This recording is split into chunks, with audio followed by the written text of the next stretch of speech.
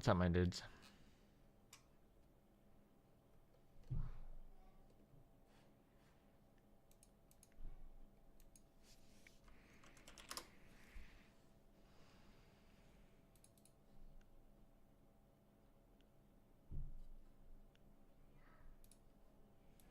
So ever since I demolished Destiny in that debate,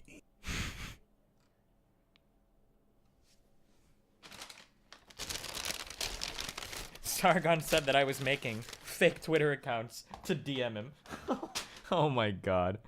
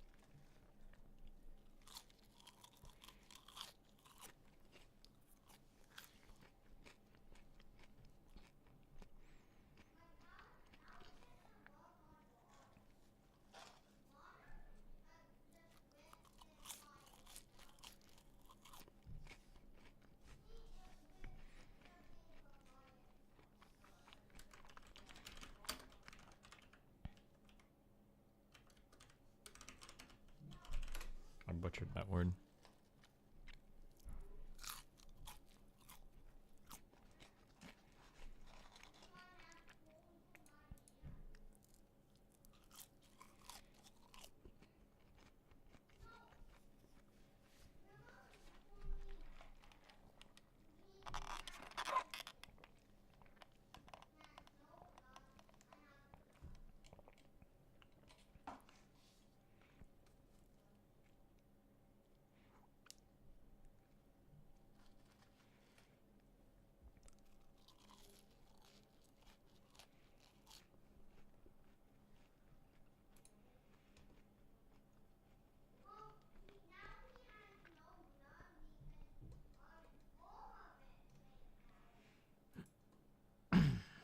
Alright. Oh, this is gonna be really boring. I'm sorry. I'm just gonna be reading some stuff.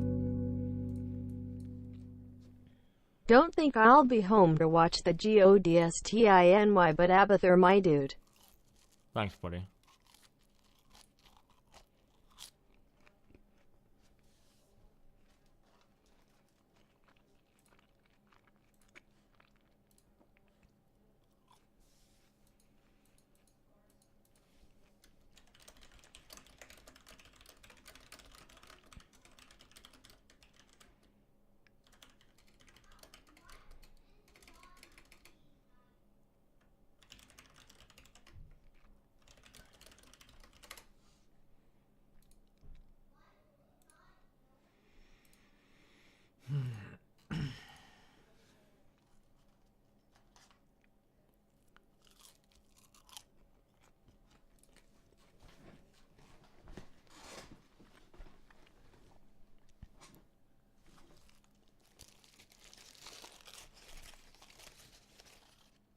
Wow, cheeseburger.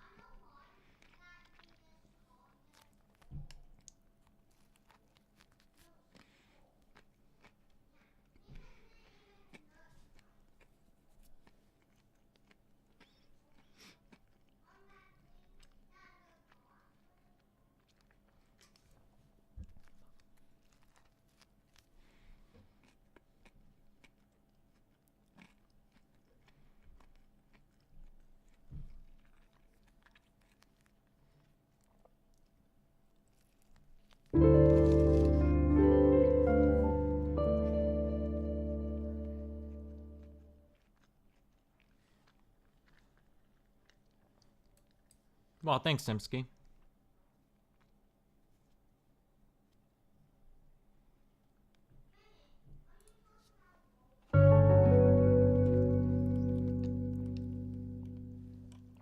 Going to celebrate Christmas with the girlfriend. Good luck in the debate, buddy. Bonus meme. 777 milliliters. Wow, good luck, buddy.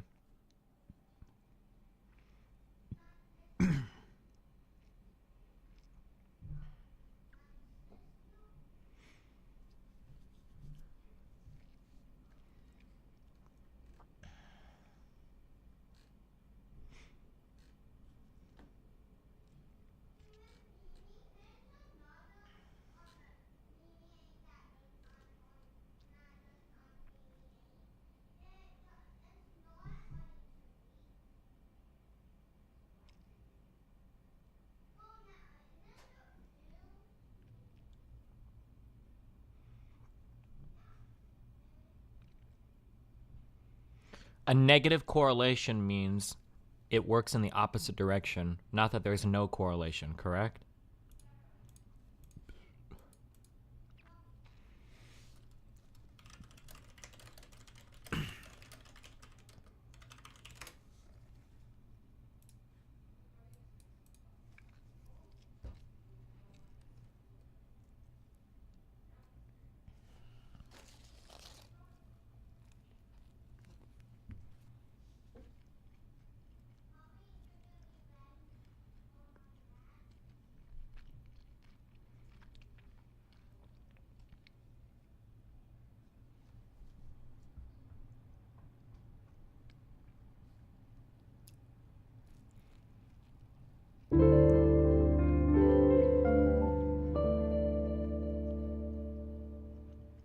My dude Blubstony.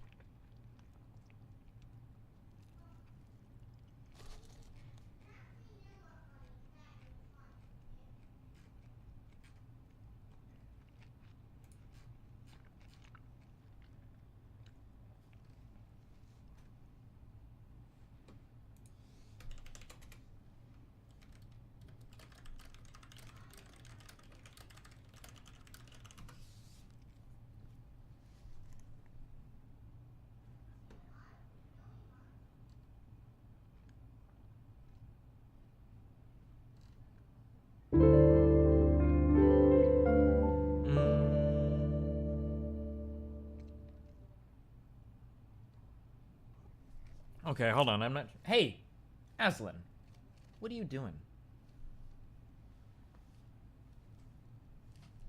Begging for food. Get out of here, Aslan.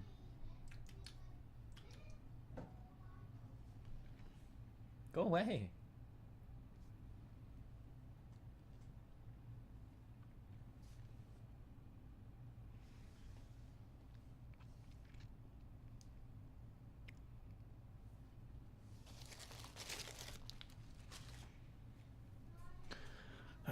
Okay, I need to understand this. I'm sorry, because this is the most important part of this. In the meta-analysis, 12,000 some variants indexed by 531 independently significant SNPs and 246 lead SNPs in approximate linkage equilibrium reached genome-wide significance. These were located in 206 distinct genomic loci. A loci is just like a section of the genome, right? 191 of which are novel associations. Novel associations mean to what? To intelligence? Like they're highly associated with intelligence, I guess? Proxy replication with a correlated phenotype of educational... Jesus Christ. Proxy replication with a correlated phenotype of educational attainment in an independent sample indicated sign concordance for 94% of GWAS SNPs and evidence of replication for 51 loci. Okay, what is sign concordance?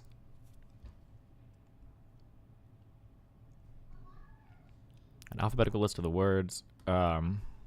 Is it using it the same way the dictionary does, or is this an academic term?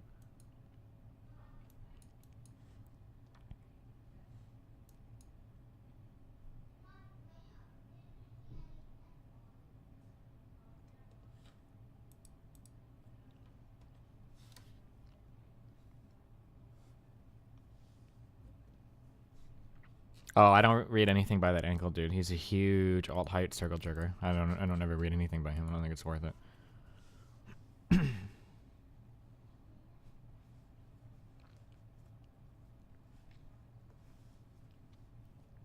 You're going down the same path that Kraut did. JF or alt-hype or whoever will argue that GWAS is inferior for estimating heritability than twin. First of all, we're not talking about heritability. Heritability has almost nothing to do with what we're talking about. It's really hard. I don't understand how you can make the claim, one, that we can have distinct races of people because of certain gene clusters, while two, not knowing where all of the intelligence in our genome is located, and then three, not being able to point to those gene clusters being responsible for intelligence, and therefore that's why some races are unintelligent, because four, we don't have the data to back that up. Just because you can say, like, oh, like I'm totally on the fence. Like, I can understand people saying, like, well, we don't know if it's mainly due to environmental effect, mainly due to biological effect, like inherent intrinsic genetic stuff. Like, I'm totally okay with that. I think that's the reasonable position, but they want to take it one step further and say, oh no, like, I'm positive that genetics is the reasons why black people are less intelligent than white people. What's up? I'm looking if that was actually a purple guy who had the dead body. Okay.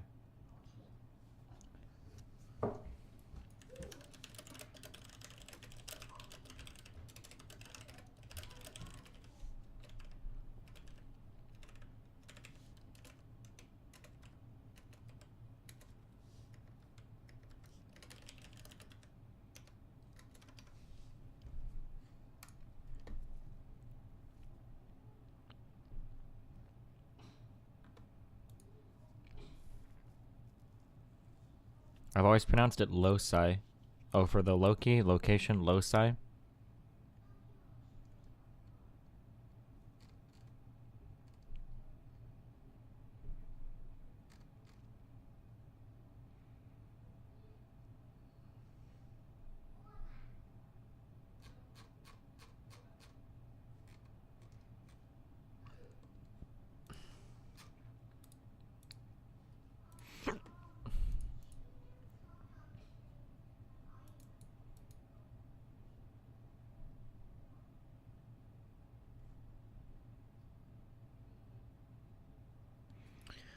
Okay, I'm sorry. Let me read this and tell me if this interpretation makes sense. Using polygenetic score prediction, which is some method of doing genome-related shit that I don't know about. Using polygenetic score prediction, we show that the current results explain up to 5.4% of the variance in 4 independent samples. What does 4 independent samples mean? Does that mean just 4 genomes or 4 groups of genomes, or what does this mean? This is what that guy was saying, that after this, this huge analysis of genetics, that pretty much they could explain the variation in intelligence up to 5.4% due to genetics, is essentially what he was saying from this, right?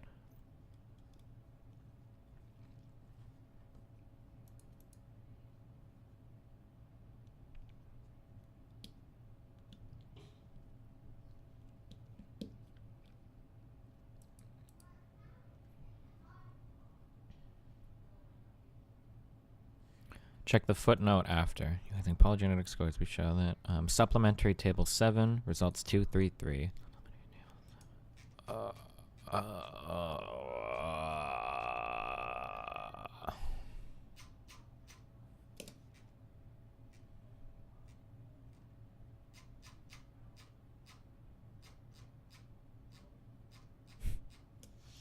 Control F, table.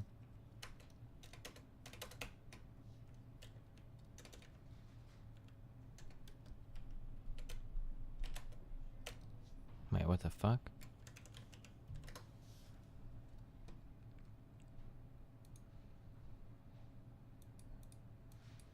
Why does my Control F doesn't work? Is it because it's a PDF? There's some weird shit going on here. I don't know if it'll all be in here because it's a preprint. Well, it should be, right? I don't know what any of this shit means. I can't read these tables, dudes. Like, I don't know why we're looking at these.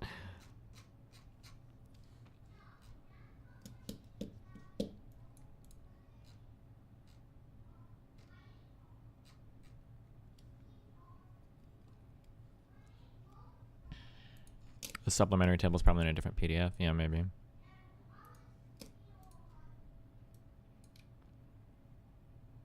Who the fuck is attacking my shit?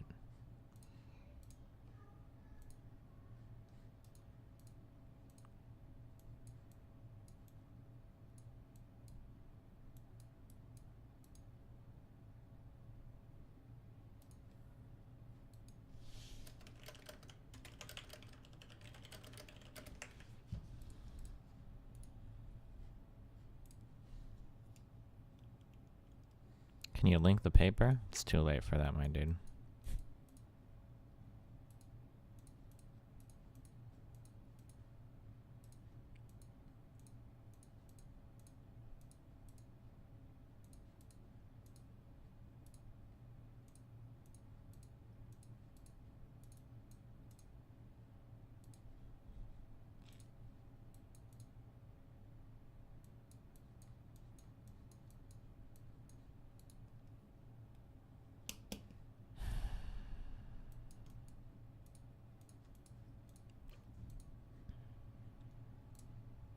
I just want to play Nier, guys.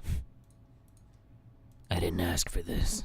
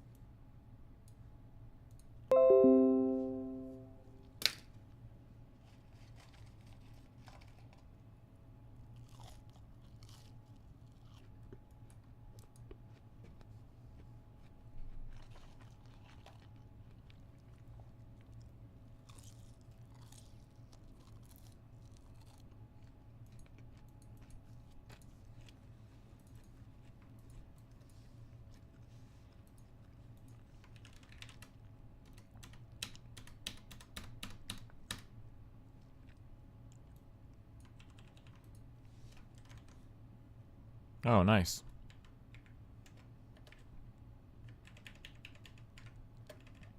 I just need a clap emote between these fucking...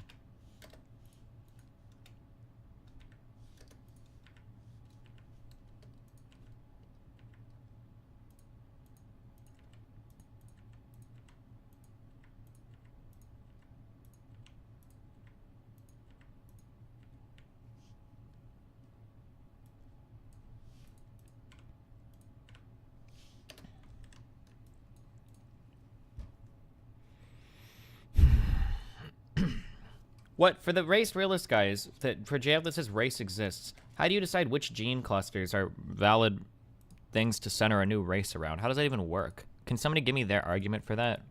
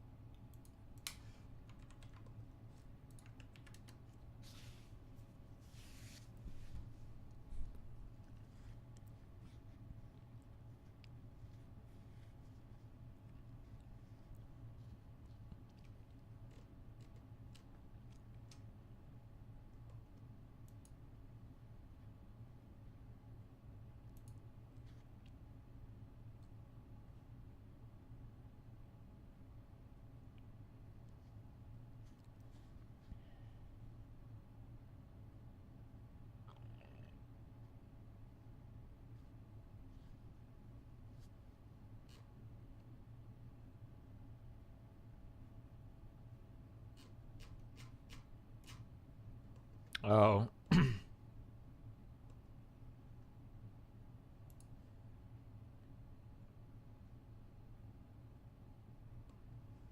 After your horrible butchering of trying to use like math formulas to like quantify like political shit, I would never trust you, X Skills Me, for ever giving any type of valuable way of like measuring anything else. I'm sorry, my dude.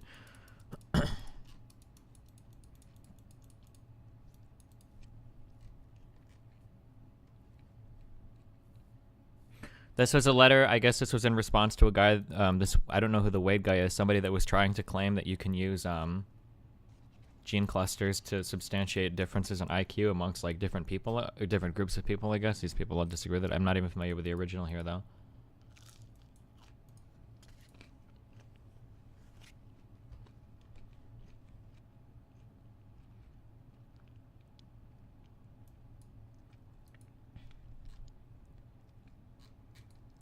I don't really feel comfortable reading like Vox articles and shit on this kind of stuff. One thing I'd rather deal with like primary sources or people. Although I guess this is like a summary of some of that, huh?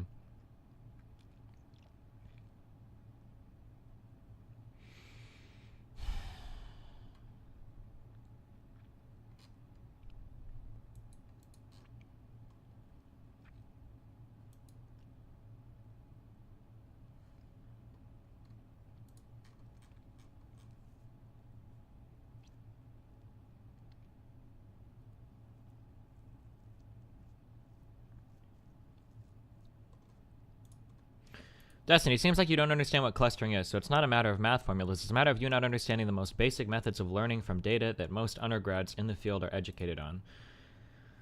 So you originally said clustering is a form of unsupervised learning of data. Basically, you use some methods like k-means clustering to find clusters in data, and those methods do not require you to understand all the intricacies of your data. That's kind of the point. So this was in response to me asking the question of how do you decide which races you group people into, and all you did was tell me that there are ways of clustering data. I don't necessarily doubt that, but I'm willing to bet that I'm not going to bet, but I'll say hypothetically, let's say that there are different gene clusters associated with blood types, blood type A, B, O, AB positive, or whatever, right? Let's say that there are different clusters for that. Now, I understand that there are ways that you could probably cluster that genetic data, but would you call those different races of people? That was the question. My question was, where do you draw the line? And like, well, here's a genetic cluster. Is that a new race of person? Here's a genetic cluster. Is that a new race of person? That was my question. Like,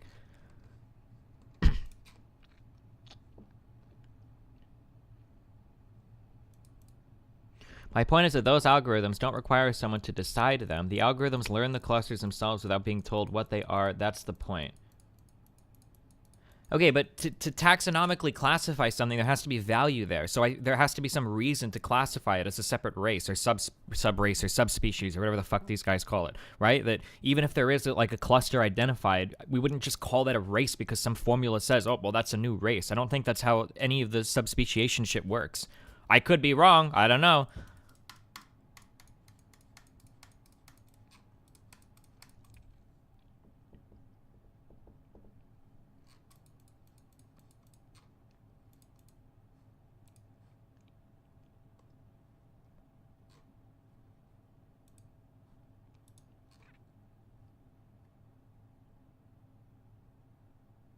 You might call it a race if the cluster of genetic data corresponds almost 100% to ancestral geography. Ah, there you go. I don't know why you typed everything else when you could have just said that.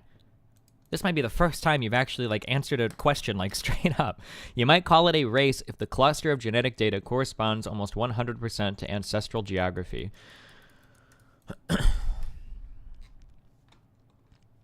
So then the question is, are there clusters of genetic data that correspond 100% to ancestral geography? And what is the value in assigning a race to that type of person?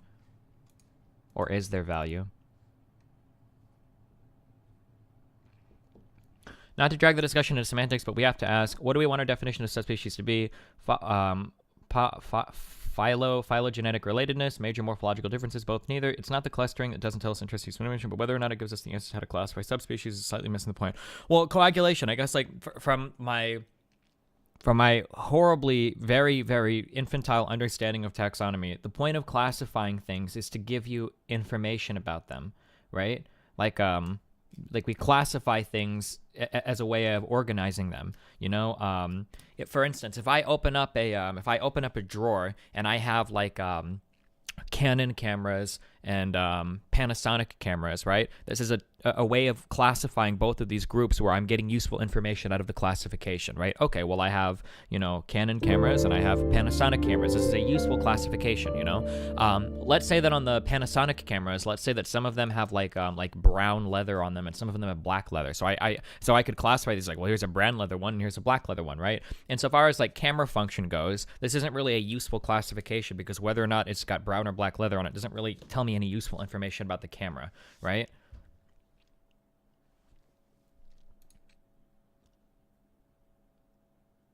I'm not a biologist, but the clusters are you know what? I read the I'm not a biologist, and I'm going to stick with that. Thank you. Excuse me. I know that you want...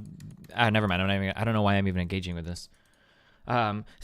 Clusters are arbitrary, so race isn't real argument. It's just awful from a pure data-driven perspective. That's all. Okay, but the way that we classify things isn't just like purely data-driven. This is your autism, dude. Like this is 100% your autism. Like it would be like in your world, if I had like 100 cell phones, there would be like 100 different classifications for them. Like, oh, this cell phone, this is type 1mm bezel with blah, blah, blah, right? It's like, why would you make that classification for a cell phone if only one cell phone fits it like that? Well, Destiny, the data supports it, you idiot. There is data logically differences between the phones. Like, okay, but is that a useful classification? That's the question. It's a higher level question. Like, can you identify gene clusters in human that are different from population to population? Sure.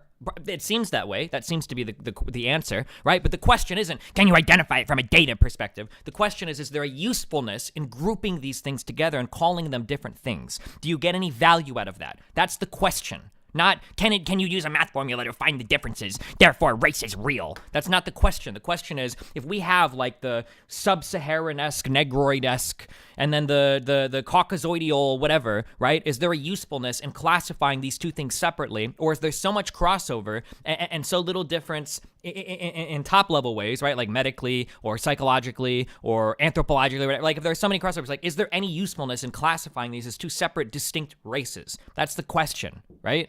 Fuck me.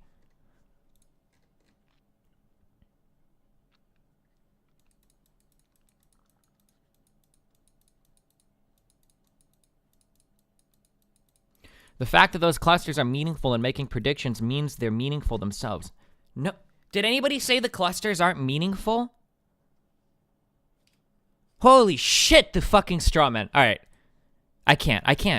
Because well, I could play out the rest of the conversation in my head. Okay, excuse me. I didn't ask whether or not they were meaningful or not. If they're different genetic clusters, I'm sure they're meaningful. The question was, are they meaningful enough to create separate races? That's the question, right? And then what? And I don't even know what's the next straw man. Fuck it. Let's just do it. What's the next straw man? So I never said they're not meaningful. That was a horrible fucking straw man. Congratulations for blowing that one over. Jesus, you're so smart. Okay. The question was, are they different enough to justify a different taxonomy, a different classification of race A versus race B? Show me how you can twist that one into something fucking retarded, please, and then blow that one over next. Holy shit.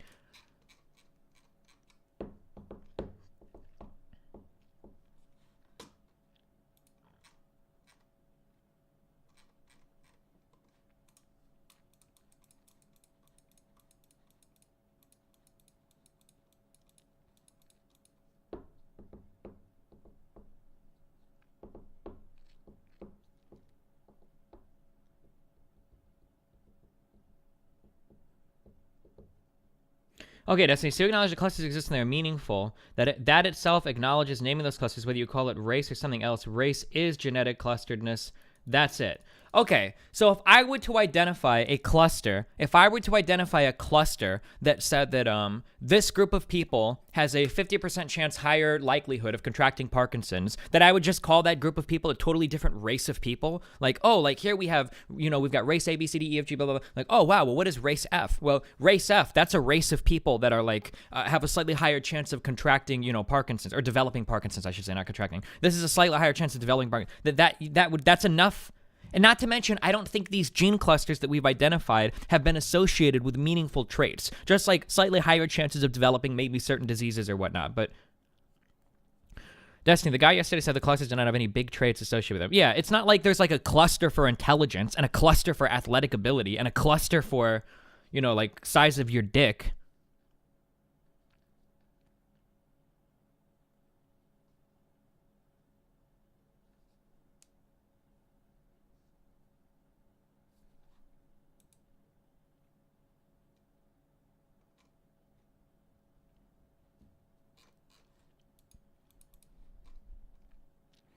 Why are you applying so high standards for humans compared to animals? This is not how taxonomy works. Oh, please tell me how it works, dude. With your level of standard, there wouldn't exist races of dogs. Everything would be a canine. So you think that, do you think the difference between a black person and a white person is the same as the difference between a greyhound and a dachshund? Fuck off, dude. Consider deactivating your Twitch account. That's what I was going to say.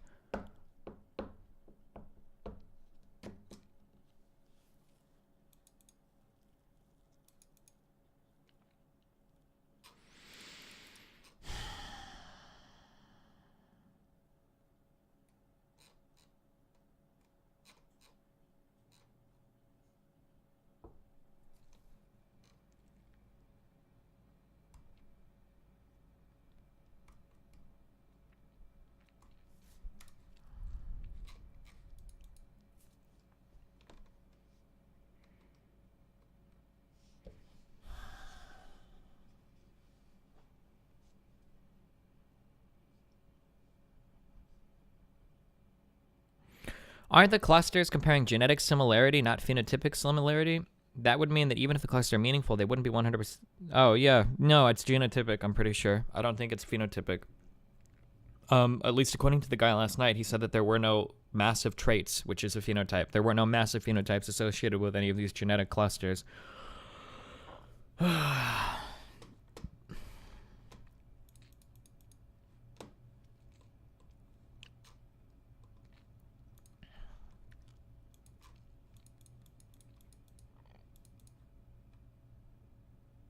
What differences are you looking for when skin color isn't enough?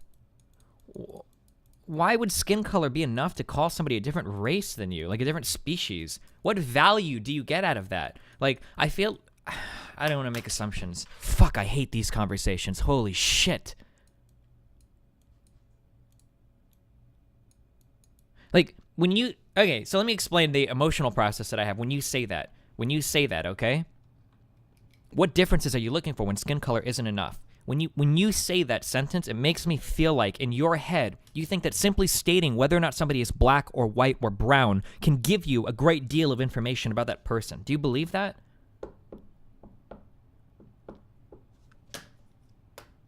That's the thought process that I go through to connect your statement with like an underlying like thought process, right? That's how I think of what I think you think.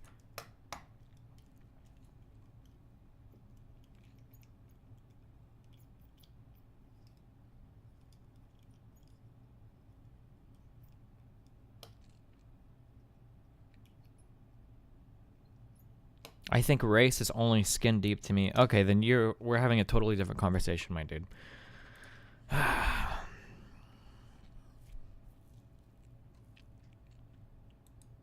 did I save these? Oh, this is the FST shit. So, Destiny, just to be clear, you don't think the existence of genetic clusters and the association to geography and correlation with certain traits... I don't know if there is a correlation with certain traits. You're begging the question. Like, if there were genetic clusters that were heavily associated with important phenotypical traits, then yeah, maybe there is a justification for race. But I don't think there have been phenotypical traits, or phenotypes, I should just say. What is a phenotypical trait? It's just a phenotype, right? I don't think there have been phenotypes that are heavily associated with gene clusters, or not significant phenotypes.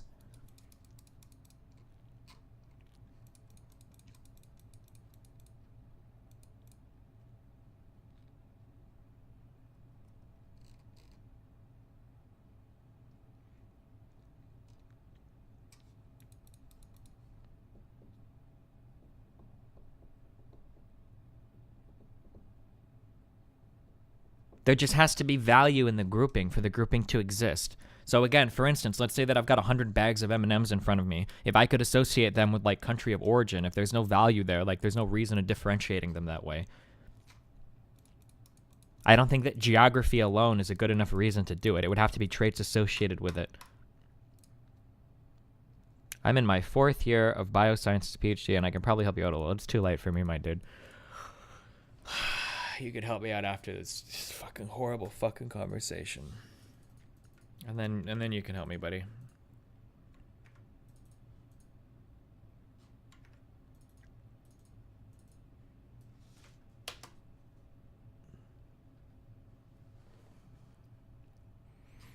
Lactose intolerance would pop out as a great cluster. Yeah, sure. I don't know if lactose intolerance is associated with a certain genetic cluster, but if it was, then yeah. But would you make a race of people based on, you belong to the race of no milkazoids? Like, I'm a no milkazoid because I'm lactose intolerant. A lot of Asians would fit that, but there are a lot of white people that fit that too. Probably Hispanic and black people as well. Just for the record, to me, it seems incredibly racist that you guys in the US even have race on your government IDs. Well, it's just for identification purposes, right? If you walk in and your race on your ID is Caucasian, race in the United States literally means how do you look, right? Like on all of my stuff, on my race, I write Caucasian, even though my ethnicity is half Hispanic, half whatever the fuck my dad is. My race is always going to be Caucasian.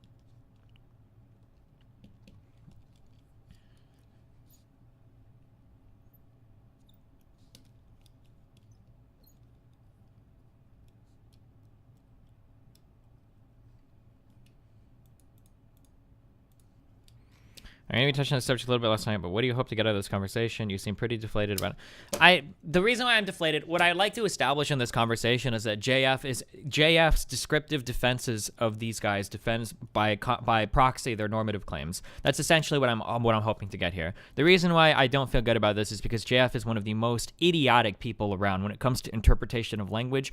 I like to say stupid because I don't like to attribute malice where stupidity could suffice, but I didn't know. Where was the post? Where was the post where he talked about how Sargon never? Oh my God! There's just so many fucking memes.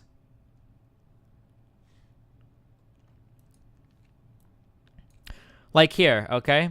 Sargon makes an entire video. Let's just watch this for 4 minutes, okay? He has been salty as fuck, and apparently he's still salty. 27 minutes ago, he replied to something I posted 15 hours ago, where I said in response to people, it was in response to 15 hours ago. Anything, where it's nipping at nonsense, irrelevant nonsense. I love this. For like a month-long time, like every time I would tweet at Sargon, he would make like a video response. He was so fucking salty. I loved it. And the one that specifically I'm referring to here, where I say, don't forget 4-second clips of my work, is where he's responding to 4 seconds of me saying they were treating me as a news organization. It wasn't that he was misrepresenting me. He absolutely wasn't. He was absolutely representing me. I said that, and I meant it. And he was playing shocked. That, oh my God, like as if this was supposed to be some sort of ego thing. Whereas I don't think it is an ego thing. It's just how they're representing me. But he wasn't misrepresenting me, and I don't think they were misrepresenting me. In fact, in this argument so far, no one's been misrepresented. We just disagree. And so, this was the pettiness of it. So I was like, yeah, don't forget 4-second clips of my work. And he said, are you suggesting that taking in a few seconds of someone's talking and posting it is a disingenuous way of framing their arguments? Nope, I'm not fucking saying that. I'm absolutely not. I'm saying he's being petty over what was 4 seconds out of a 30-minute video that took me 3 days to develop and produce. I posted the script on Minds actually, just because it might be useful. So yeah, I'm not happy about this. He was Spino understands this and this is presenting me. And it's annoyed that you. Where's the DM? Hold on. Oh, here it is. This is a honor, and you tweeted this. So you seem a bit flustered lately, Sargon. What's wrong, little buddy? This is a fake DM convo, Steve. And I know it's not from me because it sounds like it's from you, and I didn't fucking write it. I don't even know who this is meant to be. But they say, hey, I've been a fan of you ever since Gamergate, and I found a lot of your content interesting, as you know. And I do appreciate you helping me out with social media presence. Who the fuck is this?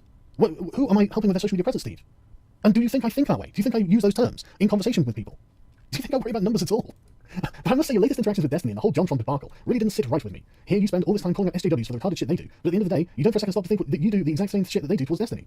Do I? What the fuck am I doing to you that's the SJWs do to other people? How have I tried to demonetize Destiny? What is this person talking about? But if you're feeling like a victim, you've got a lot of people tweeting at you, you're a fucking idiot, just shut up and stop being an idiot, maybe you might think that that's the point, and you might think that someone else might think that. I don't think anyone else does fucking think that. But I love this response. This is just totally in character for me. I'm big on just insulting people directly in interpersonal interactions.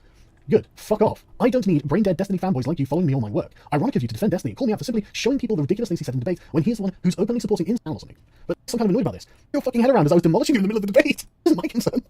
There's a racist when I said I don't know. I don't think you're strawmanning me as a racist. I think you very constantly fucking Steve. I think you're a fucking joke. But I cannot believe the depths we will plumb into this man's psyche. Just gonna fucking leave it. But you are it's incredible. I never thought anyone would be this dumb. In your head. Because that's what you think about me and my son, isn't it? If he can use the NCA to fuck with other people's livelihood, then I'm sure others can do the same to him. No, I wouldn't do that, Steve. That's what you do. We have proof of you doing it. That is your history that you are projecting into a fake DM about me in order to try and defame me. This is amazing, Steve. The thing is, you are by far the best at this. I've had fucking alt-right guys trying to frame me with fake DMs asking for child porn. So I think basically, I'm too lazy to watch the whole thing, but basically JF is trying to say, somebody like tweeted this picture of me. I'm not sure if it was real or not, but I tweeted it out to Sargon because I like wrestling his Jim Jams. And Sargon, I think, was essentially trying to say that like I was that I like made up this whole DM so that I could post it online to defame or whatever. So this is JF's response. Sargon states from the writing that it looks like it's from you. That's not a claim that Destiny's the sole person involved in the writing and publishing on 4chan. It's just a claim based on the way that it is written. One can guess that the person writing this was thinking like Destiny. This is peak JF. This is peak JF. This is like every single defense that JF does is this dumbest fucking bending of fucking words.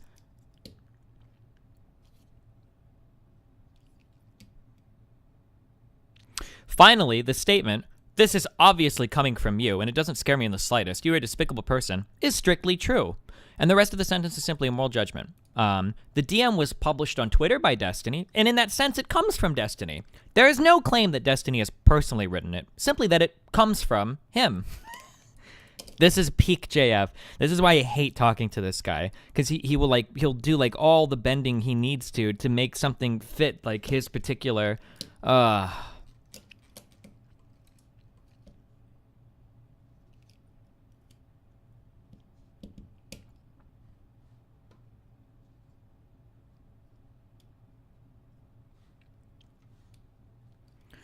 I agree, dude, but did you see how intensely Destiny just tried to challenge the existence of race? I wasn't intensely challenging the existence of race. I was challenging the retarded fucking statement that you made afterwards. Like, well, genetic clusters exist, which didn't speak at all to my initial question of what value is there, or how could you determine how to separate out races of people. Just the fact that gene clusters exist was not an adequate answer. It was a horribly inadequate answer, which is why you had to elaborate more on it to get to something that made sense as a response to my question. Both informed and uninformed people can see that races exist. That's an incredibly stupid sentence, depending on your definition of race, which you may or may not ever share with us, because I know how much you love to drag on these autistic conversations. So he is shooting himself in the foot by not conceding that. So because uninformed people can see that some people have different skin colors, I should immediately concede the idea that race exists? Or do you have a different working definition of race in the back of your mind that you're not going to share, so that you know that you're always right in your argument because you're working with some definition that nobody else agrees on? Why? Okay, I'm not going to respond to Exhales anymore, okay? We're not going to do any more. I'm not going to get baited in. Okay, we have a notepad up.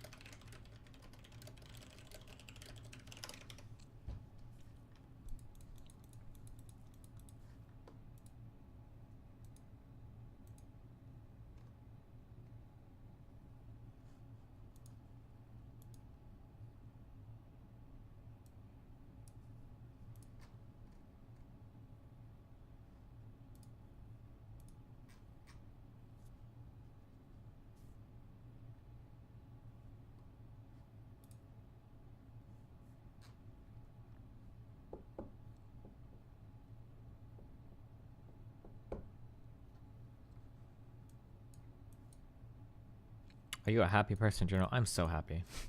I'm the happiest person.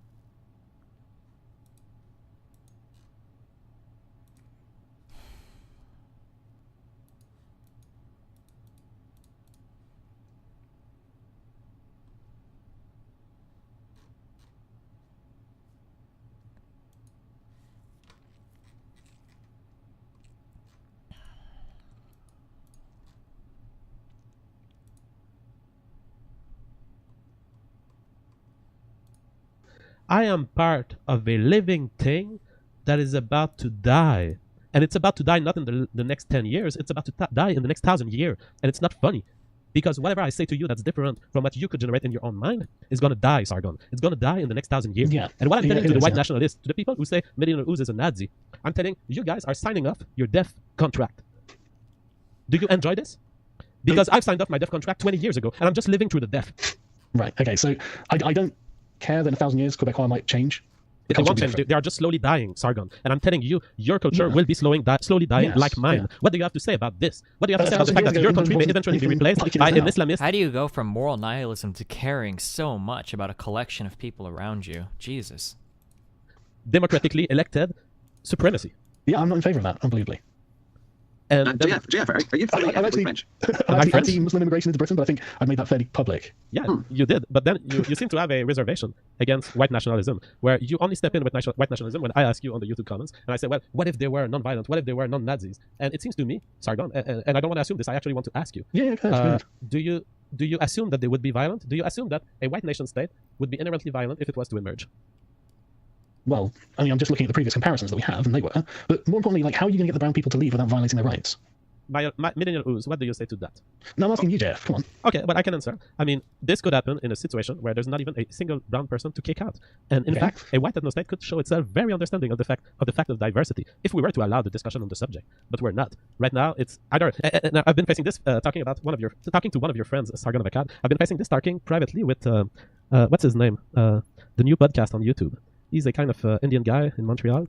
Bunty King. Bunty King. Oh, yeah. So I Yeah. talked privately That's with cool. Bunty Bunty's King, cool. and he was Yeah. like, "Well, Jeff, you're not alt-right." And I was like, "Why am I not alt-right? I mean, I'm totally up for the ethno state." it's like I'm very enthusiastic about the idea, dude. He was like, "You're not an alt-righter because you're not a Nazi." And I was like, "Why does it have to be Nazism?" And it doesn't have to be. But you think the alt-right is going to be socialist? Might be. If I had to take a bet on any race, any groups of human beings who start a state in 2017, white people, white nationalists, would be the most likely to adhere to a libertarian state. Do you disagree with that factual scientific hypothesis? Factual scientific. I don't know. Molyneux said this last night. He Exactly. interviewed you about nationalism. The problem is, like, it depends whether you're actually going to go full Hitler and have all of the white race under your purview, or if you're just going to have like a separatist, like the country of John Galt or something. I mean, look at Millennial Ooze. Oh, poor Sargon. I don't think Sargon. I think this is why I say, like, when I listen to Sargon, I don't think Sargon is actually racist. I really don't. I think he's just really stupid. It's so awkward.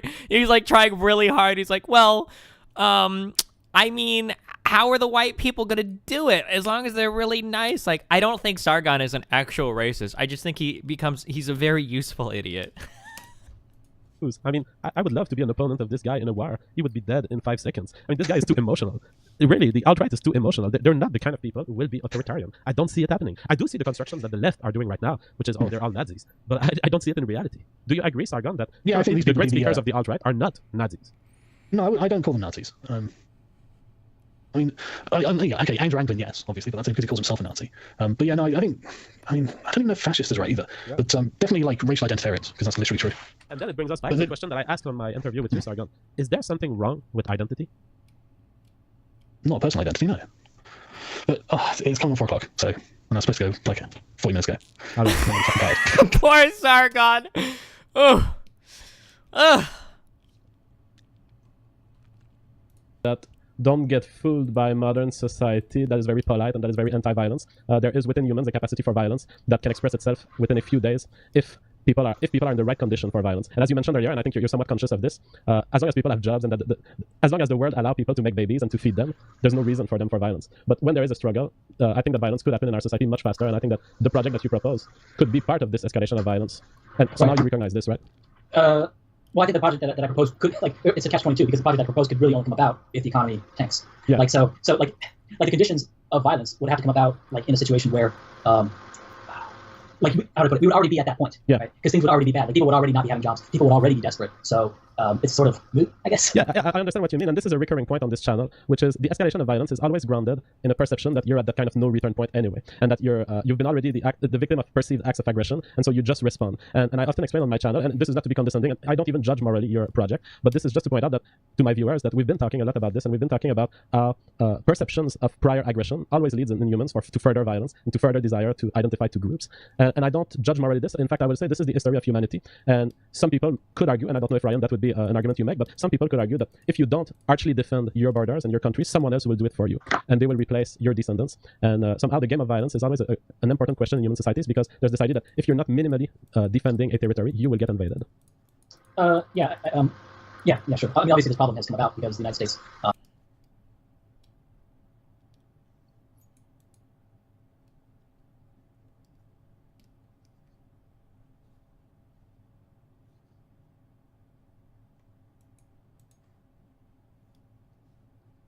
What would you say to a black person listening to us and feeling potentially hurt by your comparisons of IQ across groups, your insistence on the importance of this data to direct policy, and your general political project?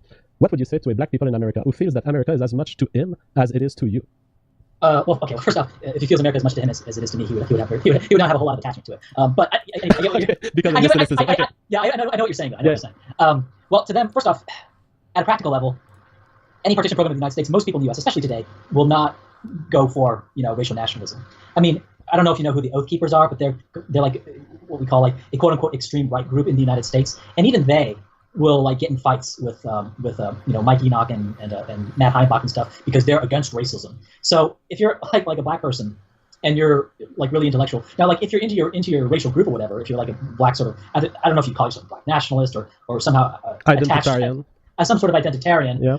I don't know what to say to you, but if you're a black person who's kind of an identitarian, you're probably not going to be listening to this. Yeah. So that's probably not a really important thing. And also, like in a practical political standpoint, what I would do with black identitarians is just say, hey, do you want to state? They would go, yes, okay, align with me in a political coalition, kind of like that they have in Europe. Anyway, but to the black intellectual, to the black intellectual, you're just like if you're not attached to your race or anything, well then you're just you. Then you're just a person, and there's a whole bunch of people on the planet that would be happy to live in a political entity, sort of, with you. If you carve up the United States, for example, you'd have like the Republican states of America, the Democrat states of America.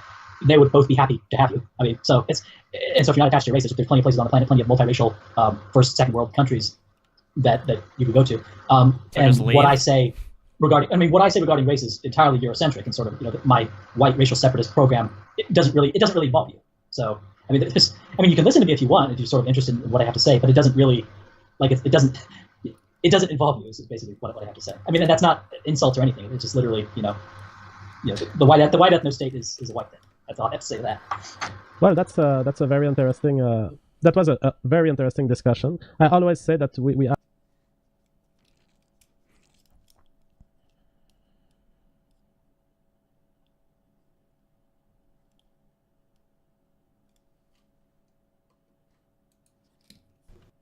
These are the kind of people, and this is why civic nationalism isn't working and won't work because of that. So it's based on the idea that as long as you have the the same ideology and you love America and you believe in equality, then it's going to work. All the basis of civic nationalism. Right. But the left has made it where, or I don't even know what to call them anymore. These people have made it so we're not equal anymore because of the identity politics. It's like a straight white guy can't even talk. Yeah. He can't even his opinion's worthless. So that do you understand what I'm trying to say? Why that would not then work? Because there is such an unequal balance throughout our country now of different groups. If you are an oppressed minority, then you are automatically, treated way better. And so, it's a huge. It can't work because of that. It's too divided now. And so that's why. To be fair, this is kind of true. One thing that irritates me in the United States is you hear this plight of the minority so much, and it's like if you go out anywhere, right? Go down to Wall Street, go open the door. Who is trading, right? It's all black people that are running Wall Street. Look at any of the large media conglomerates, any of the huge businesses today. Look at the wealthiest people in the United States. It's all fucking black people. The guy that fucking owns Walmart, the dude that all the Silicon Valley companies, it's fucking black people everywhere. That is something that bothers me a lot. That it seems like every part of society you look at, if you're white, you're just fucked. You're fucked so hard, and black people just own and run everything. Jeez. I don't say I'm a civic nationalist. I don't think it can work. So I say American nationalist because I have no idea. So I'm still exploring for something better, but I don't think civic nationalism.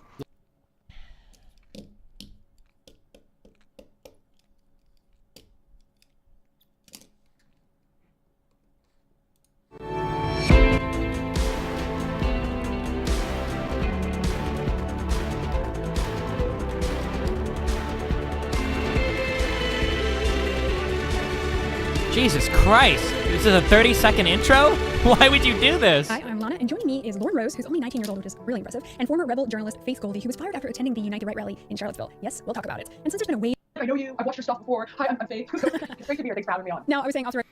Oh, shit. Was she in the last video that we watched? I watched a video with her talking about how she's leaving civic nationalism for racial nationalism or something. Does anybody know what the... Or wait, maybe it was this girl? The peril... Oh, no. Or was it this girl? No, it was this girl. Oh, Lauren Rose. Is this the one who was on the video that we just saw?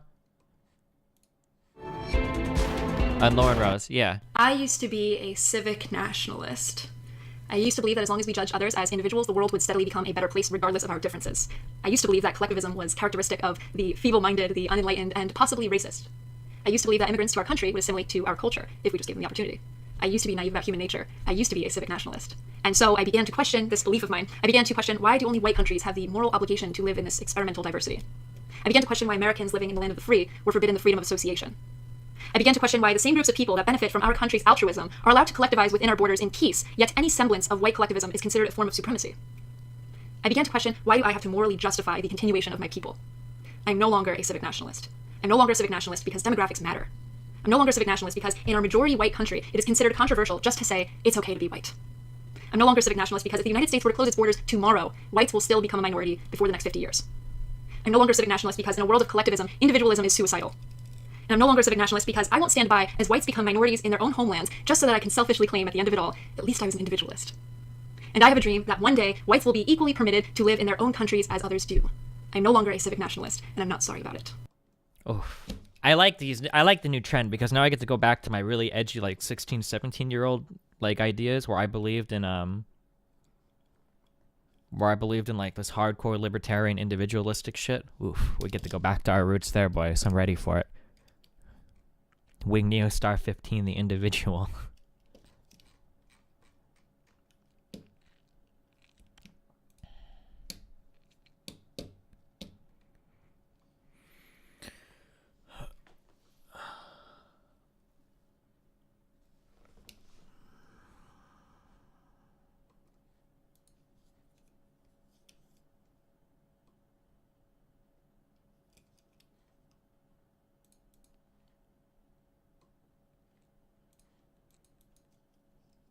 You can archive videos? Holy shit.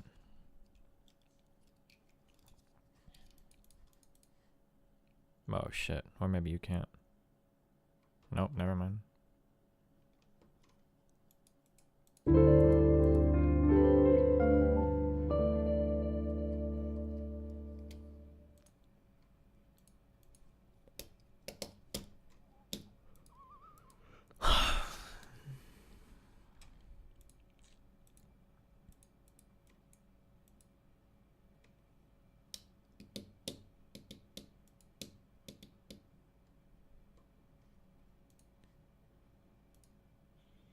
All right, lots of people have been asking me this, so I'll answer it for you.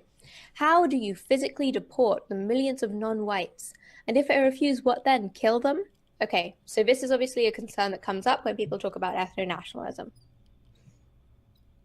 First of all, we absolutely have a right to deport all illegal residents by any means necessary, including threatening them at the point of a gun and killing them if they resist. Okay? That is the situation with invaders. If someone has invaded our country illegally entered our country, we have the right to remove them by any means necessary. Okay?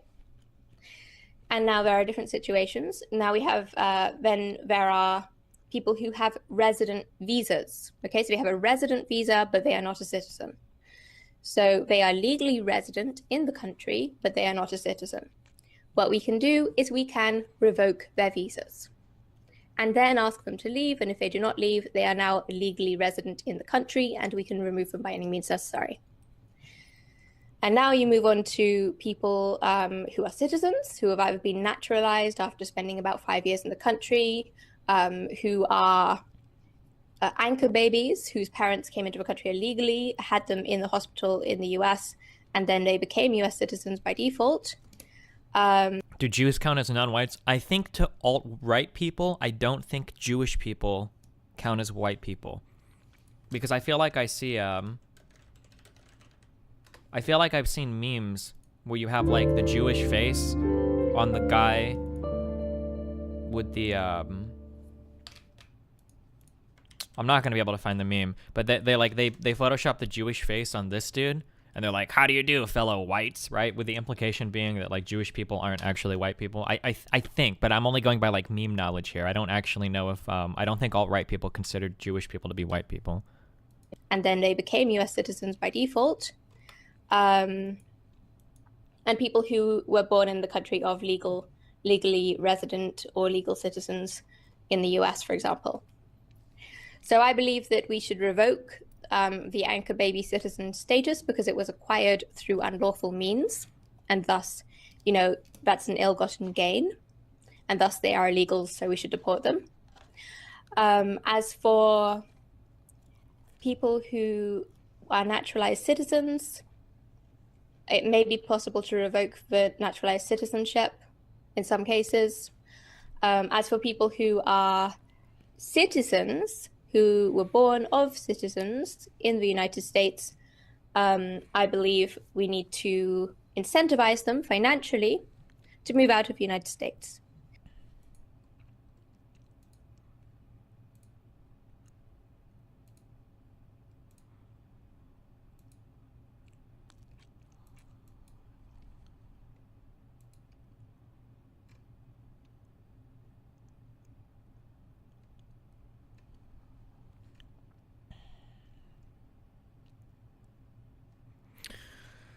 I'll be right back, 1 sec.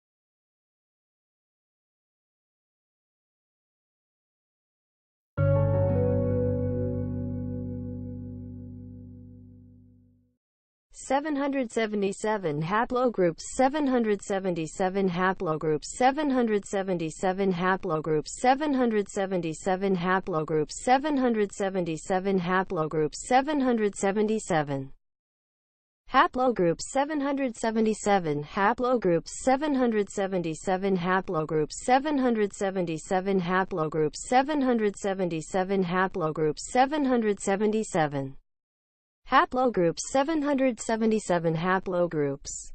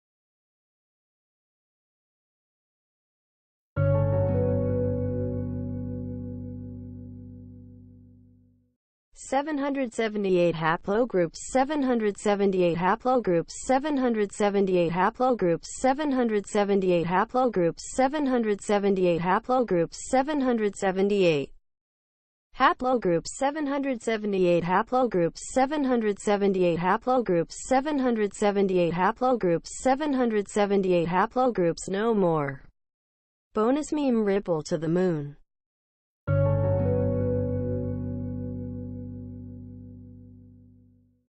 $777 Yebois, $777 Yebois, $777 Yebois, $777 Yebois, $777 Yebois, $777 Yebois, $777 Yebois, $777 Yebois. Why do you guys do this shit? Why do you guys do this shit? 777 millimeters of mercury, 777 millimeters of mercury, 707. Stop. Who are you? Who is Alienated Goose? Who are you in my chat? I see you. Why do you staff guys filter in and out of here and then you never say anything? Makes me very uncomfortable.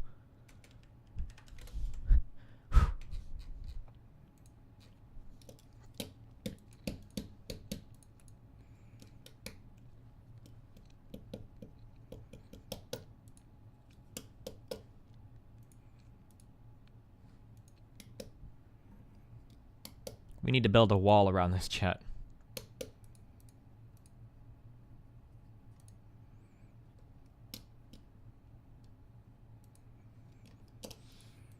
The other moderator in this chat is going to be this guy. The Geek Thulu. I liked YouTube video. Jeff Holiday is a cunt. Followed by Bad Bunny. Now it all makes sense. Now it all makes sense. I actually did 6 hours of debate prep last night with Bad Bunny, and then I find that it all got leaked. It all got leaked to them. It all makes sense now.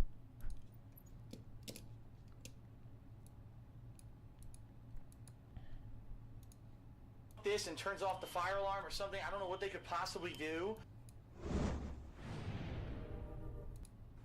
So that was about, I'd say, a half an hour. Do do do do do do do do. Where's our carnival song? That's what we really need in here.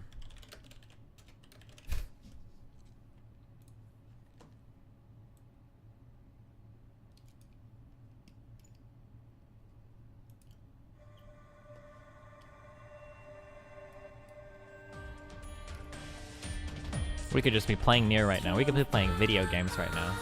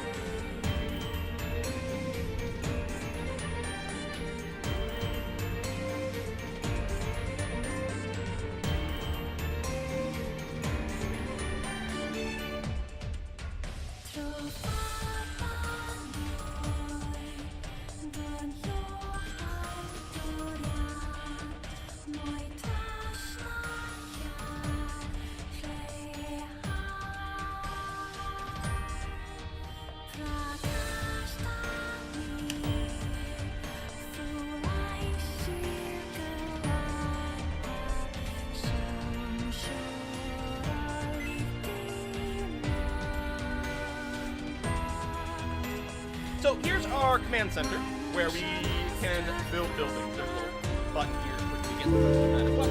You can always hit enter to load this up so you can build little tents or colonies. Good luck tonight at Madude. Thanks, buddy.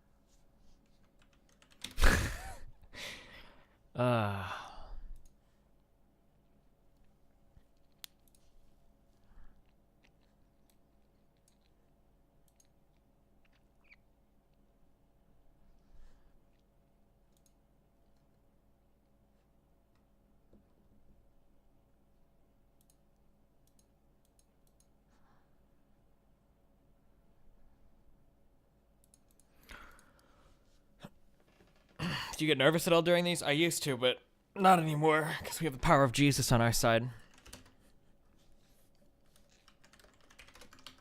And Jesus didn't advocate for an ethno-state.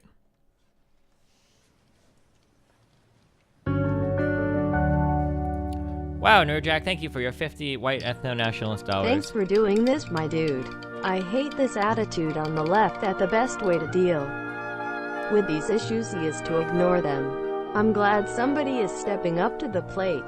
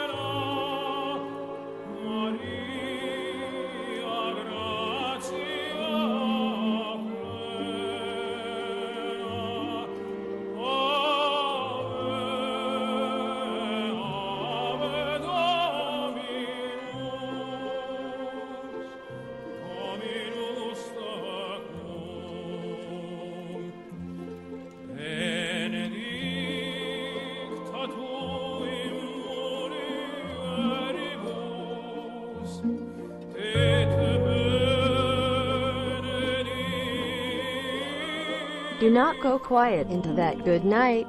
Rage against the fucking alt-right.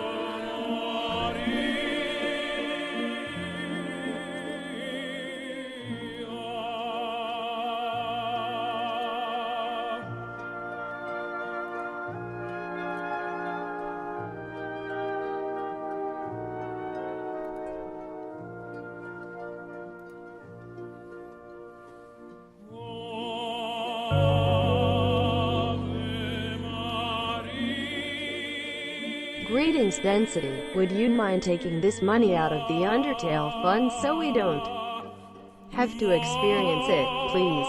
Bonus meme, GODSTINY.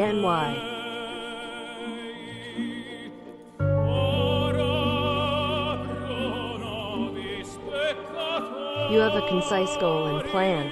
It can be done. Good luck, buddy.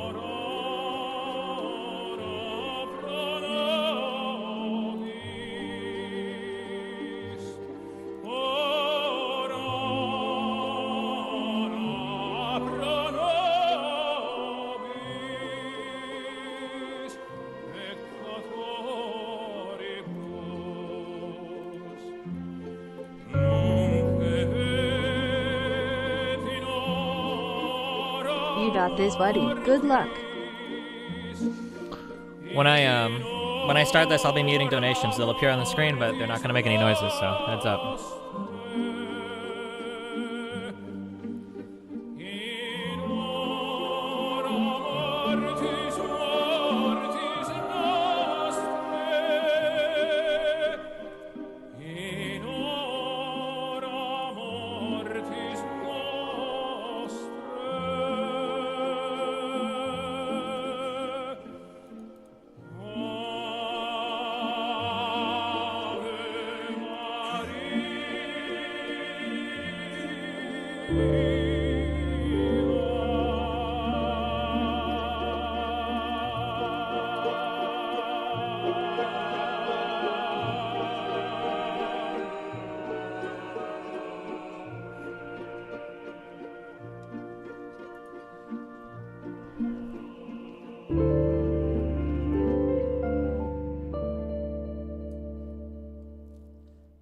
Fuck JF, he's a slimy frog.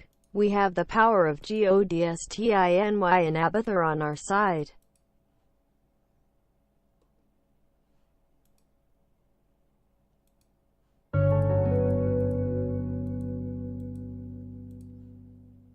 You're totally fucked. Did we Love figure out you, who the buddy. alienated goose mod is in our chat yet?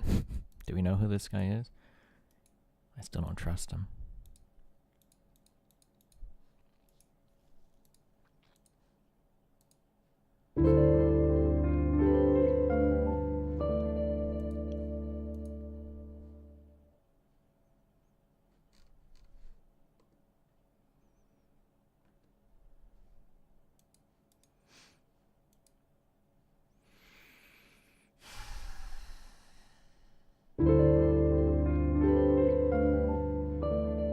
He follows me on Twitch, so he's not too sky. Oh, okay.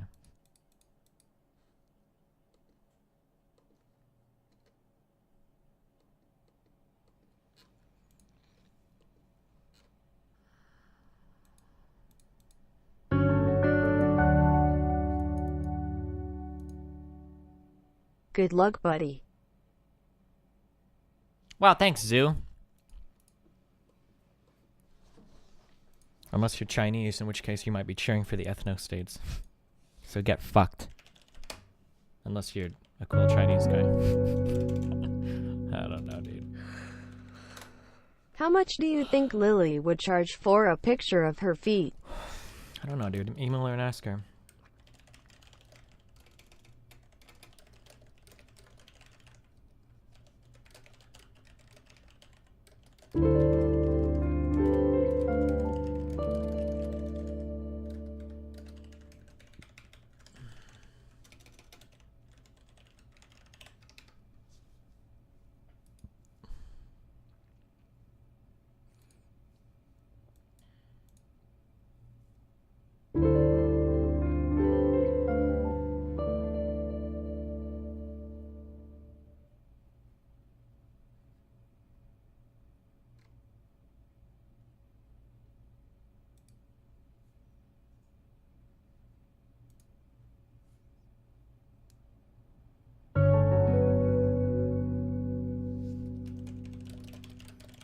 Come, Mr. Tallyman, tally me banana.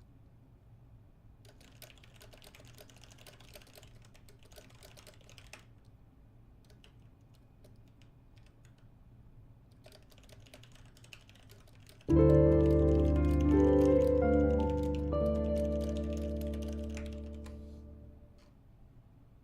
be right back, 1 second.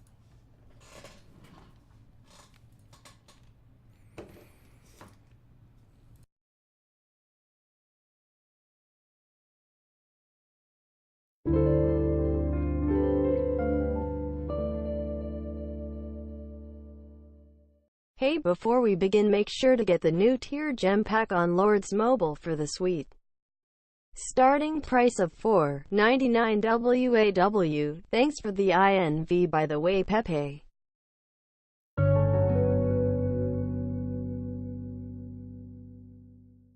A moment of respite, a chance to steel oneself against the coming horrors. Duckers.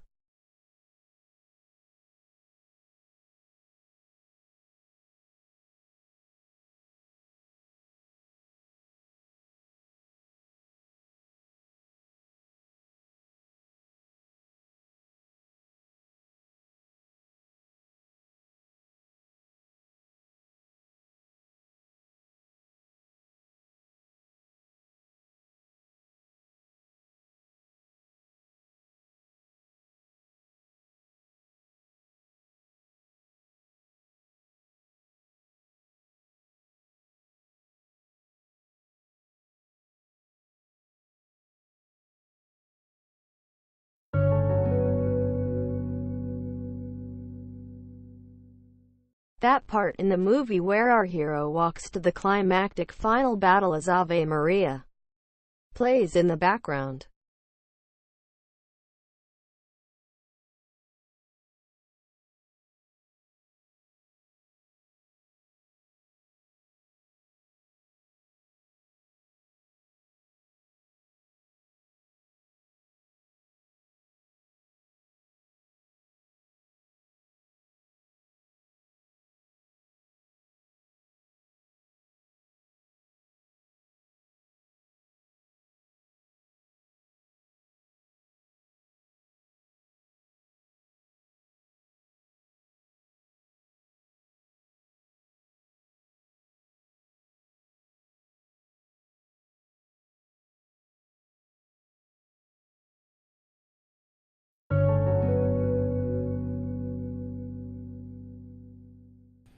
Tails Darcy 700. Nope.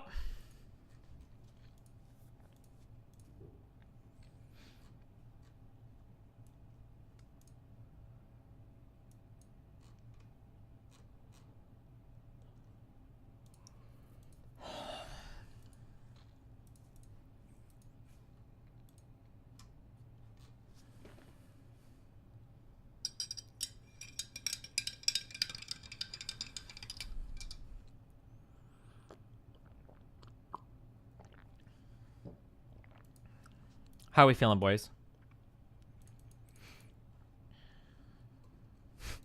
Are we feeling good?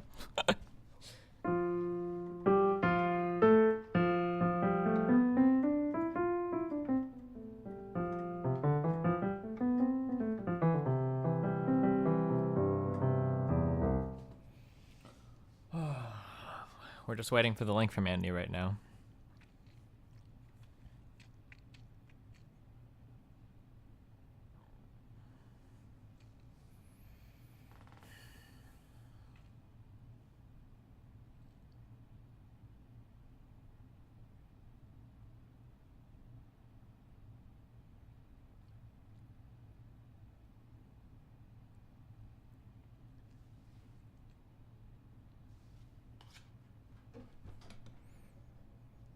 Would you like condescending music when JF is speaking? What does condescending music sound like? I don't even know what that means.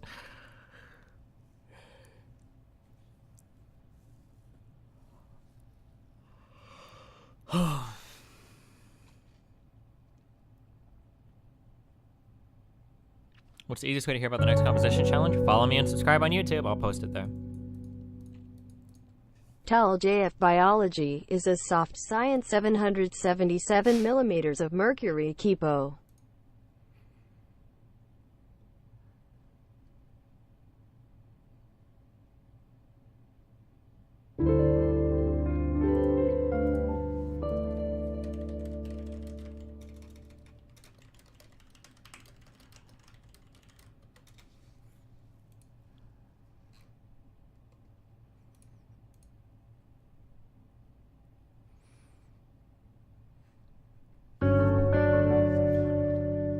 I love you. Thanks for all the YouTube content. Thanks, Drush the Bus. I love you. Thanks for all the YouTube content. Less than 3. You're doing a great job.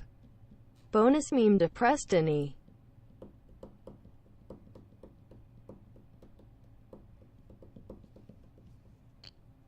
We're gonna bring in Athene to back us up if things go bad.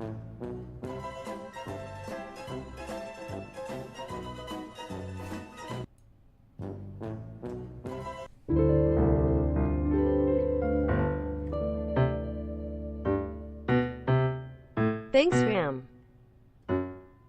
Is that it?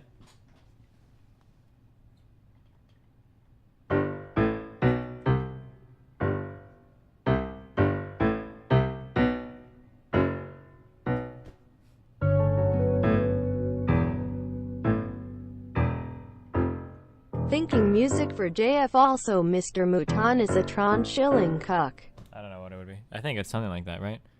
Doon.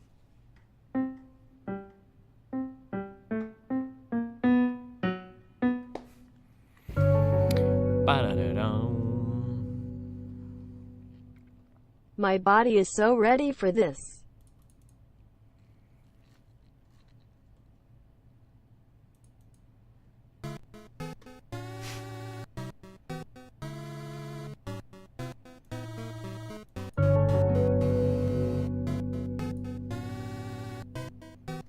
I was watching a clip of you on Twitch and Nathan was on stream. I mean this with no offense, but is something up with Nathan's speech? Yes, he's physically retarded. He has something called Vanderwood, which delayed his speech a lot because of some physiological. It took a long time for the soft palate to close in the back of his throat, so he had trouble learning consonants until he was like 4 or 5, I think.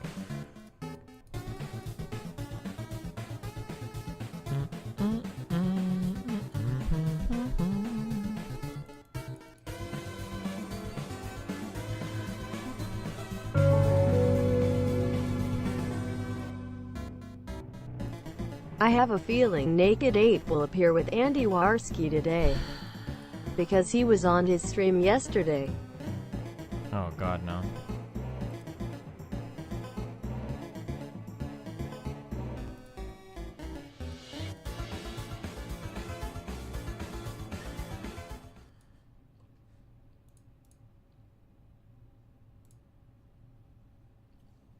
I wanted to just do a quick little overview of what happened last night. I'm not going to go too deep into it, just because it was a fucking really awful shit show what happened. So I have Geek Thulu who's hopping in here too as well, my buddy.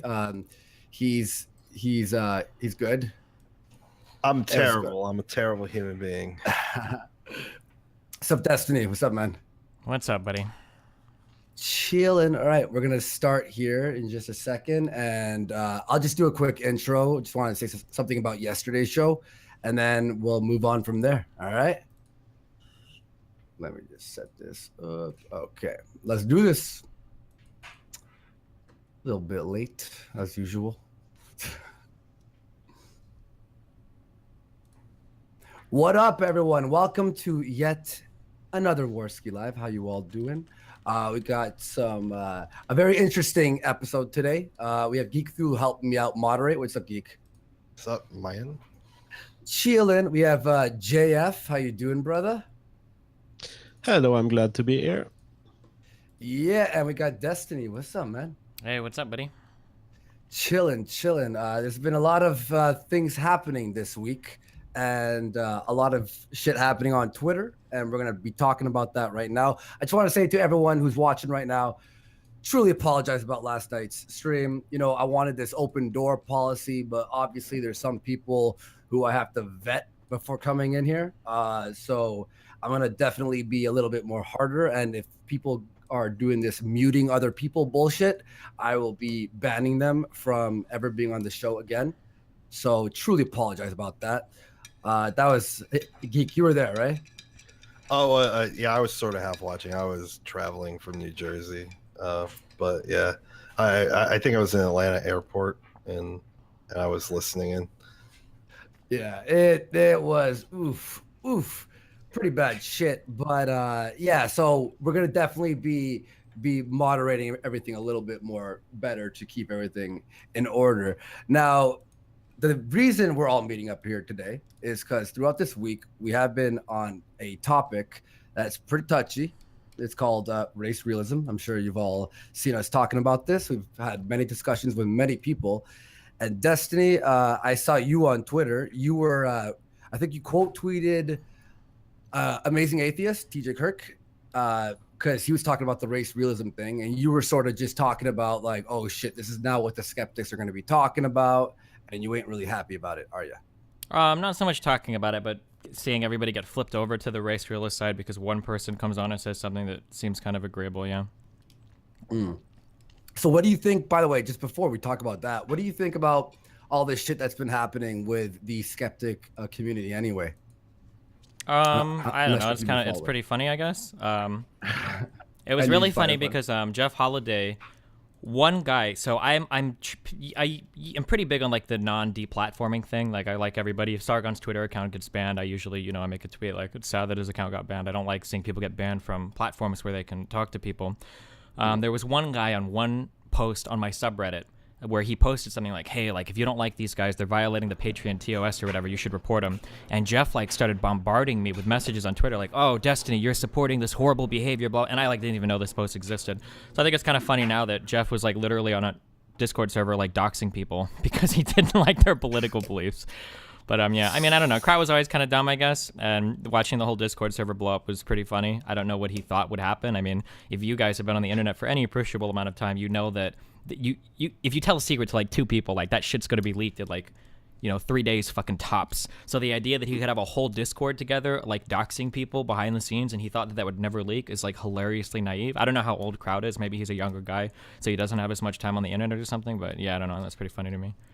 Yeah. Well, there were people in there that knew like this was eventually going to get out. I mean, Waz Lee was just like, hey, this is going to get out. It's going to happen. It's just a matter of when.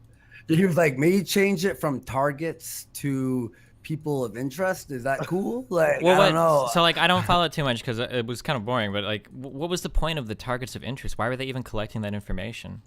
Did they ever say why? Because they had no argument. Well, but what was their reason? What was their given reason for collecting the information? Well, from what I saw, there was a few more things leaked to me. I actually spoke to a few people who were on the server last night or this morning because I was up all night. But from what I gather is they just look. Okay, the one dude I talked to last night, can't remember his name in particular, but he was actually proud of what they were doing. And it was like 7 a.m. I was like up all night.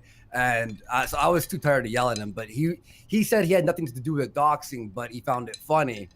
He just he's like a communist, anarchist, and he wants to watch the world burn. So he found it pretty fucking funny. But so I was asking him information, like I was just like, why were they doing this? And he was like, it was just to destroy their lives. It was to pretty much just get them to not talk about what they are talking about, like any means necessary. It was pretty much, we don't have a debate here. We're gonna just fucking just ruin everyone. He found it hilarious, and I was just like, dude, you're making your side look bad, right? Because he's extreme left, beyond extreme left, and I'm like, don't you see that this actually hurts you in the long run? And he's like, yeah, I don't care. And I was all right, fuck. But yeah, it was pretty much to dismantle people and their lives. In fact, one thing that was leaked to me that I haven't leaked out because the person asked me not to was Kraut saying something along the lines of all these guys are going to be on the side of the road selling magic beans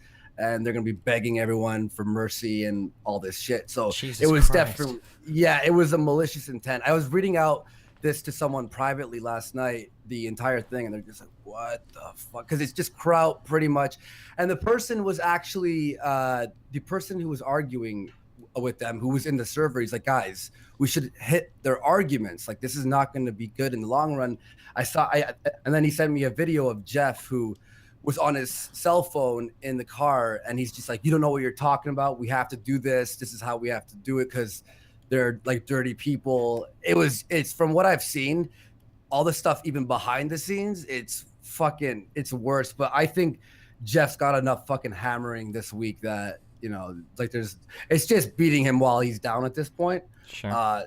So yeah, I'm sort of like, well, this whole thing. The thing that bothers me is like, and I mean, I really don't care that much, but like, if I did care a lot, the thing that would bother me was more that Jeff didn't just kind of like own it. Like, all right, like, listen, dude, like, we had a fucking server, we doxed some dudes. It was a really stupid idea. I admit that it was dumb, but it was more because I watched a little bit of it, and it seemed like he was hardcore doing the trickle truth thing, where he was like, well, I didn't really do any of this or that, and then like something would get leaked, and it's like, well, Jeff, you were kind of involved in that, and he's like, okay, well, we did a little bit of that, but I didn't do any of that, and then something else. It was kind of like that kind of shit.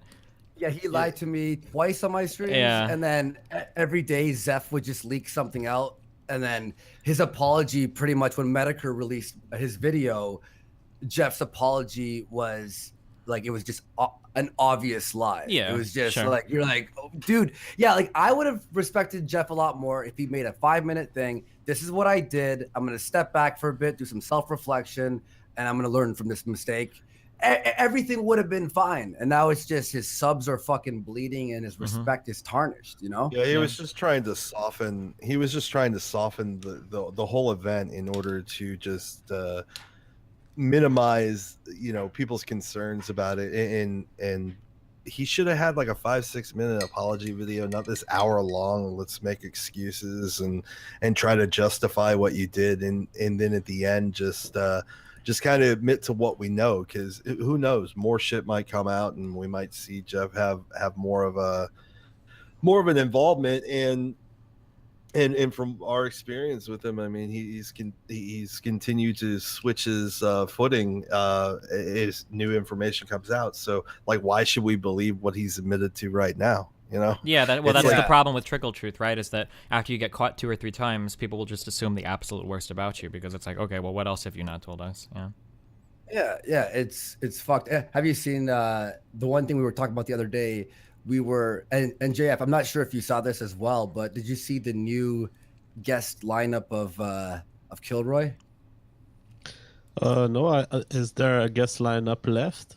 Yeah, they released it, and it's literally down to 11 people. Pretty much everyone dropped out, and I think so. Roaming Millennial and Christina Hoff Summers are the biggest speakers there, and then everyone else is like people who have like 2,000 followers on Twitter. Yeah, it's like the Remember the Titans of fucking guest speakers. You know, it's like the A team got killed in the fucking plane crash, and now we've got these guys. Jeez, that was a fucking shit show. But of course, this all led into the topic of race realism, because that was essentially what the server was about. So then we started digging deeper into this, and then I got JF on a few times, and then we started talking about this subject. And now, Destiny, you don't seem none too pleased about this. Yeah, I guess if we want to hop into that. So my main problem with this kind of stuff is you've got normative claims and you've got descriptive claims, right? So on the descriptive side of things, you describe scientific fact, right? Like the house is blue, right? And then on the normative side of things, you have what we ought to do with the house, right? So let's say the house is blue, so we should destroy it, right? The normative claim that we should destroy it is a claim of what we ought to do with it, and then the descriptive claim is that the house is blue. The problem that I have with people, especially JF, is that it seems like what happens is we get a whole bunch of really toxic normative claims that are built off of descriptive claims. So for instance, there are people that believe that race is real. There is a huge difference in IQ between black people and white people. Therefore, people like Terry McCarthy or the alt-hype will say things like, we need a white ethno-state of the US. We need to get rid of all of the brown people. And then when people challenge these kinds of assertions, these normative assertions, people like JF will show up and they'll defend the descriptive claim without really commenting on the normative. You know, JF will show up and he'll say, oh, well, the science is kind of correct, or, you know, in some ways he's kind of correct that race is real, but then they never like make any kind of comment on the normative side of things. That's my pretty big problem with it. Yeah, you were saying that the main issue you have is now people are starting to say race is real, therefore, and then the extreme right will start saying things like maybe we should, you know, remove a certain race out of certain areas to, you know, better the society that we're living in. And that's something you obviously have a problem with. And I want to say right now, like, for people who are watching who may be alt-right or whatever, while I believe race is real, I am saying in no way that we should judge someone based on averages, based on what we think their IQ might be. We should treat everyone as an individual because it's just inhumane, in my opinion, to take an average and then fucking banish people because of so and so. And I just think that's fucked up, in my opinion. So I'm kind of curious, just when you say that, just based on your conversations, when you say race is real, can you elaborate on that? Well, yeah. Well, looking at all the different races, there are a lot of differences within all the races, such as bone structure. A certain races being more intelligent. Sorry, what? With black people, I mean, they have a higher increased chance of having sickle cell anemia. So that's not. But so even that's not necessarily true. That's a genetic difference in a race. But that's not. I mean, so well, firstly, that's not necessarily true. So the sickle cell anemia. So that particular thing that you're talking about is really only impactful to blacks that lived in the sub-Saharan region. It was like a response developed to malaria. So there are plenty of black people that don't have that innate defense, or I'm sorry, that innate vulnerability. But as an average, that will show that is a common. Yeah, sure, but this is the problem, right? Is that I could show you a white person that would have this trait, and I could show you a black person that doesn't have this trait. So what is the usefulness in saying black people have this thing and white people don't? Well, I think we're talking about averages and the probability. You know what I mean? Yeah, I mean, there's always an exception to some sort of rule. I mean, some of those developments are environmental, but they're, Yeah, so there there are genetic differences. Yeah, so you can find some genetic differences. I guess my only question is, like, what is the value in recognizing this difference, right? Like in a hospital, you would never say like, oh, well, he's black, therefore this. You would do like some sort of sequencing, or you would take a test to find out, what the exact answer is. You would never classify people in this way, right? And then there are differences we have, like, for instance, like blood type. Do you think that people of blood type A should be a different race than people of blood type B, or people AB or people O? Like, would you classify these people as different races? Like, sure, there could be differences, but is there any value in grouping them as entirely different subspecies or races of people?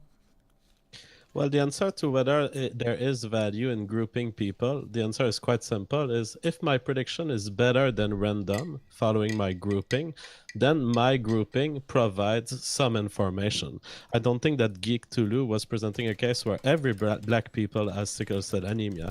He's just saying, if you divide people into the group black people versus white versus Asian, you will end up with the group of black people being more likely to have sickle cell anemia. That's information that can be useful to a doctor, that can be useful to people in general.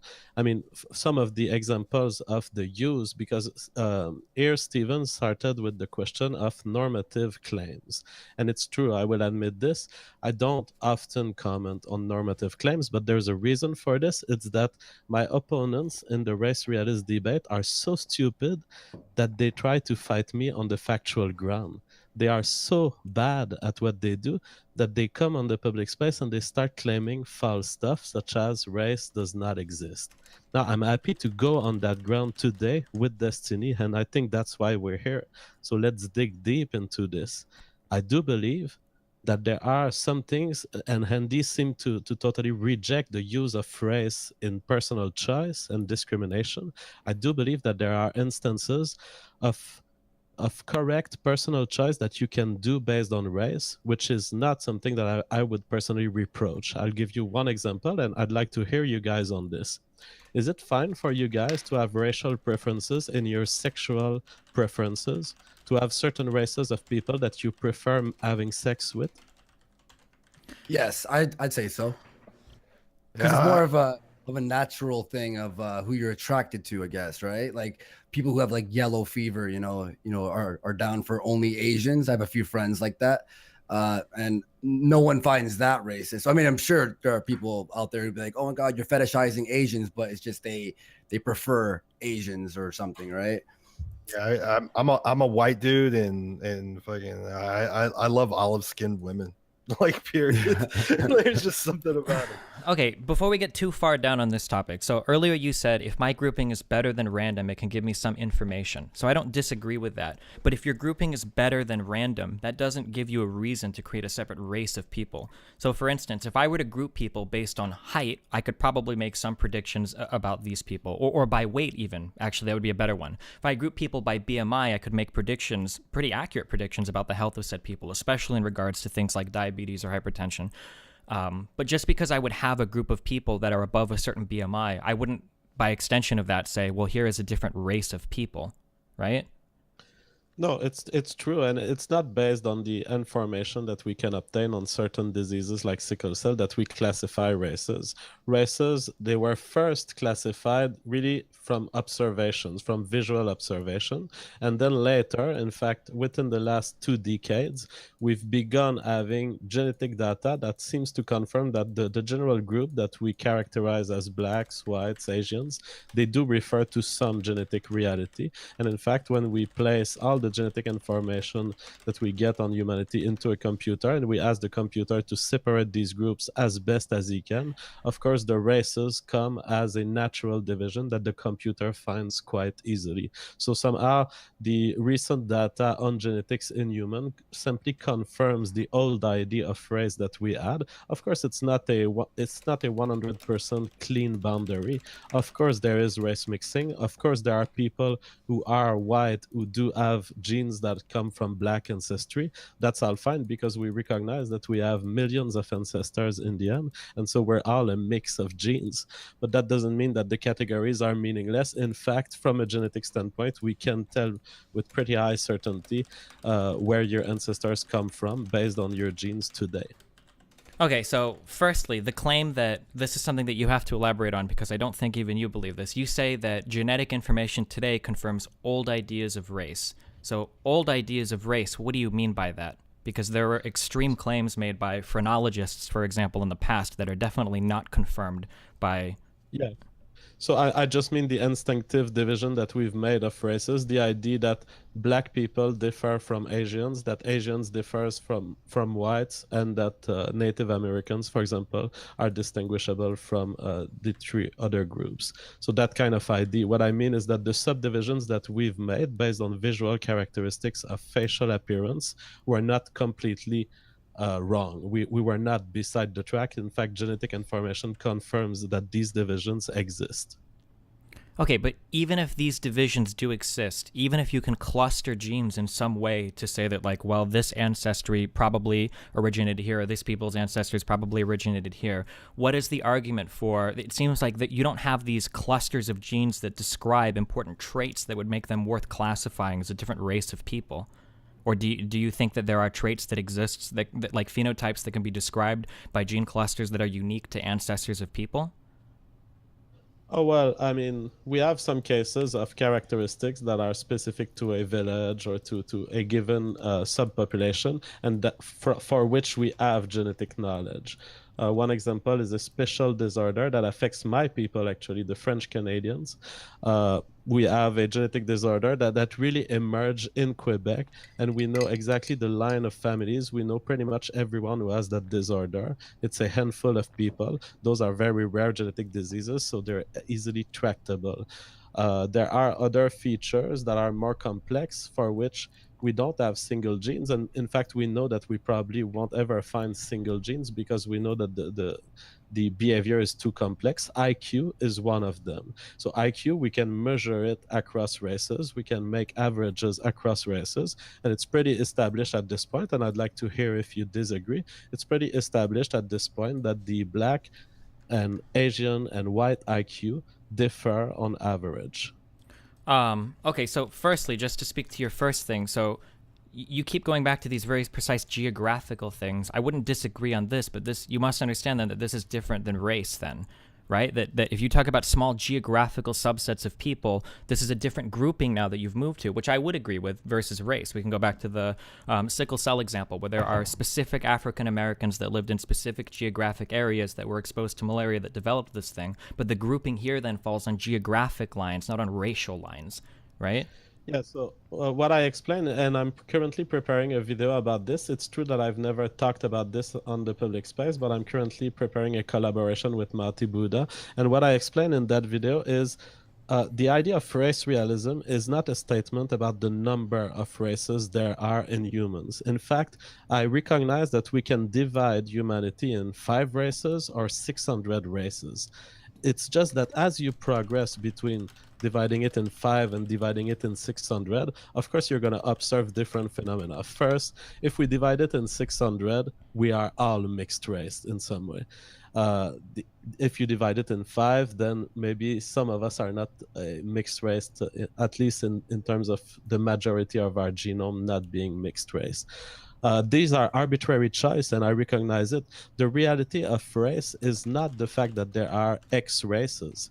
It's the fact that genetics in humans are clustered, and yes, they are clustered at multiple levels, at the very local level and very limited in time, like 100 years ago, and also at the very macro level over hundreds of thousands of years in terms of separated lines of ancestry developing over these hundreds of thousands of years. Okay, I don't disagree with most of what you've just said, but this is not what most people that talk about race realism say. So when you say, for instance, that whether we divide into 5 or 600 races, that's something that I obviously can agree with you with. Different genetic clusters will lead to different types of phenotypes that can be classified in whatever way that you want to. When you speak to the idea that IQ is something that is incredibly complicated. It's the amalgamation of tons of genes scattered across the genome, that it's very hard to pinpoint, which clusters even contribute massively to intelligence or variance in intelligence. These are things that I would, of course, agree with. But the race realists don't usually make these claims. Usually the claim is we know for a fact where intelligence comes from. We know which genetic clusters can be attributed to intelligence, and we can point to black people or white people and say that white people possess more of these genetic clusters that make them more intelligent. Do you recognize that most race realists would claim that that difference in IQ between black and white people, that is a genetically intrinsic thing, that it's not something that's influenced by anything beyond like intrinsic genetics, the variation? Well, you've listed a couple of things there, and I disagree with your characterization of what race realists say. For example, what I consider to be one of the best race realist speaker in the entire internet is Alternative Hypothesis. He does not state that we know the genes that underlie intelligence. Now, he does state that the gap in IQ that we observe between black, whites, and Asians is likely to be of genetic origin. Now, that's a different statement from saying that we know the genes and that we know how they affect the IQ through physiology. If I may just butt in for a second and read some super chats here. So we have Pop TV TV, $2. Fuck him up, Frenchie. Ragnar Alberhart, $2. Hashtag Kumai, hashtag Blood for the Blood Gods. Simon Scola, $5. I actually liked Destiny when he debated no bullshit and patty politics. However, now he just uses Talmudic tactics and acts completely disingenuous. White Slave, $5. Andy, have JF say this, please, and listen very carefully. I shall only say this once. JF, may you say that? Listen very carefully. I shall say this only once. Thank you. Leo, a Rider Storm, 10 New Zealand dollars, whatever it is. My first super chat ever. Thank you very much. I'm gutting that I missed the roasting yesterday. No, you didn't. You did not miss anything. Don't you fucking worry. Could you re-upload it? Nope. It's I'm shamefully addicted to drama. It wasn't just drama. It was beyond that. Edwin Boyette, $5. So if JF says, please be kind and thoughtful with normative claims, then your main point is nullified and all you have left is minutia. You know what? I have no idea what that means. Well, what that guy was saying is that if JF would go forth to make positive normative claims, that I wouldn't have an issue with JF anymore, is what that guy was claiming. Yeah. Okay. Code Guy, $5. Andy Geek, leave the debate to JF and Destiny. You are being shitty moderators. What do we do? We're trying to massage the conversation. Yeah. Get it going. Hey, Jesus Christ. Big Fat Brian, $5. BMI is not constant. BMI can be changed. And I'll read the last one here for now. Leo Ridestorm, $5 again. Thank you. I only want to fuck skinny pale nerds. I must be racist against buff tan guys, but seriously, people can't help who they're attracted to. All right. It's good, girl. Okay, so responding to JF, what you said about the alt hype, do you not see a problem with the statement that we haven't figured out exactly how genes can influence IQ, and we don't know which loci or whatever, like the heaviest IQ contributing genes are from, but we know it's the genes? That type of descriptive claim doesn't make you uncomfortable? No, it doesn't make me uncomfortable because I know the scientific tools that allow us to make these claims. The scientific tool that allow us to understand that IQ is highly influenced by genes is twin studies. That's actually one of the tools. Twin studies allow you to determine if something comes from the genes without knowing what the gene is. Do you understand with this statement? Do you agree with this statement? I would have to look at the specific twin study because it's not necessarily true. Well, the function of a twin study is always the same. It's to distinguish the environmental effect from the genetic effect. And you typically do that by comparing monozygotic twins who have the exact same genes and dizygotic twins who only share 50% of their genes. Yeah. And so if you have two individuals that are literally the same individuals from the genetic perspective, and you raise them either in the same environment or different environment, you have essentially an experiment of nature. You have what happens to the exact same genes in two different conditions.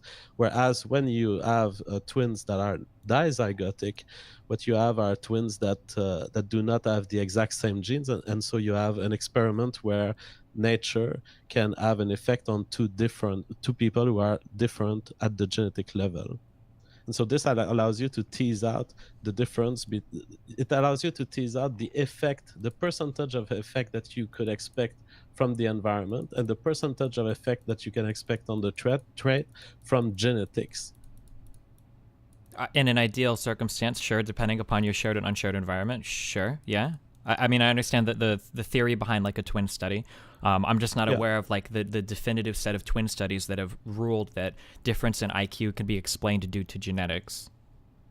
Yeah, so these studies repeatedly shown that that IQ is influenced by genetics, and that the percentage of variance in the populations that are studied by these twin studies is from 50% to 80% explained by variance in genes rather than variance in environments. What is that study, or rather like a collection of them? I'll go look them up after because I'm not familiar with these.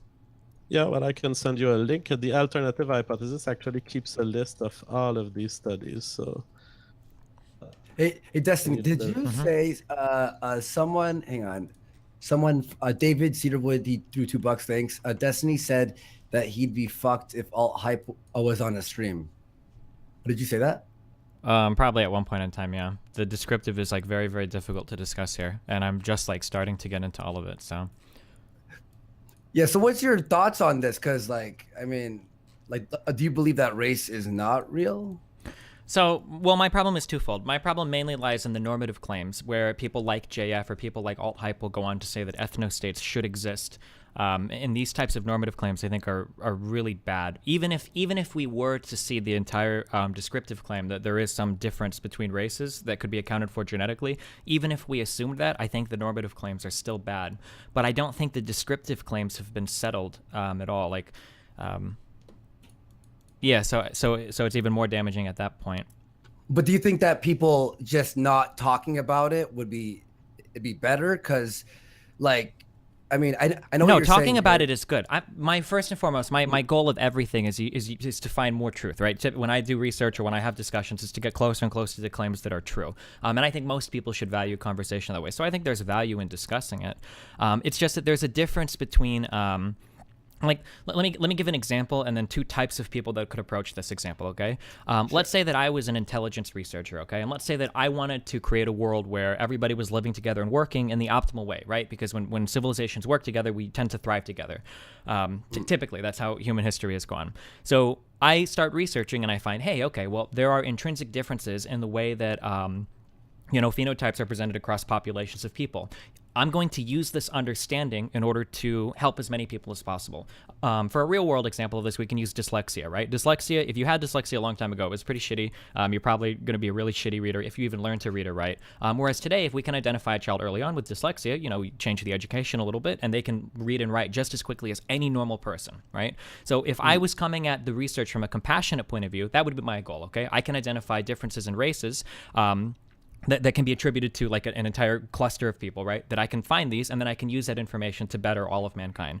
The problem is that people like Ryan Falk look for these differences and their ultimate goal is usually to exclude groups of people, that they want to forcibly remove people from populations, so they want to see people separated out from white people, that they want to create like a white ethno state that only has white people, and they want to try to exclude as many people as possible. And I don't think that path forward is a healthy path for the entire planet. It just doesn't seem to work as well when you've got countries that are fucked and destable and all sorts of things like that. Yeah, I'm with you on that. Like for sure, I want people like I started the stream by saying like I'm very against a white ethno state. I think. But people that's like Ryan very Falk, inhumane. people like Tara McCarthy, people like I could go on, the Lauren Rose, there are tons of people, Lauren Southern, there are tons of people. Everybody that has made this claim, like we must abandon civic nationalism, like all of the alt hypothesis guy, JF to some extent has been on videos saying things that he would be okay with an ethno state. There are lots of people though that do go forth with that normative claim that an ethno state would be a preferable thing, and then they base this off of extreme descriptive claims like, all of the variance in IQ between black people and white people can be attributed to genetics. Therefore, get all the blackies out of the country so that we can have our pure white ethno state. I think I believe that there's lots of straw men in there, and so I'd like to dig in there and also ask you guys back the question, because Steven has still not answered my question whether it's fair for someone to have sexual preferences for certain races. You two have responded, but not him. But on the question of the ethno-state, I don't know that these people are necessarily saying that we would exclude people violently, which you seem to be suggesting. At least that's not what I've ever proposed. I believe that an ethno-state could be established in a pacific manner. And I will say that on another show, on your show, Andy, we were discussing about the fact that white civilizations have improved the entire world, whether we like it or not. We were discussing this in the case of Rage, and our claim that the white man has actually improved Africa. Africa today wouldn't be as good at it as it is if it wasn't that there was a white civilization in Europe developing and producing technology and producing models of law, models of individual liberty. Don't you guys agree that in the history of mankind, white ethno-states have actually led the path forward for individual liberty, for democracy, for advancement in technologies? Don't you think that there were, like the white ethno-states such as the US as it was founded, or many European countries as they existed within the last few hundred years ago, don't you think that some of the best things that were produced on this planet and that have improved the entire planet come from white ethno-states?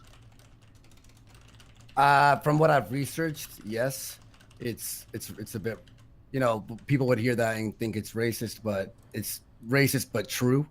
You know what I mean? But where we are now currently, and where we have where our Western civilization is now, I believe that we could obviously all work together. But I understand what you're saying, JF. Yeah. How about you, Destiny? What do you think? Because I'm sorry, I haven't responded to your one question yet because there's still pre-stuff. I don't want to jump into later things about whether or not you can date somebody and have it be racist or not. So for the first thing, and this goes back to my central problem with you. You say, I have not advocated for a violent ethno-state, but I've listened to you talk to Ryan, and you've said that the highest chance of an ethno-state occurring is usually out of violent circumstances, that it's usually once things have gotten really desperate that these ethno-states will emerge.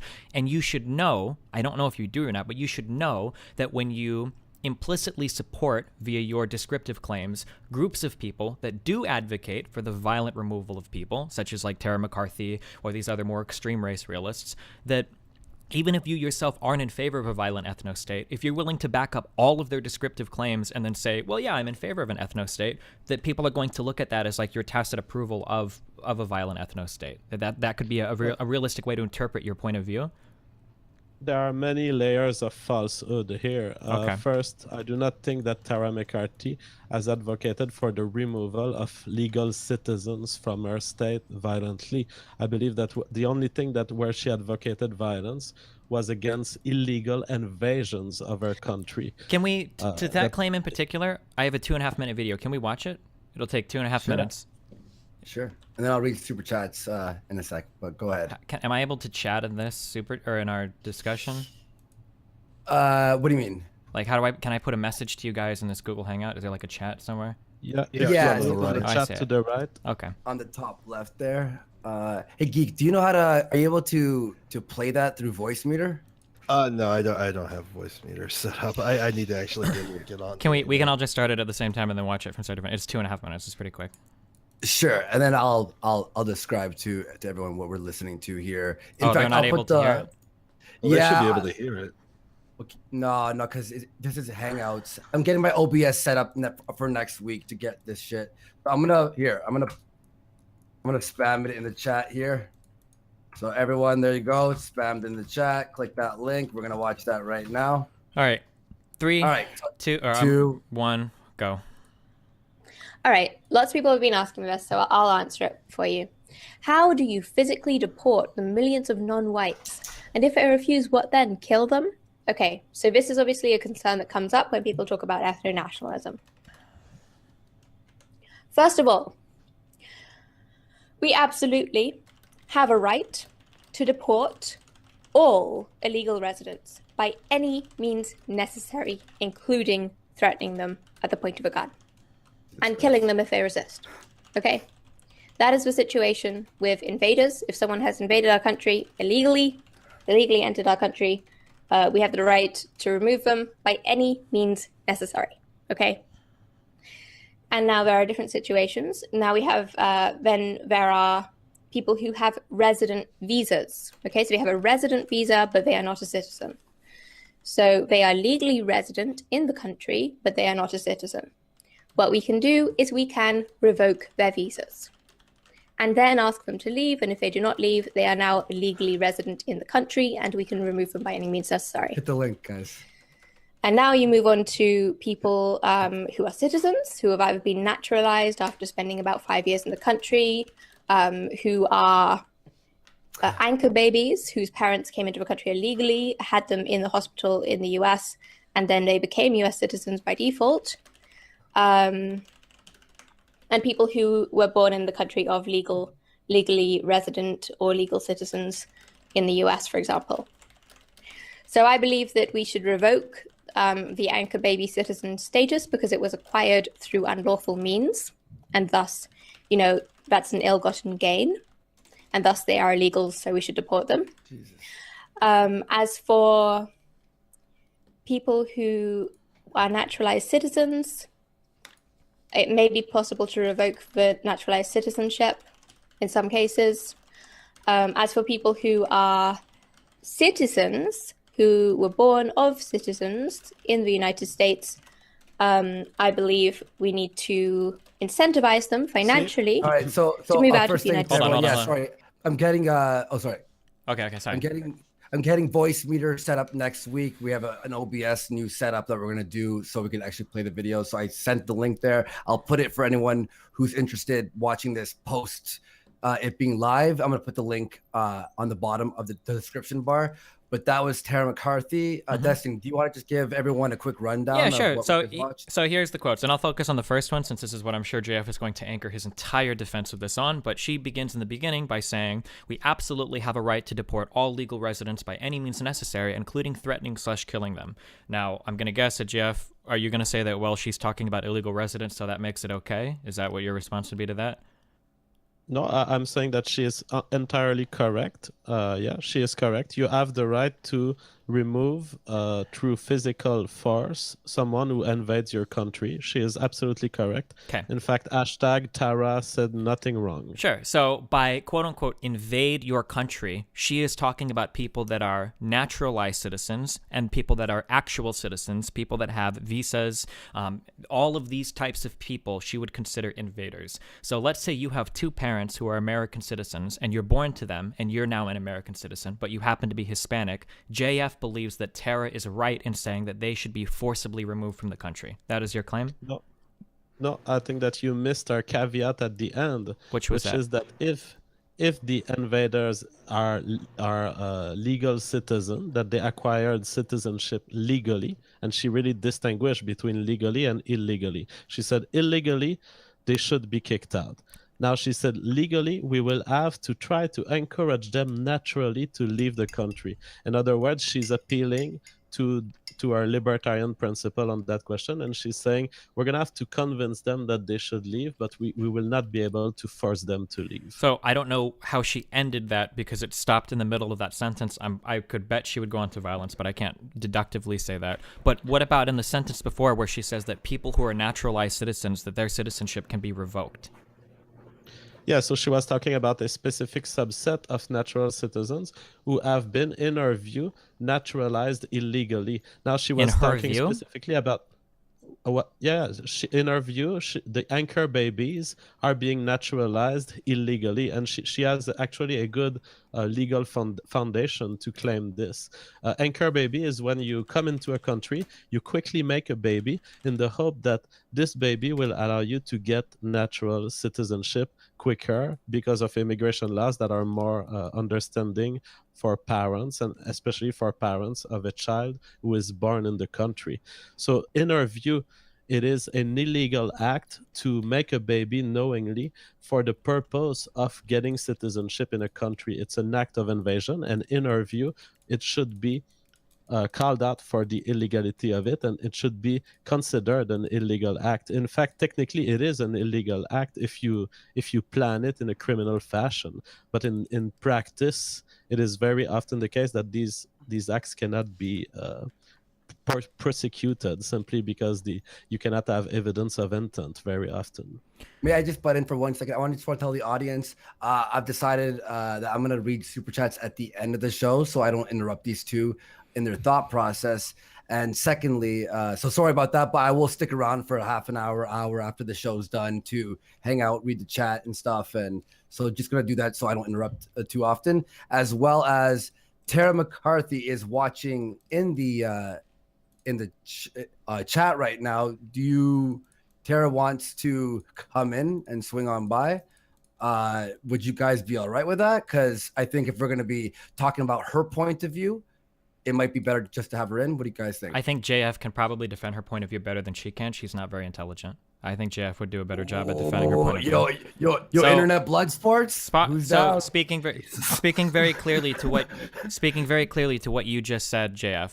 So hey, Tara, follow me, by the way. Follow me. I'll follow you back, and I'll send you the link. So, JF, your defense of her saying that we should deport illegal residents is that it's up to her to define what illegal is, because she clearly separated the category of naturalized citizens via the anchor baby stuff, which is something that you can say you want it to be illegal, but it's not illegal. It's part of the immigration policy of the United States right now, whether you like that or not. And then secondly, she differentiated and said people that were naturalized through other means, she would have them deported forcibly as well, because she considers them to be here, quote unquote, illegally, where that word illegal doesn't mean legal by legal definition, but legal by whatever her personal moral law or whatever is in regards to these issues. I think you missed the end of that statement. The end of that statement is that she distinguishes between two kinds of naturalized citizens. One of them has obtained their status illegally, and she says they should be deported based on the fact that they have committed illegal actions. The other portion, which became citizens legally, through legal means, she says we would just have to encourage them to leave, but we couldn't force them. So she's not. Why would she make a video saying that people that are here illegally need to be punished under the law? That's not the purpose of this video, and that's not what she said. She specifically said people that were naturalized through other means. If they're naturalized through a legal process, they're a legal citizen. How could you tell them that they have to leave without using some sort of extra legal procedure or having her own arbitrary definition of what is legal or illegal? Yeah, I think you're just confused there. She's just appealing to their willingness to Jeff. leave the country. Oh, Jeff, didn't she say in that video that that we should give financial incentive for people who are legally born here to leave? At the very, very end, that was for her last group of people. Yeah. Okay. But the thing is, if there is a group of people or a certain group of people that are in your country illegally,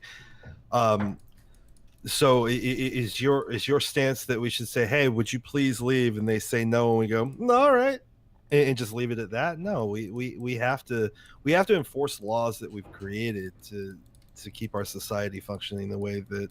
Sure. So these are weasel words. No one is talking about not enforcing a law. Nobody is talking about letting illegals stay. She's very specifically talking about people that are in the country that are of the wrong race that she feels shouldn't be here. That's why she's talking about revoking visas. Hi, I'm actually here if you want to hear my God. opinion. I really I don't think she's talking about race. I think she's talking about illegal citizenship. Would you like me to state my opinion, or do you want to keep stating it for me? I'd rather state what's in the video than hear you weasel out of it. Okay, but that's go a for it. 2-minute video from 2 years ago. So, I stand by deporting illegals, and that is Everybody done, does. Nobody cares. Move on to the interesting part. That is done. I just want to clarify that when I say at the point of a gun, that is basically meaning what ICE does already. So that's nothing new. But yeah, I want to do things in the most amicable way possible, and actually, the primary way that I want to do things is through incentives, through basically paying people to leave.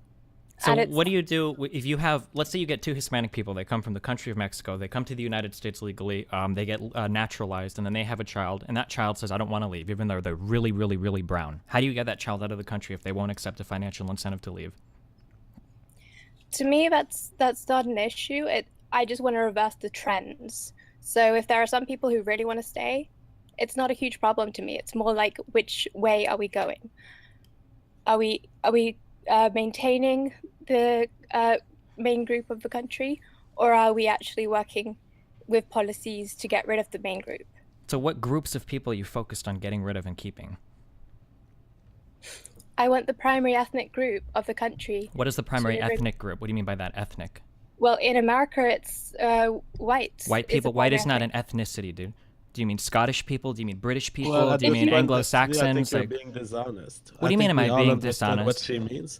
She means Caucasians who form the majority of the United States. Okay, so somebody like me whose background is 50% Cuban, am I white enough to stay in the ethno state, even though half of my background is Cuban? Or what about somebody like Nicholas Fuentes, who is half or a quarter Hispanic or whatever? Are these people white enough for the ethno state?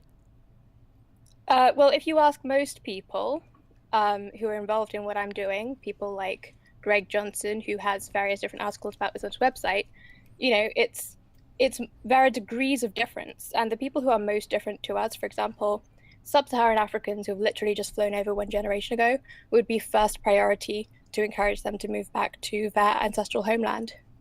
And it would go like that. Okay, so what is the ultimate goal? Like, what is the ultimate group of white people that you want to keep? Like, what is that group of white people? They're just people that look white, or? Well, as I've said elsewhere, I'm not working towards a specific, like, oh, things are going to be like a utopia when we have X percentage white people in the country. That's not what I'm doing. I'm simply trying to reverse current trends, which are going to lead to an obliteration of all Western countries if they continue. You mean an obliteration of white people as the majority demographic? May I ask you something? Why do you want only white people here? Like what's the reason? Like what's your points? But I just want to point, you guys keep strawmanning her. She didn't say only white people here. Yeah. She said she wants to reverse the trends to keep it majority white. Oh my god. Okay, sure. It's very frustrating. It is, JF, I agree. Okay, sorry. So who do you want primarily to leave? Because what I just heard you say, and this is all right, calm down. I'm hearing is that you want mainly Caucasians here, right? So why do you want that? What's your points, and why do you want that? Well, number one, if you look at the founding fathers and what they wrote, the United States of America was founded by white people for white people. That's not true. You're lying. Yes, it is, and their prosperity. Where did they That's what write it that? says. That's not true. Okay, you obviously don't have knowledge on this topic. I have way more knowledge than you. I promise I do. First no, of all, you don't. If you're not aware of this, I'm then very sorry. much aware of this, okay? Firstly, that posterity is never defined as white people. Secondly, your current working definition of white people would not have matched any definition of white people that the founding fathers would have had. It would have been Anglo-Saxons, and you can find specific quotes by people like Benjamin Franklin that will describe people that you consider today as white as swarthy, which was their way of saying dark-skinned or brownish, right? That Okay, you're really nitpicking here. Nitpicking? This is central to your it claim. clearly says free white men in the Constitution originally. So, anyway, Alternative Hypothesis has an entire video on this. Can you explain So quotes does from the that. founding fathers that specifically describe like Spaniards and Germans as swarthy then? Can you tell me why they would explain them in I that way? believe it was actually in the 1920s they decided on their definition of white, and they decided that Asian Indians were not included. And What does the 1920s have to do with the founding fathers, Tara? Well, this is the history of the U.S., and it's I know, been- and it seems like you don't know it very well. So I'm asking you, where in the initial founding fathers did they have a definition of white people that includes all people that look white, and this is who the country should be for, when like 90% of them were Anglo-Saxons, not just generalized white people like you view them today? But Destiny, it seems that the point you're making right now is that they were poorer than Tara's own definition of today's ethnicity, of today's United States major ethnicity. Tara started by stating that America was founded by white people. Do you agree? No, because the definition of white people is important here. Tara doesn't recognize, ironically enough, because of multiculturalism, Tara doesn't recognize that her working definition of white person is going to be dramatically different than the definition of a white person in the 1700s. You're the only one autistic enough to not understand that Tara's definition does not matter here. Do you agree that the founding fathers of America had a skin that was white, and that if they were to go to the grocery store today, someone would say, "Hey, here's a white person." Sorry, your mic is a little bit roboting right now. Do you want to just like try turning your mic off and on? That usually works. Sorry. My question here is granted, yes, our founding fathers were white. They were white. But the Constitution was designed, for all people to be created equal. It didn't say specifically No, one that's race. not what they're referring to in that point. When they say all people created equal in the Declaration of Independence, they're actually talking about there is no right to kinghood, basically. That's why they're writing that to the British king so that they can start their own state. That they're not talking about all people being equal. Obviously, they didn't believe that they had slaves, Don't you think that civilization has evolves and changes throughout, the years, and people get smarter, and technology evolves, and civilizations evolve? Therefore, like if we're gonna look at the past and go with the past, then we still have, a lot of fucked up laws, a lot of fucked up things happening. Women wouldn't have the right to vote. But it would be a complete fallacy to say just because something is an older practice that it's therefore wrong. I think you'd agree with that. I mean, yes, there have been some messed up things in the past, but yes, there have been also lots of things that actually work in the past. And I happen to believe that one of those things that works is having ethnostates, which is the norm for all of history. Multiculturalism is a modern experiment that's been happening since the 1960s onwards. And from what I see, it creates far, far more problems than it does benefits. Well, wasn't ancient Rome a multicultural society? Yeah, I think that's the reason it fell. No, I think this is a lost argument. societies fall. Yeah, no, this is a lost cause. Do you consider white people, or do you consider Jewish people white people? I'm just curious. Well, from my interaction with Jewish people, it seems that they don't consider themselves white, so I think it would be unreasonable to consider them white. Okay, so if they considered themselves white, you would consider them white? What about a Hispanic that considered himself white? Would you consider them white because that's what they consider themselves as? You dodged that question magnificently, by the way. Actually, some of my friends who actually support this are partly Hispanic and could technically, be classed as Hispanic, but because they you know, they marry white people, they look white, they act white, they are pro in-group preference for whites. I have zero problem with them being here. Okay, so let me ask this one more time. Let's see if I can get yes or no. Let's say you have a group of 100 Jewish people and they actually consider themselves white. Do you consider them white then? White enough for your ethno-state? I wouldn't have a problem with these people so long as they are not practicing in-group preference for their own group. It's Well, they when would Jews consider are- themselves white, so they would be for the whole white group. Yeah, if they're in-group preference for whites, Okay. and What if they you look had- white, act white, etc., that's fine by me. What if you had like the milkiest of milky brown person that would consider himself to be somewhat white? Do you think this person passes for your white ethno-state as long as they advocate for the white cause? Yeah, Okay. that's what I'm saying. So it If sounds someone like you're accepting of multiculturalism as long as the person like this. Now it sounds like we're getting into like civic nationalism, right? Where if that person instead No, of that's- white oh, is American, honestly, Destiny, I can't believe you. Can you actually think straight? Like, or are you just destined to strawman me forever? well, you're telling me it that seems black Tara has people, been maintaining- you're telling me that black people that have milky skin and Jewish people can identify as white people, and now you're asking me, are Yeah, you I'm serious? talking about well, if they have white It skin, seems- it's likely that they Seems have. to me like, that Tara has been maintaining a radically consistent view I from know, the JF. beginning of that Yep, interview. I know. She said at the beginning, our priority should be to exclude full-blooded sub-Saharan Africans who came here from from one generation. I mean, it seems that this girl understands what she's talking about. For sure. But that's not the majority of people that they're talking about deporting from the United States, JF.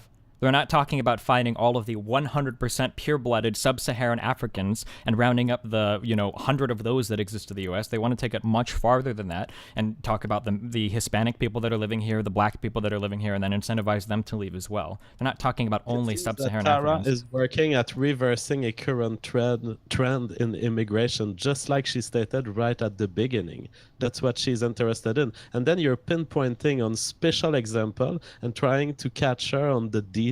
I'm not trying to But catch she's her on a telling detail. I'm you- just curious what her she's working telling you that definition.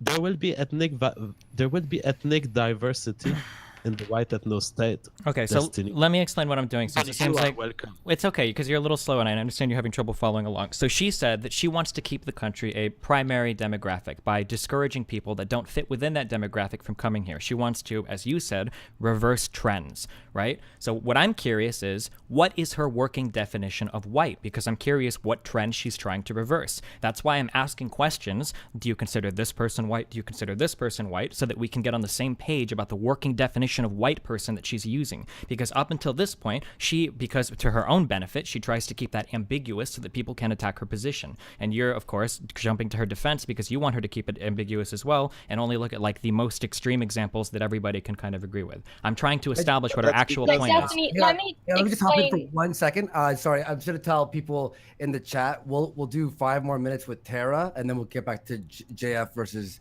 Destiny. And people are asking, why did you let Tara in here? It's because we were talking about here, and this is an open house for people to have fucking discussions about whatever, no matter what their beliefs are. I believe in free speech. That's why she's in here, and she has the right to speak. And I don't think us talking about her point of view with her not in here is fair. So yeah, we'll do 5 more minutes of this, and then we'll move on. But go ahead, Tara. Yeah, so most people who I know in this community, now you do get really crazy radical people who I'm actually not one to associate myself with, but most people who I personally associate myself with and my personal view, but the reason why we're ethno-nationalist is because we actually don't believe that most people from certain groups, such as sub-Saharan Africa, where the average IQ is 70, and there are many other differences as well, it's not just IQ, we don't believe that they can fully ever assimilate into our countries, into our cultures, into our societies, and this is just well demonstrated. Look out the window and you can see it for yourself. That's not an argument. You know that look out the window, that appeal to anecdote is an incredibly stupid I can give argument. you a ton of statistics. Okay, what about the whether it's statistics that crime people that come from statistics, Africa to the United SAT States are some of results. the most highly educated people here? That if you look at the average incomes, the average educational attainment of people that come to the United States from countries like Nigeria usually far outpaces even European immigrants. I mean, what data do you want me to look at, Tara? Yeah, they are an exception, and they're okay. obviously, when they come over as students, that makes sense. But the vast majority, as we see them flooding into Europe right now, of sub-Saharan Africans, these are highly violent people. These are very low IQ people. They are not capable of functioning in our society. Okay, look at the And look it's at look really at look to at our how you set detriment that to up. Look at how you set that up, Tara. The people that come to the United States that come from Africa, well, these are people that are highly educated. You're pointing to my flaw in selection bias, which I agree No, with I'm you not there. talking about education. I'm talking about I'm look, trying the to kind help. of I'm trying to people help you a little. who Go come ahead. in on scholarships and things like that. Yeah. It's like they are the elite of the I know. elite That's in exactly what I Africa. was just saying. I'm Hey, sorry. Tara, I'll try Tara, to. may I ask you a question? No, wait, because I want to finish because- this because there's a big Oh, sure, problem. sure, She acknowledges that there's a bias in the selection of the group coming to the United States because these are the best and brightest, right? These are the best and brightest. So of course, Stephen, those people are going to be doing better. But then when you look at Europe and you go, well, look at all of these illegal immigrants. Do you think middle class people from sub-Saharan Africa or upper class people are the ones illegally immigrating? No, of course not. You're applying a similar selection there where you're selecting for the lowest and most desperate people there as well. Why don't you acknowledge that? If you take an average sample of sub-Saharan Africans, their average IQ is 70. Yeah, of Period. course. But what does this have to do with any of the arguments that we've been making? If I take an average sample of IQ of people from a small dumbfuck town in Alabama or some shit, it's probably going to be very actually, low compared to. What? This is what I wanted to ask her was, okay. Also, so nice Tara, dodge on that question. Sorry, go ahead, Andy. Okay, you know, you know how, so basically, Tara, like you want mainly white people here primarily because what, IQ, they function better in society. Is that why?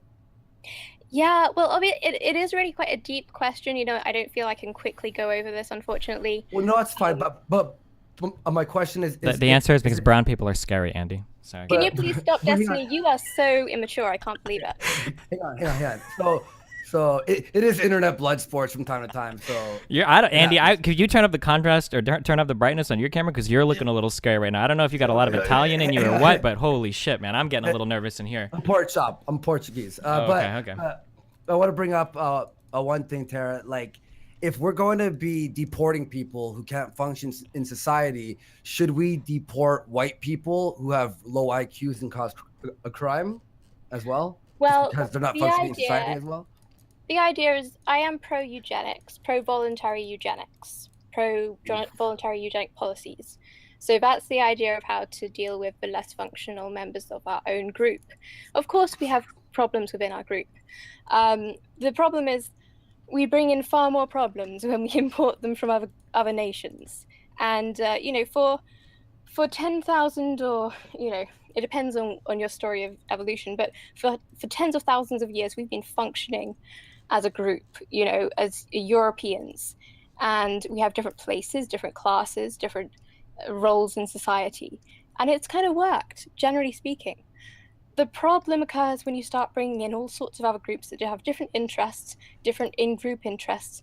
They are competing with the main group, and they are working to the detriment of the main group, which is us Europeans. And I'm just saying it's just not in our best interest, and we shouldn't do it. I have a real quick question. I don't know a whole lot about you, Tara. I heard your name. Are you an American citizen? Why are you asking that question?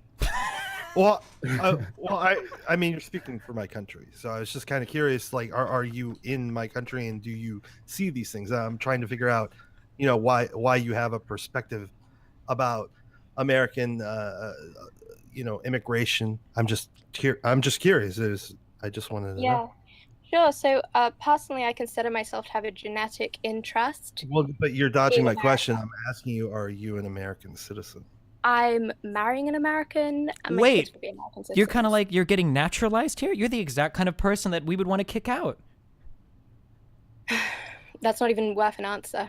It's true. But You're no, a foreign hang on. invader coming to my country, marrying Tara, somebody Tara. to illegally invade my land to procure citizenship. This is disgusting.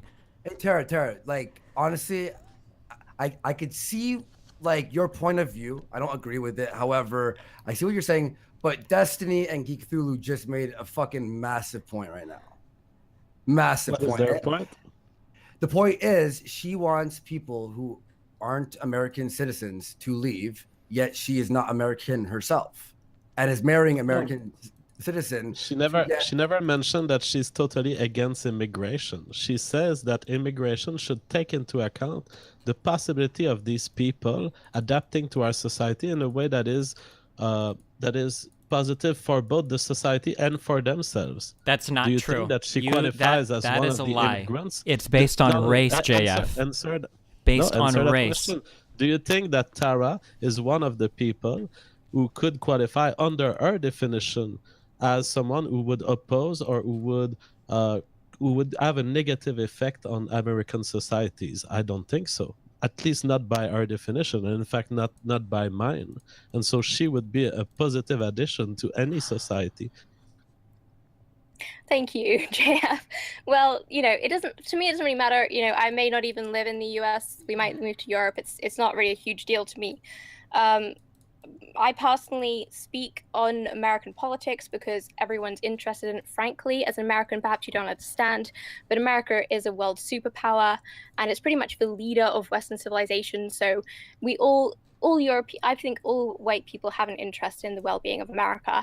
And in addition to that, there are so many European countries. Of course, I do tend to talk about news events in those countries and policies. But overall, the points I'm making on American policy can be applied across the board. They can be applied in Australia, they can be applied in the UK, they can be applied in Ireland. So to me, it's almost like I just use the US as just an example. And because most of the people listening are Americans. So firstly, that's agree. what she just said is very untrue. Hold on. You cannot compare immigration to the United States to countries in Europe. It works very differently because of the oceans that surround us. So that's not necessarily true. For instance, as she herself pointed out, Africans or Chinese people that immigrate to the United States are being selected for based on No, being... they're not. You have diversity lottery. The general principles are the same. I feel... Wait. You just... I'm sorry, do you agree or disagree with what you said earlier? That most of the Africans coming here are coming from the most educated backgrounds? I'm talking about a specific group of Africans that you're talking about, the intelligent ones. Not a specific, any African that come. If I select for people coming from Africa to the United States, there's a decent chance that these people are going to be very educated. Just because the only people from Africa that can get exactly what proportion of Africans happen to be intelligent when they're coming to the US. So do you think unintelligent Africans are just making the swim, or what? How do you think they get here? Well, they can just fly in on a tourist visa and just stay. It's not that complicated. Honey, oh my God. Do you think the average, broke as fuck person just buys an international flight and comes to the United States and just lands here? Well, if you've been to New York recently, you might notice that most of the people selling, hats and things on the side of a road are illegal Africans. So Well, there's a huge population of illegal Africans in the United States. Do you have a news story or something I can look at that's not from the Daily Caller or Breitbart? I'd be very interested to hear about all of these incredibly destitute. I don't care who you bumped into, dude. Your anecdotes are worthless in this conversation. Let her respond. Okay, I don't care about the personal story. I ran into one time. What does that mean? That means nothing.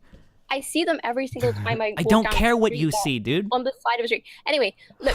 Do you see this them is in New really York as nitpicking well? and irrelevant. You're not talking about the real issue, which is should European people of European descent who have created countries, whose ancestors have built countries, should they be giving these countries away to people who actually despise them in many cases? Sure. So here's the real issue. The real issue is we all share this planet. We're more connected than we ever have been. It's in everybody's best interest to make sure that everybody is working together and functioning as well as possible. That's the real issue. This fantasy that, and I take issue with this. My ancestors built fucking Europe. What the fuck did you do personally? You haven't contributed to the construction of your country or the creation of a government or the revolution to establish a new anything. Okay, so just because you're... I'm sure JF can explain to you, genetic propensity to certain actions is, it's literally in your blood. What your ancestors have done, you are more capable of being able to do yourself. Oh wait, hang on. Sorry for interrupting, but then that means then black people who say you made us slaves, then we should take that into account as well. We should be, oh yeah, you know what? Yeah, I was a slave owner because your ancestor was a slave and my ancestors owned slaves. To my knowledge, only about 1% of white Americans own slaves, so it's not a huge deal. Still though, what you're doing... She's correct. She's correct. Yeah. It's probably not a genetic characteristics of but white that's not a... Well, that was so bullshit. The phenotype of owning slave could probably only exist in a society where that phenotype is supported by phenotypes of other people around them that would agree with that idea. That's total bullshit, JF, and you know that's bullshit. If there was a phenotype No. for a slave owner, that phenotype could not manifest itself in a society unless the other people around it tacitly agreed with it. Unless that single phenotype was able. Hasn't most of It's not because societies and people races around you enslaved other don't stop races you throughout from history? doing something. It's not because people around you don't stop you from doing something that they have a genetic propensity to like that thing or to support it tacitly, as you say. There is not necessarily a moral duty for people to revolt against slavery in a society where slavery is just being tolerated because it's being enacted by the most powerful people in that society who can afford slaves. That's very different. And as far as the genetic statement of Tara goes and how it relates to that statement, I fully stand by her statement. So when we have the Civil War, why wasn't it? Why weren't the 1% of slave owners just thrown out? And then people are like, oh well, fuck, we don't want to go to war. Like, you just take, because not all of us are slave owners. It's very, very few people. Just take the slave owners and we'll be at peace. Why would the entire South go to war Like, then? if you really think that whites have some kind of genetic propensity to slave ownership, you should have a problem with Africans because they're selling slaves right now. I never said it. You're the one that's talking about how we have a genetic propensity to form stable governments, which I'm pretty sure every government. Well, okay. I think we should probably move on from this. Okay, thanks for having me on. Honestly, yeah, no worries, Tara. Thank you for being on. I appreciate that. And yeah, we'll talk to you soon, maybe in the future, if we're ever on a discussion about this. It'd be interesting to have you. Yeah, because even though I disagree with you, it's still interesting to hear the other point of view. Yeah, all the cool ways that we could export every brown person from the country. Hey, but Destiny, but isn't Keep it? struggling as she leaves. Destiny, this is simply classless. Seriously. I know, Jeff. I would just like to say, just before I leave, actually, please can everyone not listen to what Destiny says I say, because it's not true. And I personally, you know, this is actually a problem for me, people spreading rumors about what I'm saying. Wow. I'd rather you just come and listen to what I have to say, you know, take it from my own mouth, and feel free to ask me questions anytime on Twitter or whatever. I'll answer you. I totally agree with that. Yeah, I hope that Twitter video or whatever was posted in chat. I think that she speaks pretty well. I think it's not very hard to divine like her intent from her words. Although people like JF will always be here to twist them in whatever way he sees fit. But ladies and gentlemen, I would like to call 1 minute of silence because in this whole interview, I learned something that really teared my heart apart. What's that? Tara McCarthy is getting married with someone else. It's hard. It's very hard. So, Andy, I'm just curious. Or the situation. Andy, I'm just curious in looking at you and listening to. Were you able to listen to the entire video? Yes. Right. So it's pretty obvious what she's getting at, right? That she wants to deport as many brown people as possible to keep like kind of a white. No. Destiny, we started with a whole strawman here. She came here, explained her view, and now you're going back to the strawman after she left. That's fucking ridiculous. Let's have a discussion about the morality of using race as a construct for individual decision and political decision, and stop strawmanning Tara. We just spent 30 minutes trying to solve your strawman there. Okay, so Andy, do you see what I'm talking about? After watching that video and hearing what I heard in the video, now that I have greater context to what she actually believes, like the things in that video aren't as So finding people that have visas, revoking said visas, finding citizens that are naturalized via processes that she doesn't like anchor babies or whatever, and then revoking their naturalization, and then people that are naturalized through other ways, revoking their naturalization, and then citizens and trying to incentivize them to leave because of their race. None of that makes you uncomfortable because she came on and she sounded polite when she spoke? Oh, I was completely honest. I'm against deporting people because their skin tone, and the question I asked her about should we start deporting just dumb white people or white people who cause crime, or let's say there's an area in America that has a lot of violence and mainly white people because it's just more uneducated or whatever. Should we just nuke it or just force everyone to leave? I think that if they're gonna try and make the perfect utopia, that we should just start taking out all dumb people, no matter what race there are. You know what I mean? I can't take someone seriously that talks about eugenics. I mean. Well, like this. So this is kind of like what you just said earlier. About voluntary eugenics, voluntary, which is very different. It's a little bit, but not really. But you probably wouldn't acknowledge Do you the realize similarities. that the history of human civilization is voluntary eugenics? If you really want to twist it around, I guess maybe. but it's not So really what relevant she to was what we're talking about. is something that we do on an everyday basis. We change laws so that some people are favored, other peoples are not favored. We do personal decisions in our reproductive life that influence the frequency of genes in the next generation. What she's talking about, voluntary eugenics, is simply to take into consciousness the fact that we can think about what are the ideal genes for the future for our civilization, and we can try to do our best to select those. I'm not sure I fully agree Right, with her morally, but I think it's a very decent. It's totally wrong of you, in my view, to say that you cannot take her seriously just because she used those words. I mean, out of context, her video, like I saw no problem with it. But when I get the context of like what she's supporting that video with, it's just like, I mean, yeah, she can say the sky is blue, and I can agree with that, and I can agree with some of those things that are in that video. But when I have a greater context of who she is, whether we like it or not, we do have moral, a moral thing that we deal with on a societal level, and we have to acknowledge that. But I don't even know what you're talking about. She's talking about making sure that your immigration policy does not destroy your country and Your does not race of constitute people. such a reproductive invasion. Can you at least that your stop majority rebranding her group cannot words? even reproduce within the next 1,000 years? Don't you think it makes sense to be against reproductive invasion?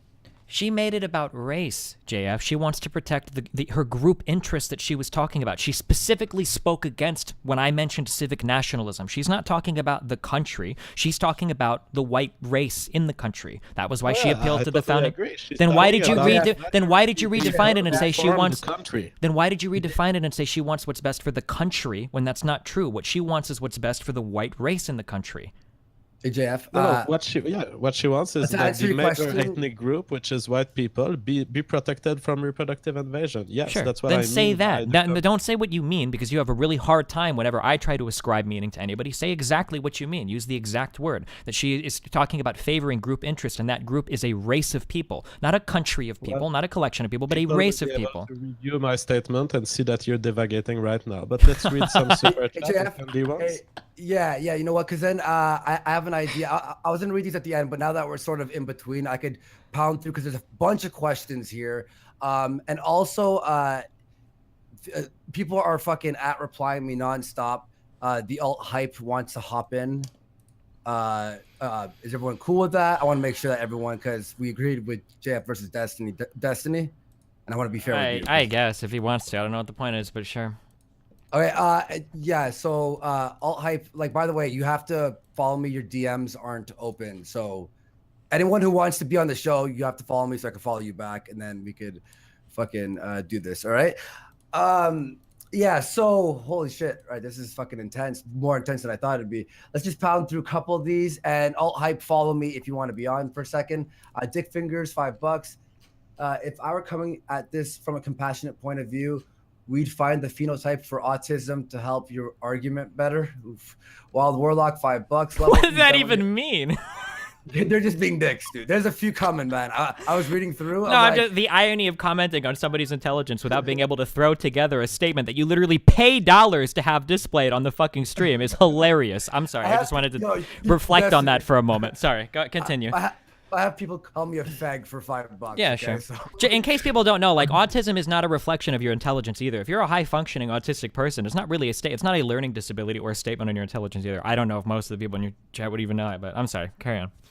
No worries. I know everyone in the chat, by the way, everyone in the chat, Jesus Christ, everyone just take a breath, okay? Jesus Christ. I'm super calm right now. People are mad at absolutely, no, I mean in the chat room, everyone's mad at everyone right now. The moment someone opens their mouth, everyone's like, "Shut the fuck up, faggot!" Like, yo, guys, this is interesting. This is cool. Let's talk, right? Wild Warlock, $5. Love what you've done with your channel, Andy. Stopped watching for a bit, but came back after seeing your apology to Rage and your aim for free speech. Thank you. Crimson Satyr, and then I'll add alt hype onto this. The Crimson Satyr, $5. Normative claim, descriptive claim. Can Destiny talk like a normal human being? Destiny, calm down. Don't worry, you don't have to answer that. Mike, what did he mean? No, I'm just fucking.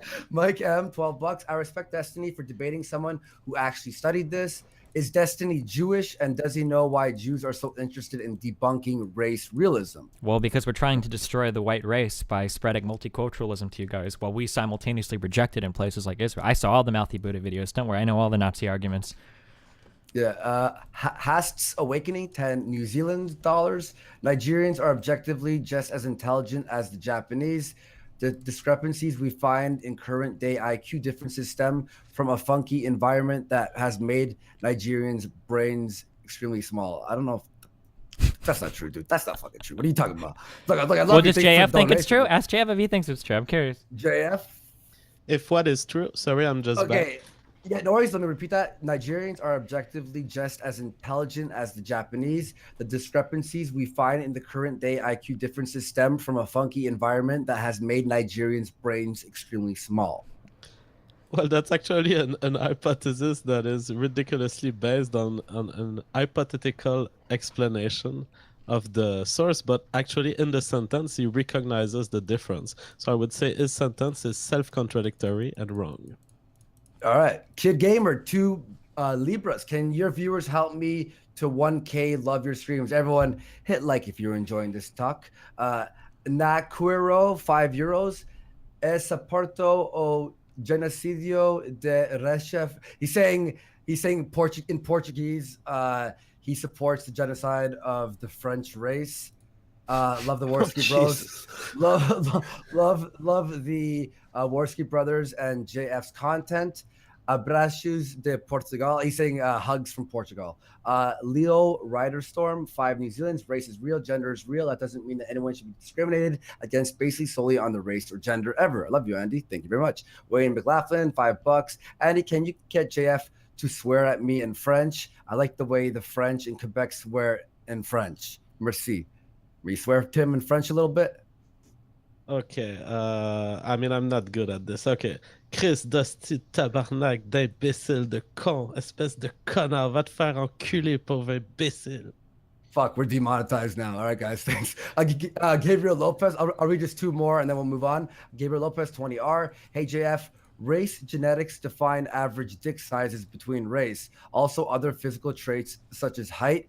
Wouldn't IQ just be one of the differences? Maybe this whole controversy is due to IQ being harder to detect in real life. What do you think? Well, yeah, IQ is just one of the difference. That is true. It's actually one of the hundreds of differences between races. All right. Dick Fingers, $5. Are you seriously getting a video to debate for you? My dude, fuck out of here. We got Tara on, so obviously that doesn't make any sense anymore, but thank you for donating. Appreciate that. Just one more. Nerve Honor, $5. I humbly call for the Anglo-Saxon supremacy in the UK and Ireland. Fuck all Taigs, Taigs. What's that? Is that like another word for black people or something? That's a racial slur, dude. Your whole channel's getting demonetized now. No, dude, if that would happen, it'd be demonetized on my first video I ever uploaded. It was just a video called nigger. No, I'm just joking. Okay, so let's fucking move on from here. I'll look if alternative. Is there anyone who wants to like a Destiny, JF, or Geek? You want to reflect on anything that you've talked about while I get alternative hypotheses in here? Well, I mean, like, there's still like 50 things I've written down that I didn't get to respond to from JF, so I mean. Oh shit! Okay. Anything you want to just throw out there while I'm looking for him? Jesus Christ. Hold on, let me back up between all this terrorist stuff. I guess we're dumping all of this out. White people and Jews.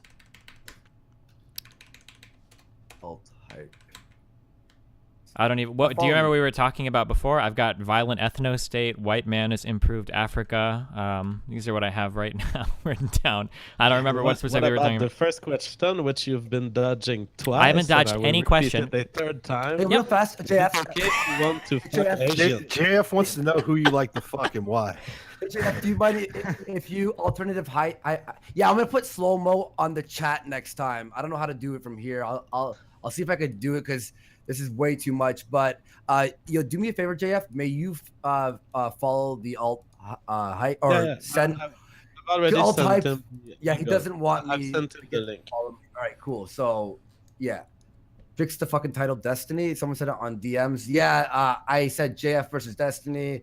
Tara joins, and then I'll keep changing it. Don't worry. That's not the final title. All right. That's just I evolve it because the show just keeps fucking changing, like on a whim. So, yeah. So Destiny, out of everything Okay. you've written. Yeah, so we can go back to that one question I never got to answer. So I think the question was, is it okay to have racial preferences in who you date? That was the question, JF, essentially, right? Yep. So not just date, but fuck. Well, sure, date and fuck, yeah. Yes. So Isn't that why we date, though? Well, according to JF, it is, right? Everything we do is for baby making. So this is a really complicated question that I think requires a little bit of unpacking. On the surface... Wait. I know why people are saying change the fucking title. I spelt your name wrong, Destiny. That's okay, dude. It's a pretty complicated... There's No, like 6 or it's 7 not. letters in there. It's all right, dude. That's absolute retardation. Fucking. Oh my god, I stink. Oh, okay, go ahead. Okay, so I think it's important to do some sort of introspection to find out why you favor any certain group of people over another. On its surface, I don't think there's any problem with having preferences for certain groups of people. You might find that black people or Chinese people or brunettes or blondes are just not attractive to you. If it's really that simple, then I don't think there's anything necessarily wrong with that. I do think you need to be careful, and again, this can only be discovered via introspection, to make sure that your preferences aren't based in something that might be a little bit more nefarious than like a simple, like a physical attraction. So for instance, let's say that when I was a child, I had a really bad experience with 2 blonde women. Say that they were my babysitters and they slapped me or whatever when I didn't want to go to sleep or something dumb like that, right? So I get triggered whenever I see somebody blonde, right? That for me to grow up in life thinking that I don't ever want to date a blonde because I think all blondes are disgusting is probably not a good way to view it. That's probably worth a bit of introspection, and then maybe realize, okay, well, I've had a bad experience with some blondes. I could probably date any blonde. I just haven't met one, right? But Destiny, how about just like inherent attraction, like I'm not not based sure. on I don't know. It's really hard to talk about an inherent attraction because the context through which we exist is culture. I can't possibly answer. Nobody can tell you what they're inherently attracted to. That's an impossible question to answer, unless you literally get a child like raised in a forest. But even that is going to be an environment that will influence the expression of whatever genetic attraction they have, right? So that's a really hard. Do you think it's a problem? Like I don't really think it's a problem.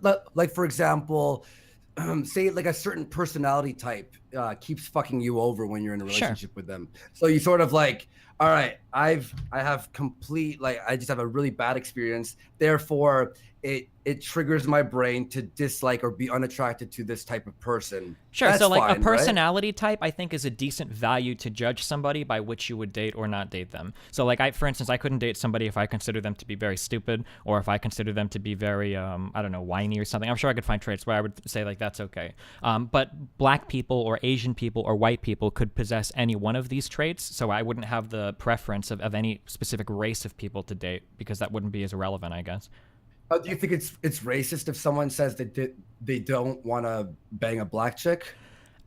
It's a weird statement to me because there are so many different types of black chicks that's a really...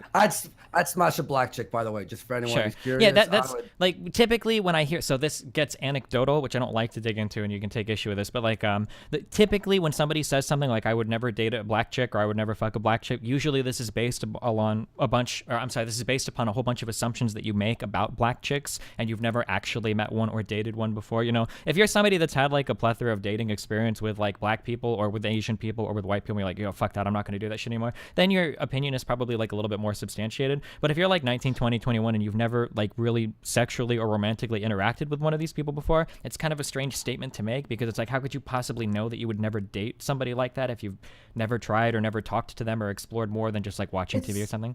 Would you feel the same weirdness if I was to come and say I wouldn't date a transsexual chick?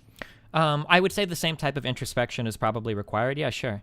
That it's possible that... Are you serious? Yeah, sure. So like I might make the statement that people who don't like fucking transsexuals should introspect. So this is what I was going to say. Are we good? Okay. So let's say, for instance, you really like fucking vaginas. Like, that's like a really big thing for you sexually, right? You probably couldn't date a trans woman because you would be sexually incompatible. And I think sexual incompatibility is a good enough reason not to be in a relationship with somebody. I think that's a totally valid thing to say. Yeah. Well, I mean, I would say most people who are straight and like women probably aren't down for sucking dicks. I'm not like bashing anyone who sucks a dick. If you're gonna suck a trans dick, like fucking all the power to you. Like for some people, that's Christmas for them. You know what I mean? Sure. No, like, I understand. I'm just saying that there's a way of addressing this that is, I don't want to use the libcuck words, but in a way that's compassionate and sensitive to everybody involved. So, for instance, if somebody were to ask me, would you ever date Andy? I'm not going to be like, oh, fucking gross, fucking Andy? Oh, God, fuck no, right? Because he's a fucking, like, that'd be like, you know, I would say like, well, no, you know, I'm not a big fan of getting fucked in the ass. I'm not a big fan of sucking dicks. I don't think we would be very sexually compatible, so I don't see myself pursuing a relationship with somebody like that. What? Andy could just be the receiver.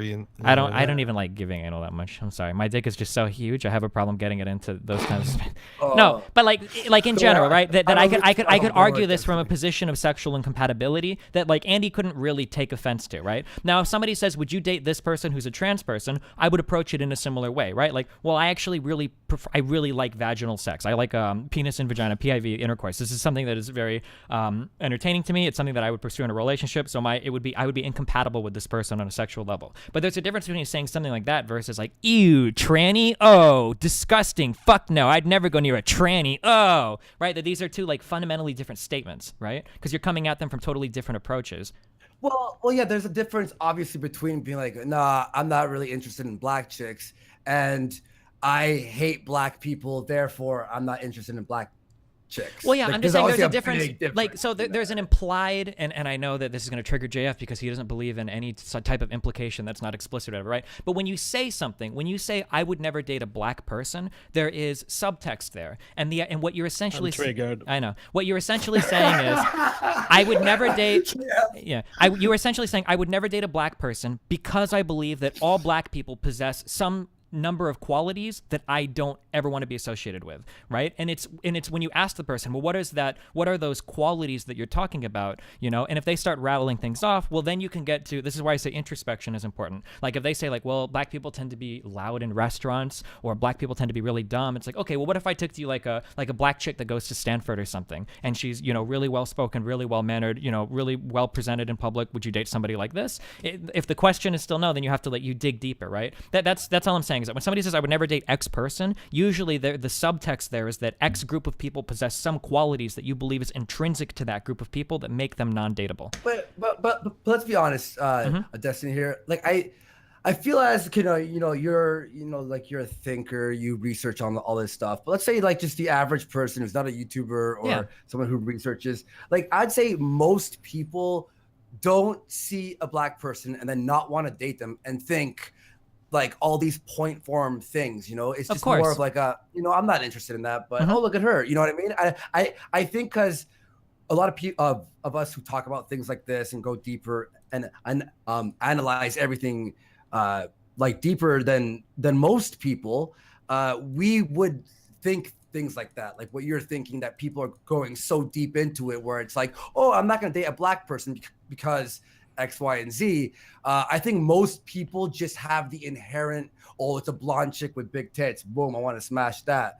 Or, you know what I mean? I think that you're but all my argument is way too deeply. Oh no, sure. But this is my argument. This is why I say with some introspection. I think introspection is really important. I don't think a lot of people do a lot of it.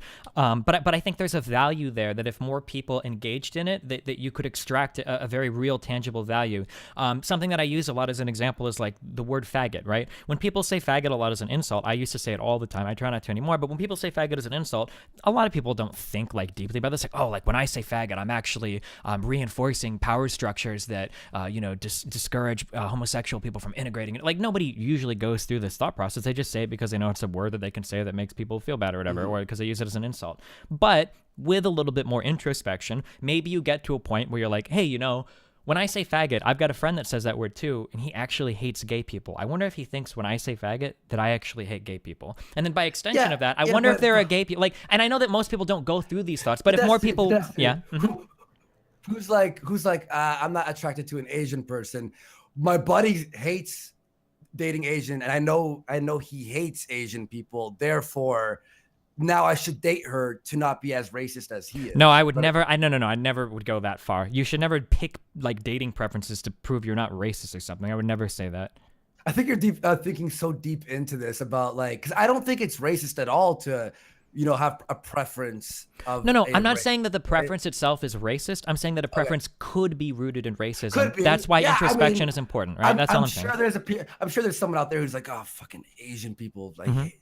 And then because they're like all I'm saying is like, I never could guarantee you that I could get a room full of people that are like, I would never date a fucking black chick ever. But if you were to put them in a room with like Beyonce or some shit, and they were to go out for like dinner or something, by the end of the night they'd be like, oh, I never really thought about this, but yeah, she's actually really chill, like really cool. Or like you find like a black chick that looks nice and plays video games and is pretty intelligent, like, oh, actually, yeah, she's actually super cool. But it's just that depending on where you grew up as a white person in the U.S., you might have like never fucking seen a black person, or you've seen them like 2 or 3 of them. All I'm saying is that like the introspection is important there, and then you can find out why you have a certain preference to decide whether or not the preference is good or not. Hey, do you like, how people sometimes hate fuck someone?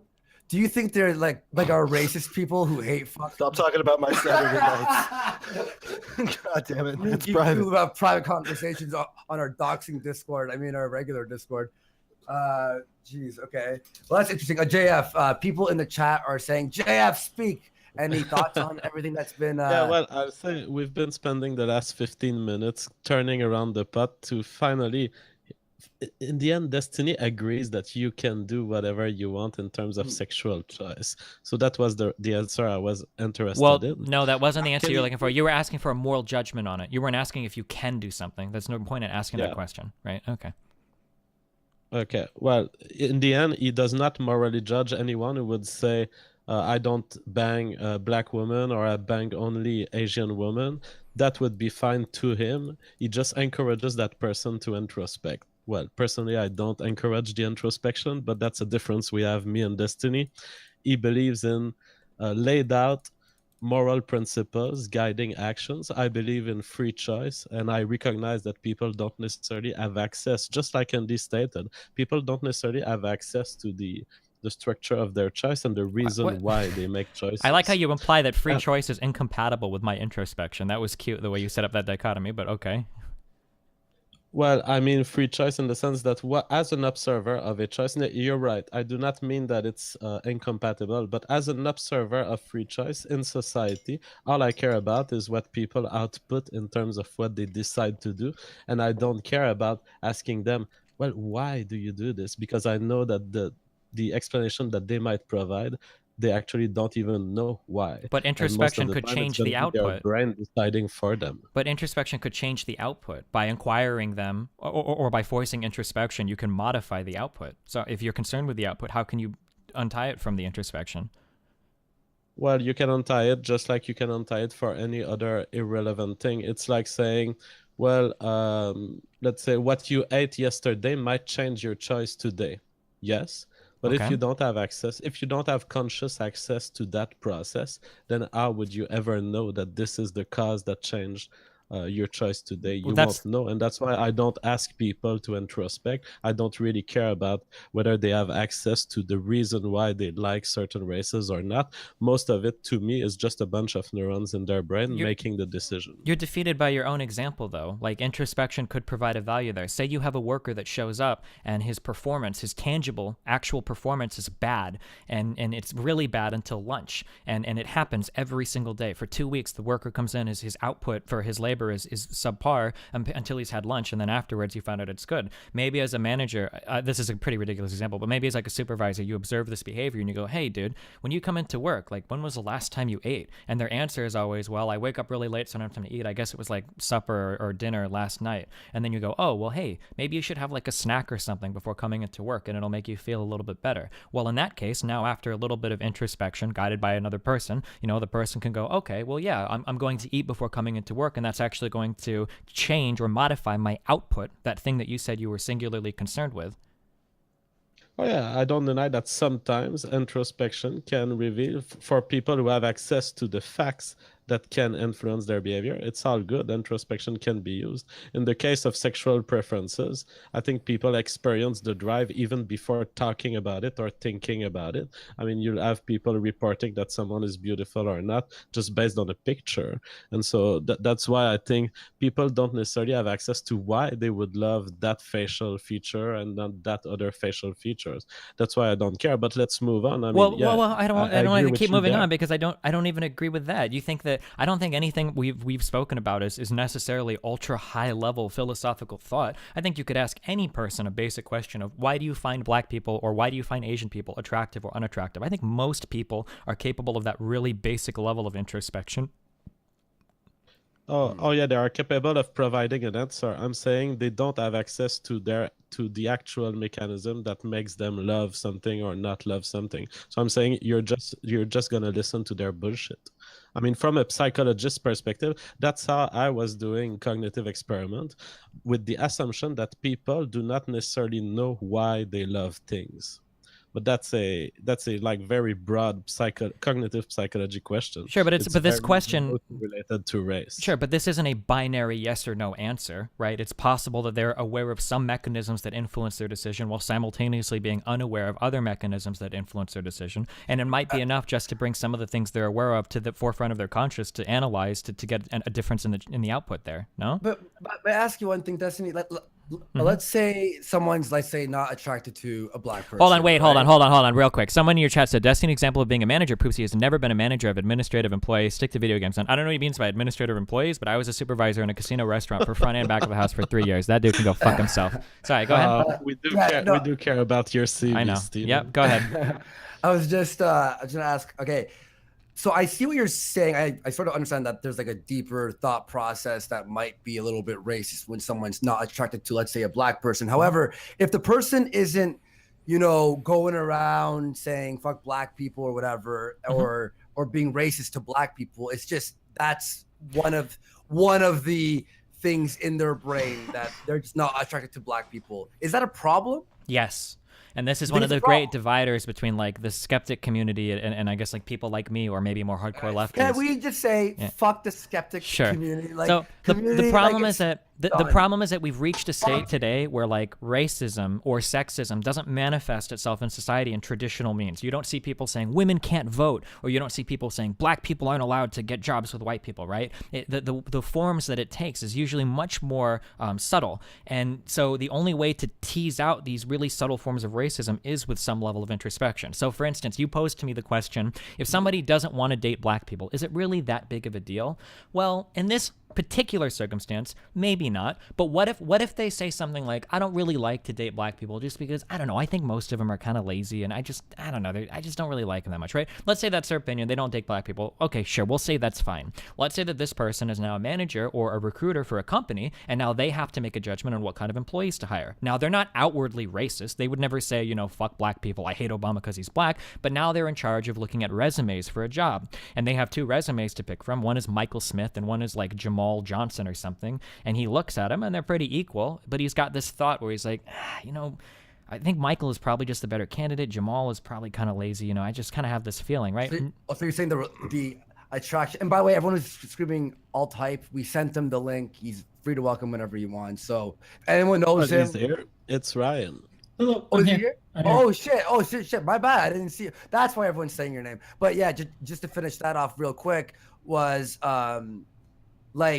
yeah, I see what you're saying, that they're taking their attraction and maybe bringing it into like the workplace. Or not just the attraction, but just these underlying assumptions we have that if we never really stop and question them, that they can manifest in a whole bunch of like tangibly negative ways. I believe that you're thinking way too deeply into this to someone who just doesn't want to fuck a certain like race. Well, yeah, no, I'm just saying that in this one example of like who you fuck, it's not a big deal, but that could manifest in a lot of negative ways throughout the rest of your life, right? Yeah, I see what you're saying. Oh, hey Ryan, alt hype, nice to meet you, my friend. Hey, nice to meet you. Yeah, I've heard a lot about you the past week, and I've never talked to you before, so I have no idea what your positions are or anything. I haven't seen any of your stuff, so if you want to introduce yourself first to everyone who's watching. Yeah, I'm just an autodidact on the internet who likes to spread the glory of racism. One thing I want to say to Steven here It's a hell of a business card. Well, wait, is that legal in Canada at this point? We need to cut the stream. Did Jordan Peterson make a video about it? Are we gonna get locked up for it? Right. Yeah, one thing I would say though is that just regarding the hiring stuff in practice, I don't care to talk about this. I know you've got a million reasons why all of it is true that Can you shouldn't you hire not black cut people. the guess when they tell us why black people are so lazy. Go ahead, dude. Yeah, Come on, Destiny. Hey, Destiny, you had a lot of time to talk. Yeah, go for it. Yeah, it's open house. It's open house. Well, I would just say the thing is like I'm just sort of here on the spot, but there's not like the hiring discrimination against blacks and Hispanics is actually something that's firms are actually responding to an over credentialization of people based on affirmative action. And I've actually done some research on this and actually found that when you control for a criminal record, that there's actually that they actually go away in terms of these hiring discrimination stuff. So we could talk about that some other time, though. I mean, that goes against your argument, though. What? Right? The idea that if you control for criminal background, now if they're told the black people aren't criminals, they'll hire them. That shows that without being given access to a criminal background, they would assume the black people are more likely to be criminals.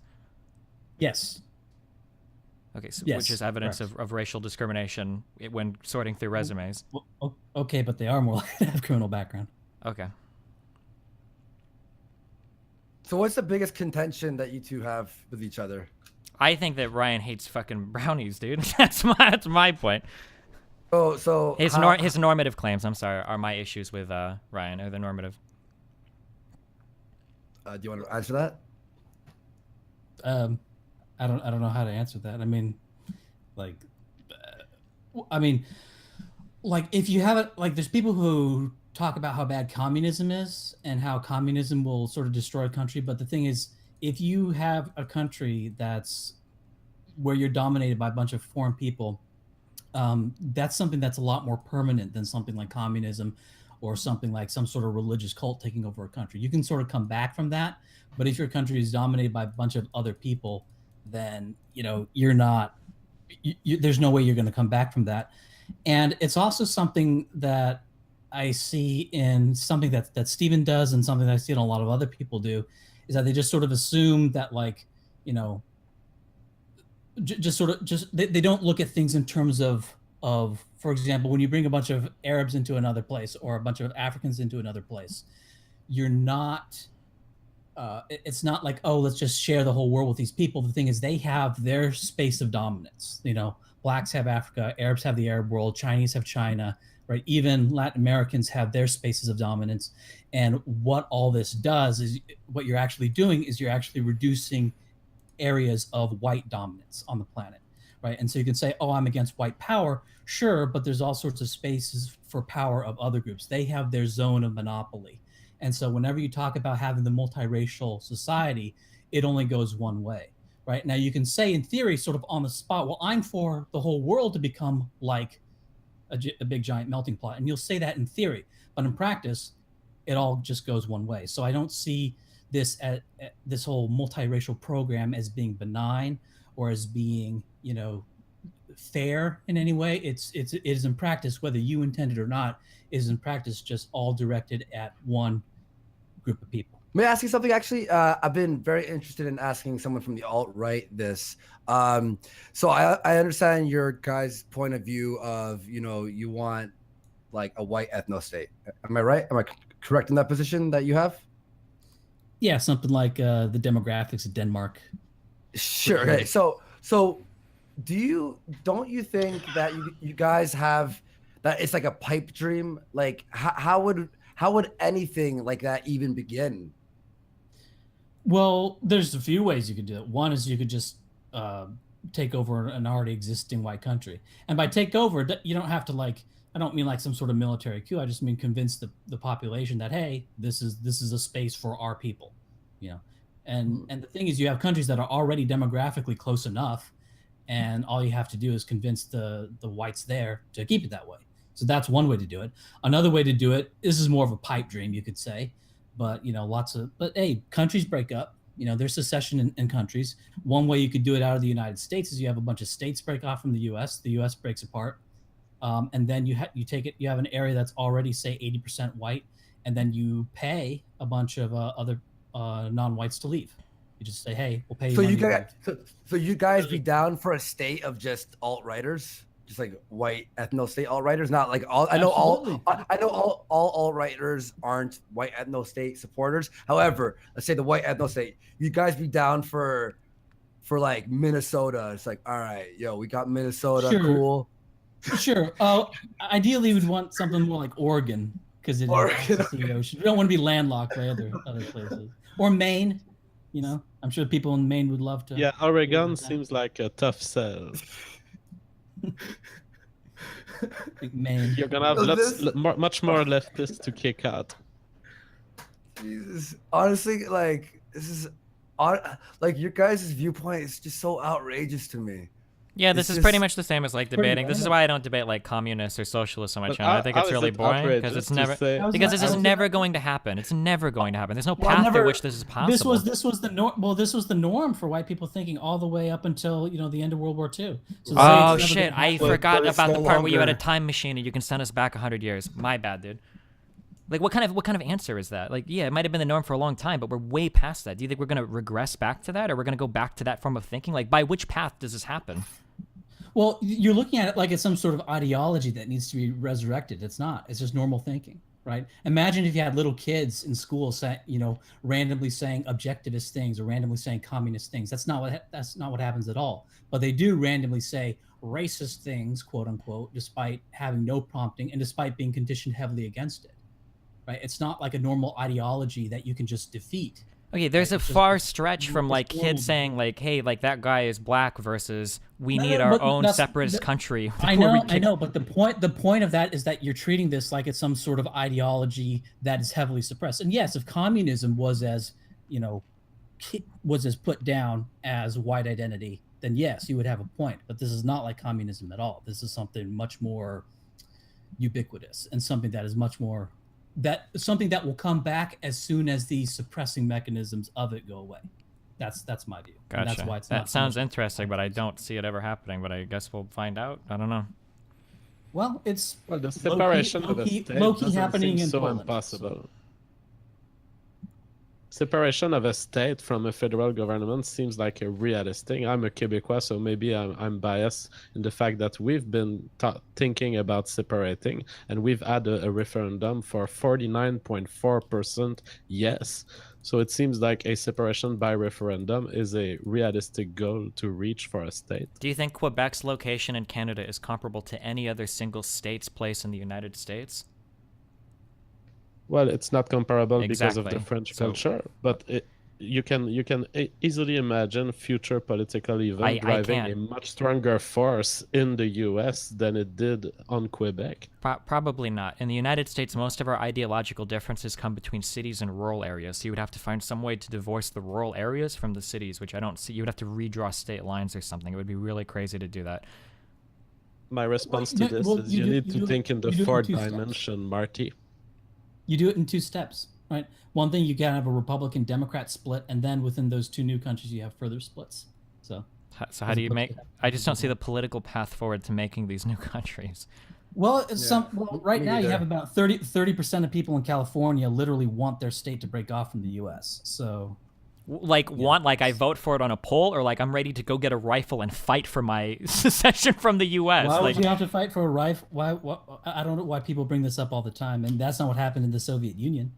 but it is what happened in the United States Civil War. How are you going to get part of California sure, breaking off from the sure, U.S. sure. and no one having any Sure, but the problems with thing it? is, that's like you could say, oh, the U.S. is going to intervene because that's what they did in 1865. But you could have made the same argument that the Soviet Union's going to prevent secession because they prevented it in Hungary and in Czechoslovakia and in East Germany in the 40s and 50s. So your Much argument more is recently- unironically that 30% of Californians could break off and everybody would be okay with it, that there wouldn't No, be no, some no, sort of no, I'm military saying struggle to it's prevent it? 30%. It's 30% right now.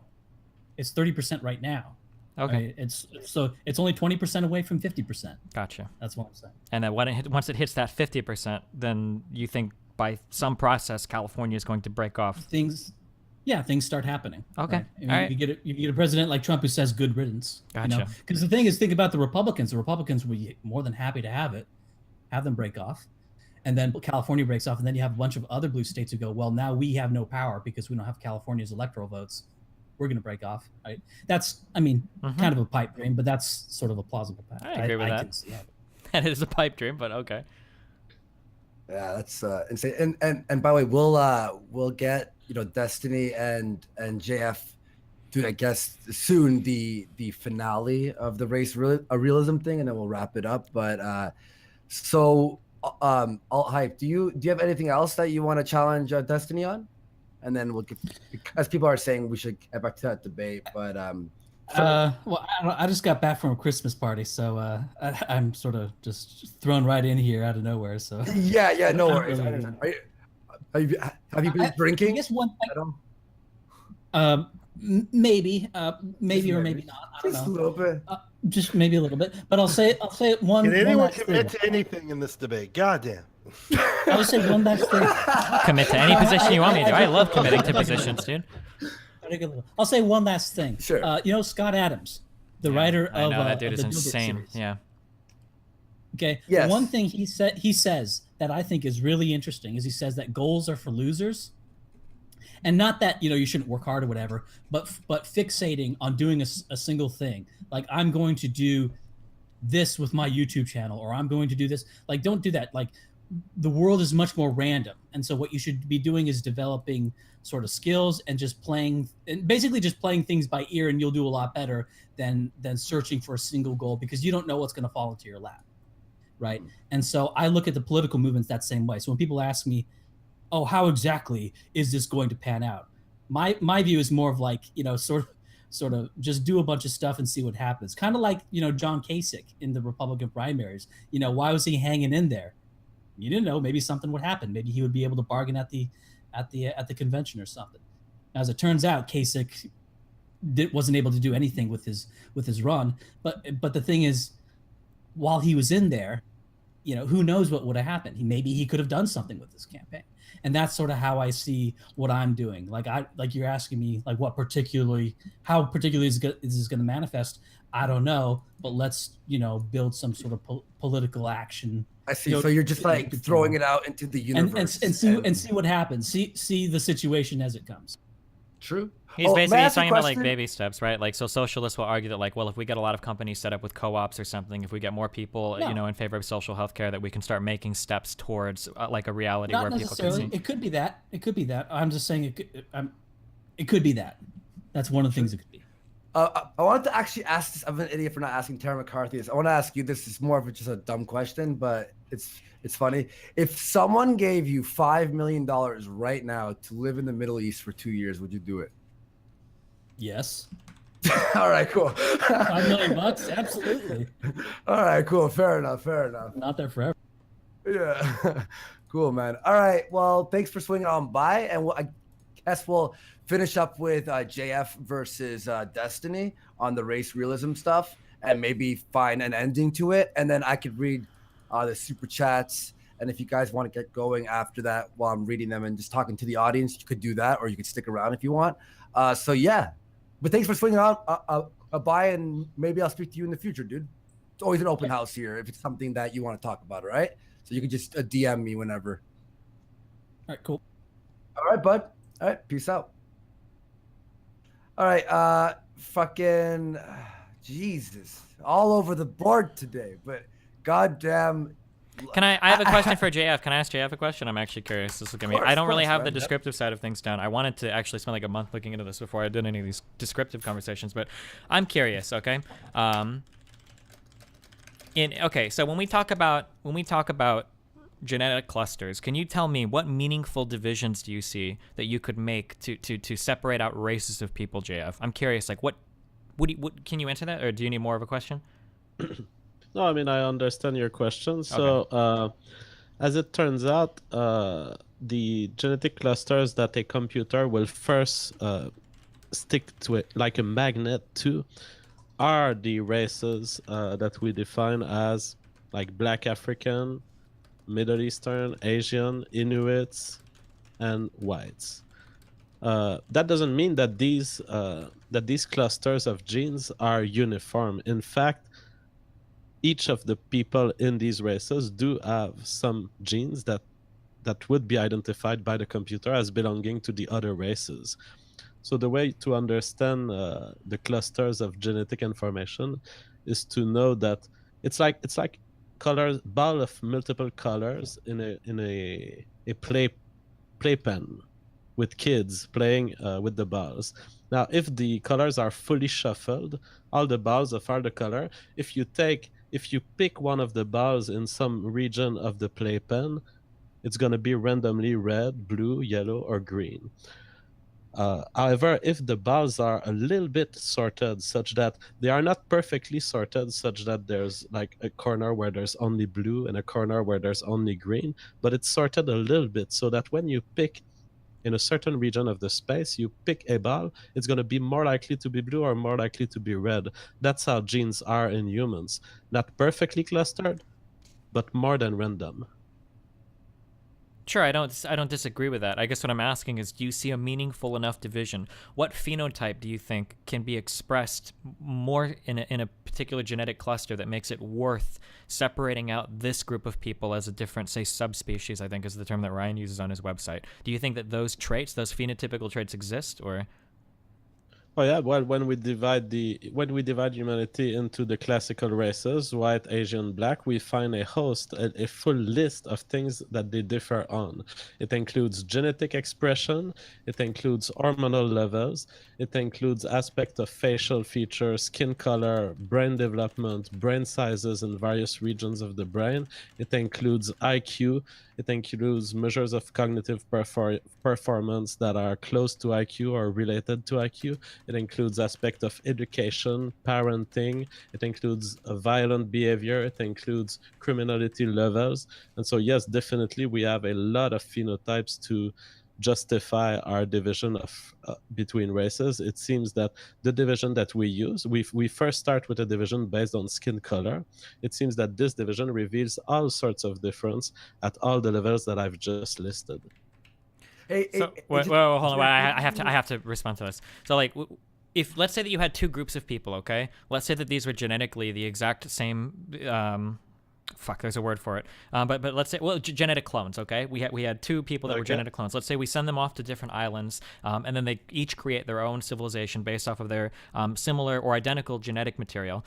Let's say that after some generations, starting with the same genetic material, let's say that one group, for whatever reason, a bunch of schools exist here and these people get educated, and then the other group, these people don't have schools. Let's say that when you start to do measures of like IQ, cognitive performance, and all of this, that you find that the group of people with schools are much higher have gotten much higher attainment in education and score better on cognitive tests or G-loaded tests. Would you say that you should separate these two groups of people out as races at this point, or? Well, you might, if you have genetic evidence that you are justified in thinking that they have become different, you could. Okay, now, so your hypothetical scenario involving twins is not the reality of human evolution. The reality of human evolution is that people do not have the same genes. Sure. So can I ask you this, and I'm not trying to get you here. You can either tweet this at me or DM it to me or whatever later. Do you think that there exists right now, that there is genetic evidence that concretely explains the variance in IQ or a good percentage of the variance in IQ between races of people? Do you believe that genetic evidence exists right now? You mean genetic evidence that would prove what? Exactly what point? You mean that the gap in IQ between blacks and white is of genetic origin? Yes. So real fast, sorry, Geek Thule has to go. So Geek, thanks for showing up, buddy. I'll talk to you later, man, okay? All right, man. Thanks a lot for the invite. I appreciate it for the support in this intense stream. All right, thanks a lot. I had to hold your hand for this, okay, man? All right. So bye-bye, Geek. Peace out, Geek. So to answer the question, Altype has a video that he published, I think today or yesterday, exactly about this question.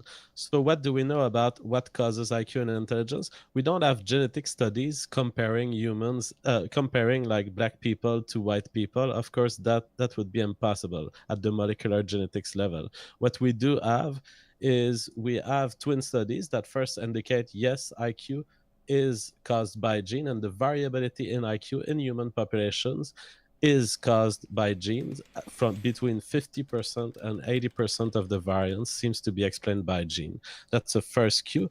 Then we have the genes for intelligence, the genes that correlate with intelligence. So what we do is we look into tens of thousands of people, and we look at what genetic variants seem to be most associated with higher IQ or lower IQ.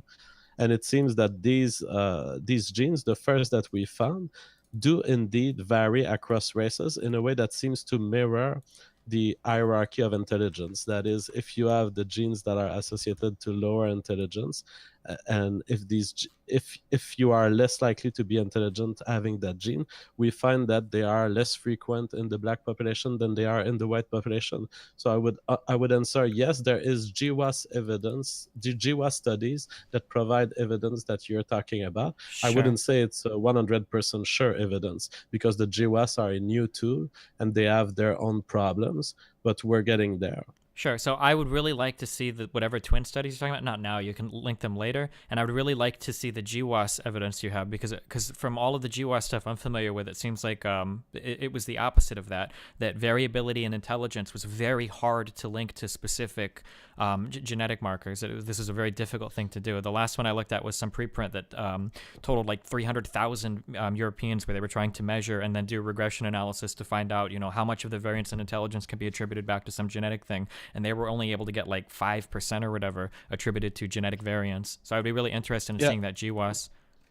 So earlier I left a twin study earlier in the chat on the right that you will find. You have the link to the twin study. Then I'm leaving the alternative hypothesis on GWAS and the general case for race and IQ being genetics. And you can also look at the recent alternative hypothesis video called Why 80%. And if JF, if you could DM me all those links, I'll toss those down in the description bar. I'll also tweet out this is what they were talking about at the end, just so everyone who's watching can check that out as well. All right. All right. What a stream, guys. But Destiny, how you feeling? Feeling all right? Yeah, we're still here. Yeah, JF, how about you, man? Yeah, I'd like to conclude on my perception of the discussion. I think we didn't get much far, and I think there would be place for extending this conversation in another stream if you guys are up for it. What we have here, it seems that Destiny is one of the rare people on the left who seems to be saying, I accept the existence of races. No, I haven't said that quite. Opposed to the fact. I'm not opposed to the fact that it could exist. I just don't see a useful right. When we talk about taxonomy, we make distinctions in groups of people because there's something meaningful to derive from that distinction. And I'm not fully convinced that there is a distinction, that there are genetic clusters that could be traced back to geographic origins of ancestors that makes for like a meaningful distinction. But the descriptive part of this is something that I have to look at. I know earlier you said like hormone levels and IQ and cognitive performance, but I haven't seen the data that IQ can be heavily correlated via these GWASs through some sort of analysis, that you can correlate IQ to gene clusters from specific people. I've never seen that type of data before.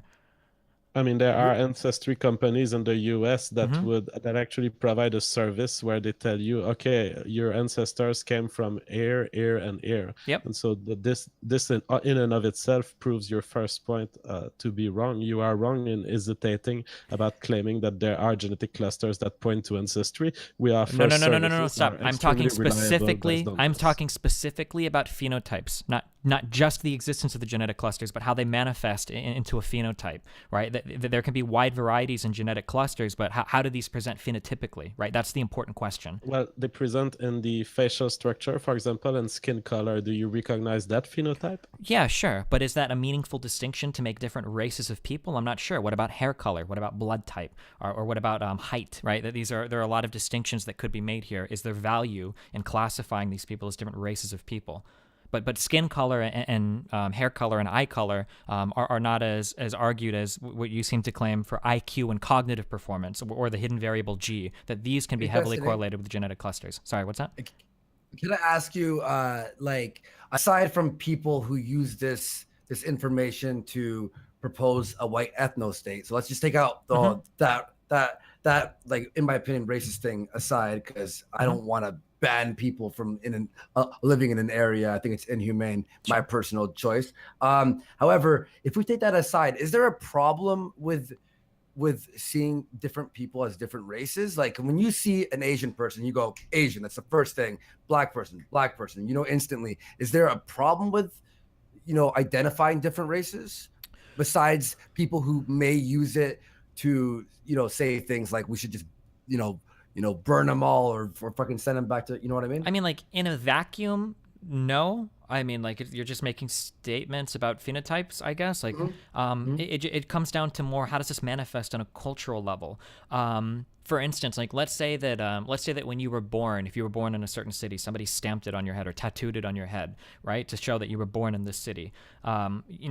You could ask me that same question. Does it really matter that I can see that some, shitty city is stamped on your forehead or something, that I can actually see like that I can see this, even if it has no bearing on you as a person? And your answer could be, well, no, it's just another piece of information. But the thing is that in society, we tend to extrapolate. This is what humans do, right? This is why we're so successful as a species, is that we're very good at discovering patterns and then unfortunately at applying patterns where they don't exist, right? So people will see one piece of data and they might extrapolate a ton from that. And that's why you have to be careful about what is the value of this taxonomic, distinction between two groups of people. That if I were to start to say that blacks are a different subspecies than whites or Caucasoids, right?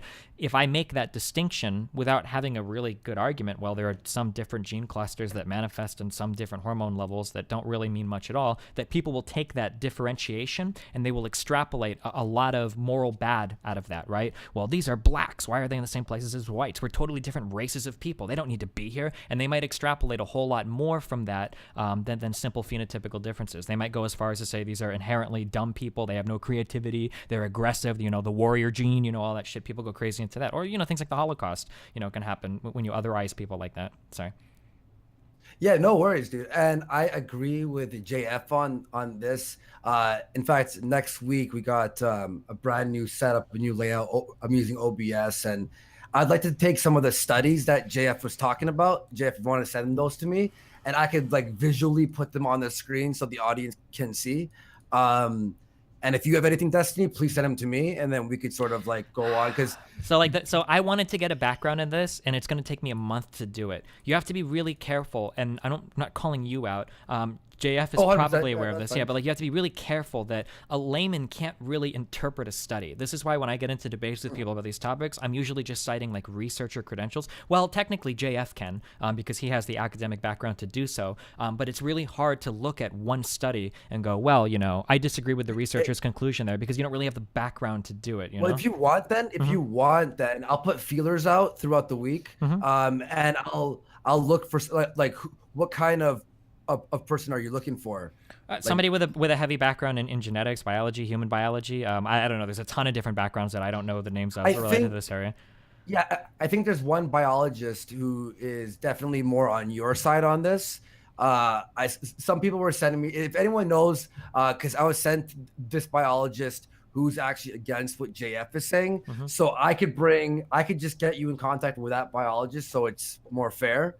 I'd like to do that if you'd like. Yeah, or I mean, this is a topic that I'm just trying to find. Every biologist on YouTube, they don't talk to me anymore.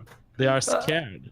Yeah. And really? Today, I mean, we don't even need a freaking study. Destiny just self-contradicted by, on the one hand, acknowledging that the facial features of the races are inherited genetically, and on the other end saying, well, but I don't know if it's enough to define a race. Well, you're creating a false threshold there. I don't know if it's enough to define a race. It's enough if people want to.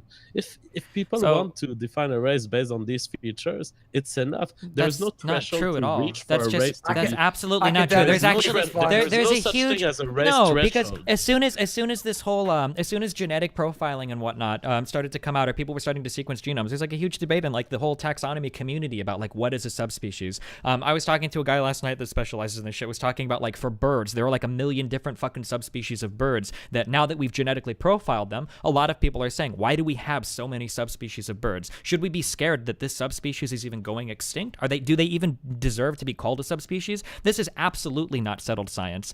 There is a huge debate over what qualifies as a separate species or a separate race of person, and I think it's incredibly valid to ask, what is the value of giving a different race to this person? I think that's a totally valid question. Just because I recognize some phenotypical differences doesn't mean that I'm willing to say that these people deserve an entirely separate classification. That's a ridiculous false equivalency that I never stated. Well, you are making the implicit classification. You're just refusing to call it race. Of There is course, no but we such make thing as a classifications. Scientific debate. There's no scientific debate about what a subspecies is. We all agree that there is a continuum of genetic variation, and we can define subspecies at any level we want, from the very microscopic one letter of DNA difference up to the very macroscopic multiple gene difference within a species. It's not a scientific debate, it's an arbitrary semantic issue. Sure, but the issue is whether or not we can derive value from these classifications. The recognizing that there are different phenotypes, and also you're presenting it as though like, oh, well, Destiny recognizes different phenotypes, so he's on the same page as everybody else. The other people are trying to recognize differences in like inherent cognitive ability. This is much different than like, are you black or white? These are complicated, neurological structures that haven't even really been explored in a genetic way that supports your argument. This is why you rely on twin studies as opposed to GWASs, because you don't have the genetic argument that you can concretely make. So no, just because I recognize differences in some, just because I recognize some differences in phenotypes like height or facial bone structure or skin color, doesn't mean that I'm on board with saying we should have totally different races of people, and also IQ might be intrinsic to a person as well. That's it. Well, you agree with me on the facts, you don't agree on the word. I'm done. Okay, if that's what you took, if that's what you got for that show. Hey, look, if we set something else up, I'll let everyone know. Maybe if there's something deeper we can go into, or some studies we can actually look at, that'd be very interesting, because this subject's pretty fucking intense. But Andy, if I were you, I would suggest for you, dude, focus on the normative claims. What ought we do? Even seed the whole argument and say, okay, well, let's say that there might be some differences in intelligence. What do we do from there? That's where the meat of the argument is anyway. The descriptive shit is still a clusterfuck. We tried going for the morality of it. It took us 1 hour to determine if you wanted to fuck Asians more than whites, and we're still not sure what's your response. That's such a straw man, JF. Tara McCarthy isn't talking about who she wants to fuck. She's talking about people that she want to pay to leave the country. When we're talking about the normative claims of race realism, it's on whether or not we want to forcibly export people with threat of violence from a country, not who we want to fuck or not. That was a cute false equivalency again, though. What's up? But so the normative claims, I stated in the beginning, and my personal opinion, I disagree with having a white ethno state. I want everyone to be very clear on that. But isn't it disingenuous to not bring up the fact that there are differences in race? Like, I'm not saying bring that up and now let's take it to the level that certain people want to take it to. That's just their opinion, and that's fine. They have their own opinion. I personally believe that we shouldn't judge people based on the color of their skin or who they are, but their character. But what we've seen from everything, and visually, culturally, averages, there are differences in race. Do you agree on that? the big point, and this is what I focus on. I'm sorry. So moving again to the normative, the big reason why this is such an important conversation is because somebody like me, I might observe like there's a difference in IQ between black people and white people, and my goal might be, let's bridge this as much as possible. What type of educational programs can we do, et cetera, et cetera? That if you quickly jump onto the, well, race is real, IQ differences are intrinsic, fuck them, then your policy positions are going to look a lot different than mine. You might say like, well, I'm not going to waste public funding on education for blacks. I know they're stupid. I've seen the twin studies from JF. Like that might be your new policy position. We could, by the way, this guy Kill Notes, he just orange box here. Why don't you touch the topic of a country staying majority white instead of doing the dead horse of the ethno state? I think that's definitely like a topic we could definitely cover in the future, and I'd be fucking down for that. But obviously, what we've been doing this week has been slowly just going over every point one by one, and I think that's the rate that we should be going at, because not a lot of people on YouTube have been talking about this very often. So it's slowly let's just edge into it. It's like, this is like anal. You don't just fucking pound the asshole. You're gonna rip. You're gonna need stitches. You have to lube it up and slowly go in. Sorry, I used that metaphor. I had nothing else, guys. Wait, I've missed. Are we talking about anal sex now? No, I was missed it. metaphoring that people are saying, let's get into the the topic of Andy, you don't need to re-explain. I was trolling. Fuck me. How I always fall for it. Jesus Christ. Yeah. So I feel your pain, Andy. It's really hard to recognize when JF is being serious or a troll. He's like the manifestation of Poe's law in and of himself as a singular being. He is the expression of Poe's law, like on his own. The hardest was, I don't know if you saw Destiny when I had Naked Ape on. He says his real point in the same tone and in the same paragraph as his joke. So he'll be like, yeah, no, I've had the mispleasure of speaking with him before. And then we should kill them. Yeah. And I'm like, whoa, hang on. He's like, I'm just joking. I'm like, about what part of the sentence? But has there been a knockout study on nigger dick size? That's what we're all going to find out on the next Worst Club. I'm going to stick around, and I'm going to definitely read super chats, answer some questions. I want to also go talk about the new format of what we're doing here, and I made up some rules just to keep everything in line. But guys, that was fucking excellent. I liked it. All right. Well, thanks for having me on. I hope that in the future, when I have the descriptive side more handled, because I need to do a lot of background on this, I can come on and talk more to that. Yeah, for sure. Let me know. Just Skype me whenever you have. Yeah, sure. Whenever you're ready about it, man. And thanks very much. And I love you, man. All right. Have fun. Good luck, guys. You didn't say I love you back. What? I just said I love you. Oh, you said have fun. Yeah. I said I love you guys. I should be more precise. I love you, Andy. I don't love you, Jeff. Fuck yourself, right? Have fun, Andy. Peace out. All right, peace out, Destiny. Fuck. I think that went okay. I thought it was gonna be a lot worse. I think we did okay there. Jesus.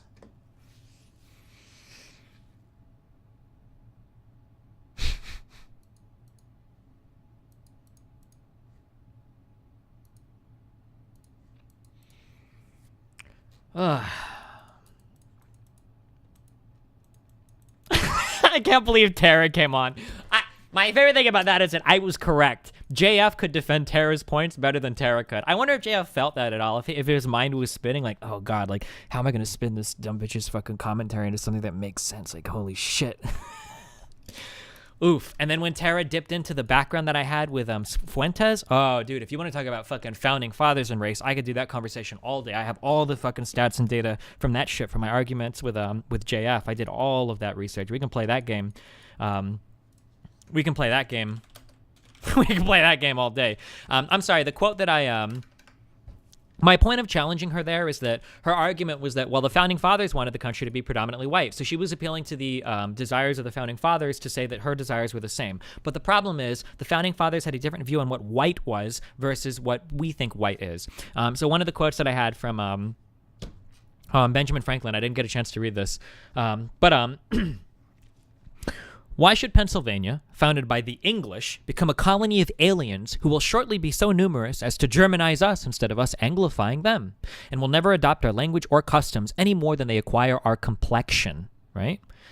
Which leads me to add one remark, that the number of purely white people in the world is proportionally very small. All of Africa is black or tawny, Asia chiefly tawny, America, exclusive of the newcomers, wholly so, and in Europe, the Spaniards, Italians, French, Russians, and Swedes are generally of what we call a swarthy complexion, as are the Germans also. Only the Saxons, excepted, who are the English, make the principal body of white people on the face of the earth. I could wish their numbers were increased, and while we are, as I may call it, scouring our planet by clearing America of woods, and so making this side of our globe reflect a brighter light to the eyes of inhabitants in Mars or Venus, why should we, in the sight of superior beings, darken its people? Why increase the sons of Africa by planting them in America, where we have so fair an opportunity, by excluding all blacks and tawnies, of increasing the lovely white and red? But perhaps I am partial to this complexion of my country, for such kind of partiality is natural to mankind, right? So this is an example of when we wouldn't look at French people, Russians, Spaniards, or Italians as not white today, right? That Tara's definition of white is actually way, way, way different than what any founding father definition of white would have been. Yeah, sorry. Okay, I turned back on donation memes. So proud of you, my dude. Thanks, Stock. Great 1v2.5. Oh, yeah.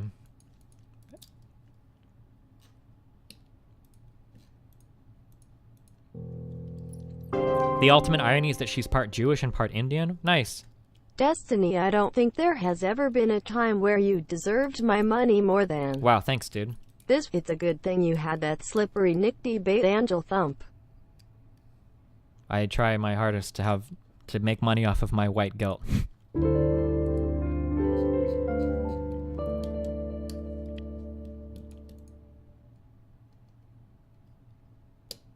Were you bothered at all by the interruptions? Oh, when Andy interrupted?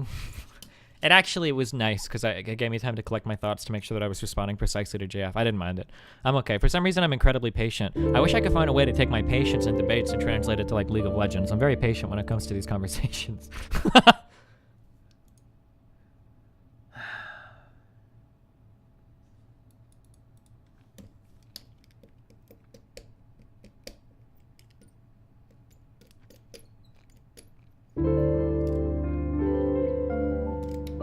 I don't think you should have ended by telling JF to fuck himself if you... Nah, fuck it, I don't care. Nah, I don't give a fuck about that. Nah, fuck that shit, dude. Go find another bleeding heart libcuck. Nah, fuck JF. I don't like that dude, and I will tell him to fuck himself. Fuck that guy. That guy engages in the worst kind of disingenuous wordplay. Fuck that dude. That we can sit here and listen to a video of Tara McCarthy, like, very clearly stating what she wants to do, and he's like, well, actually, she's just talking about protecting her people. Notice how he kept trying to redefine race to, like, country, or redefining race to people, or redefining race to society. Notice that he kept shying away from that race word. Like, he wouldn't do it. And I had to keep correcting him every time. I'm glad that I was able to focus on that. I had to keep correcting him every time. Tara's not talking about a people or a collection or a country. She's talking about a race of white people. But he refused to say that. It was really irritating. That went about as well as expected.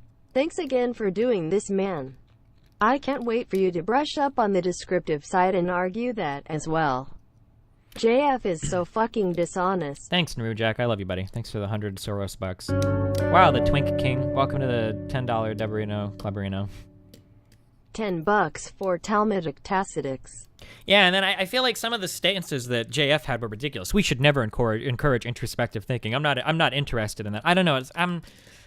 That would unfortunately I know why he says those things, which bothers me because I spoke with him so much about philosophy in the past. I can see how he could construct his philosophy in such a way that he doesn't care about it. But I just feel like it's so naive. Duckers off screen. Love you, buddy. Thanks, my dude. Did you take notes and stuff? I tried to. I don't want to say JF gish gallops because JF doesn't really gish gallop, but JF would bring up, like, this is the problem, like, JF, here, I think I have my notes. Like, JF would bring up, like, 5 things. Bunny is doing post-debate analysis at the moment. Nice. JF would bring up, like, 5 things, and then I would try to respond, but then the other people would keep taking it off. So there's, like, a lot of points that I didn't respond to, right? Oh, like this. Remember when he said it confirms old ideas of race? That's not true. But when I responded to that, I didn't get a chance to go into it. From a genetic standpoint, we can tell where your ancestors come from. Just because we can tell your ancestry doesn't mean there's usefulness there in classifying you as a different type of person, right? There were a lot of these points that I wanted to get into, but every time, and I don't want to say JF Gish gallops because he doesn't try to, because if it was just me and him having the conversation, we could go point by point. Damn, but with the other people in there, it kept getting thrown off, which was so many people on the Reddit were doomsaying. Alphipe sucked, and who the fuck was that chick? LMAO, good job, man. Thanks, buddy.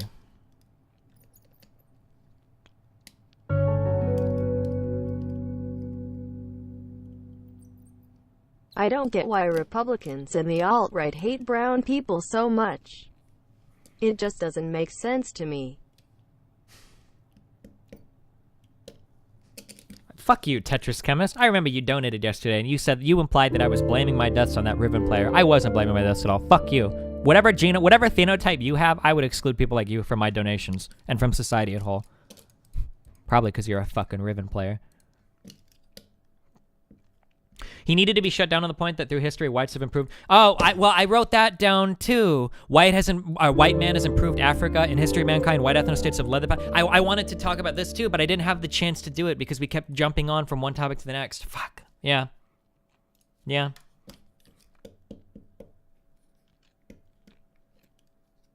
You totally gave up the point about twin studies. The twin studies use a heritability quotient, and heritability quotient can't be used to make the claims. Yeah, I'm wondering if it, because... Are you an American citizen?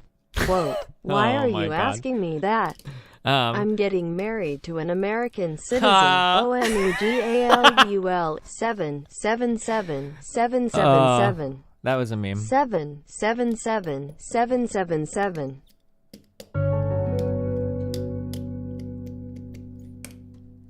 That was a good meme. Sadly, you didn't read donations during the debate since I wanted to be pulled in since you said I can join in on convos before in an email. Would I be able to join you for a bit to talk? Wait, what did you email me for? What was your name in the email? My man Destiny, you did excellently in that debate.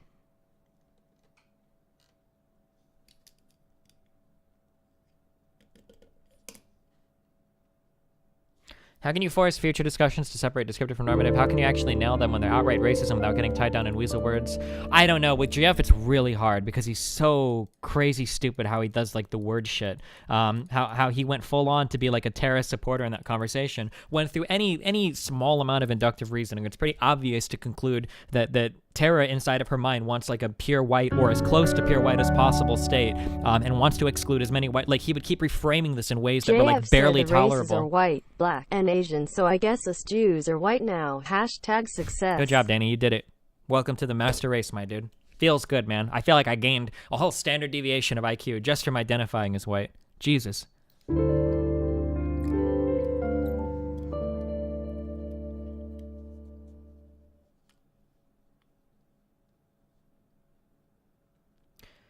Can you explain the study alt-hype brought up and didn't realize it was racist? Oh, fuck! I actually spoke to a really smart economist on my stream once about this study, and it had to do with, oh shit, let me see if I can, there's a word for it. Destiny, you are an inspiration to all lip-cut kind. Thanks. Thanks for the $20, John.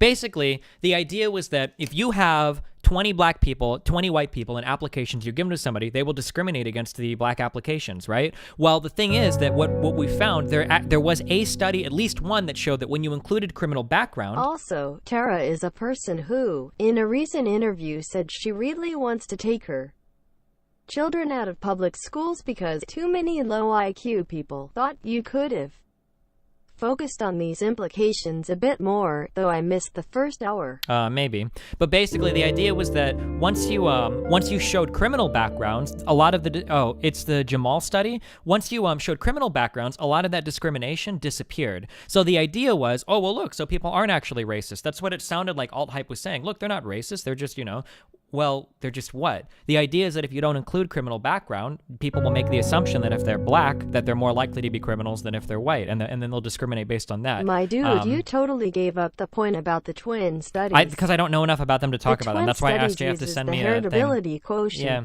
And the HQ cannot be used to make the claims that JF is making. But the idea that like, well, of course, more black people are criminals, so we can discriminate against them. Like, I'm curious, like, if you're hiring for like a computer engineering job at a company, do you really think that a lot of your black applicants there that have like CVs that include like Stanford or comp sci degrees that are like criminal in background, like, is that really an accurate assessment of the capability of your applicant? Like, do you really think that's fair to say? I don't know.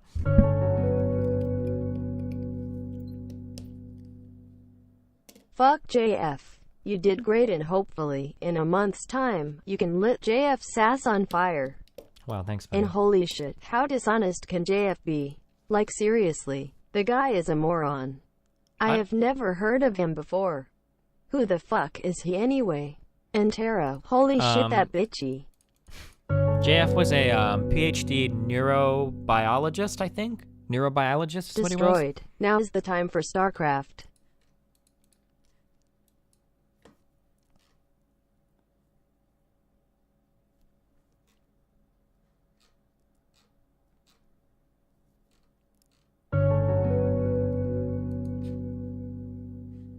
I'm not sure if it was this or not. Good job, buddy. You're doing God's work. Link what JF linked? Oh, JF linked these two things.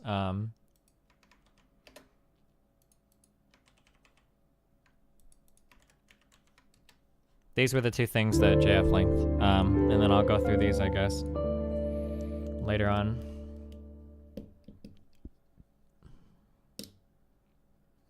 How about the claim that proclivity to build nation states is in people's bloods? I think Tara's got the empirical evidence to demonstrate that one. No, but JF would of course agree with her. JF goes crazy on that phenotype shit, where JF will say that like people have a propensity to be like to like form Just look esports teams or outside. something. Like he'll go Someone like from not really inside America. yeah. Yeah, he'll go like really crazy on those big claims, you know?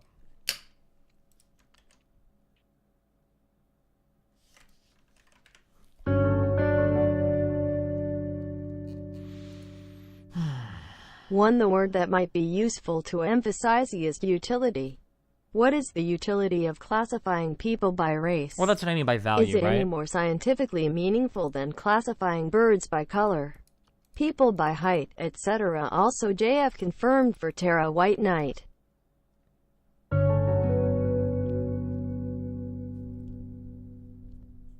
It was a bloody day today, a red day, a great day. Good job for a 5-4 manlet. Thanks, buddy.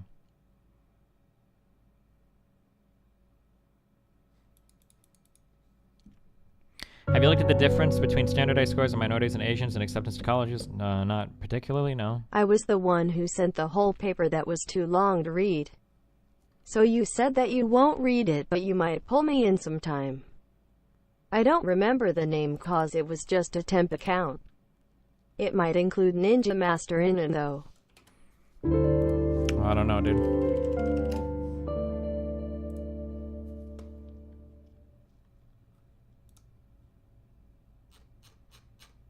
Oh, wait, I remember it. Oh, dude, you sent me... I love you, buddy. You sent me an 11-page document on your beliefs. There's no way that I could read this. I'm sorry. I love you, though. I appreciate you. Had the pleasure of meeting JF at a charity do once. He was surprisingly down to earth and very funny. Thanks, Brian L.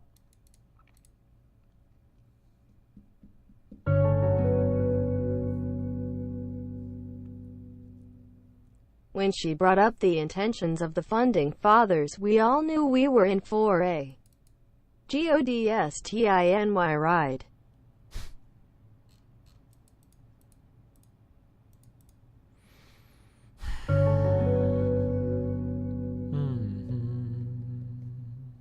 Tara isn't racist. She just wants all non-whites to leave. Stop strawmanning her, you dishonest fuck. Jesus Christ.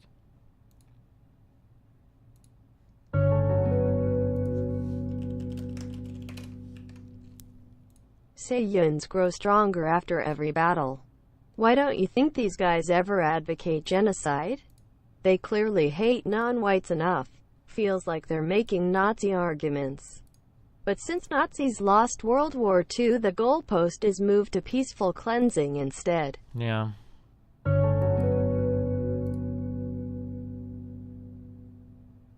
There may or may not be a genetically determined link between skin color and IQ. The more important debate is the political one, as in destroying the notion that race realism, even if true, is a valid basis for discriminatory, violent actions in policy.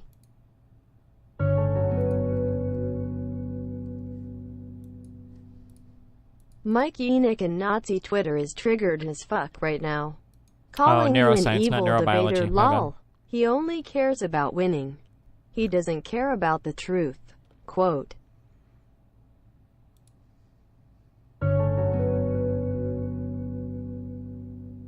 I don't know who the Mike Enoch guy is. A trait can entirely be mostly by genetics, but the variability of the phenotype in the population can be caused entirely environment. Giving you an HQ of HQ doesn't give how much genetic influence. Gotcha. Destiny basically openly said that he was willing to discard the truth to achieve the social result he wants. I never said that, but the okay. surprise guests were too much of an interruption. The conversation with JF was more spicy. Well, hope you can handle all this newly earned support you are getting after this debate.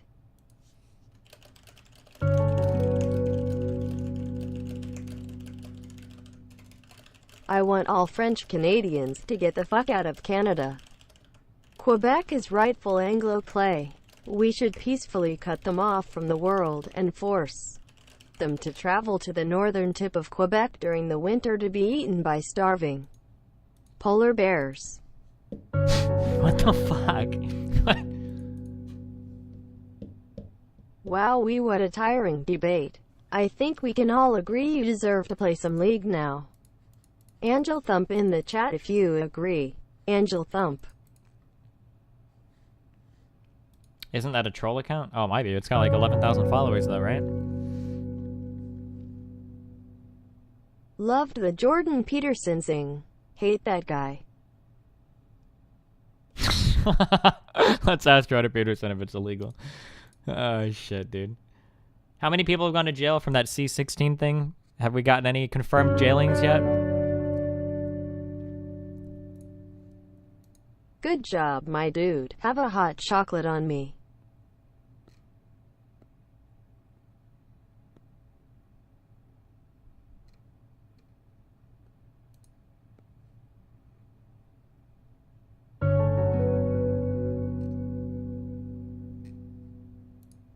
Had a great time listening, my duder. It's so heartwarming to see normies balk at the policy implications of race realists like Tara once they're revealed. Big love.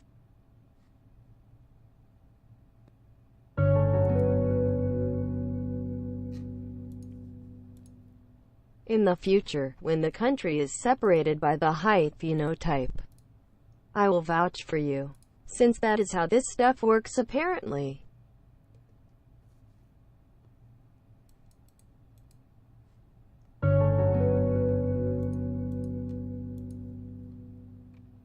So now that you remember me, you think I can talk with you tonight, or at least at some point? Yeah, at some point. I'm pretty exhausted for today. Maybe tomorrow. If you just you don't have to donate, dude. I'm sorry. I'm not trying to make you donate. If you just like throw a message in chat, yeah, we can chat if you want. I loved the part where they totally skipped over all the disastrous effects of colonialism on the world. Lil XD.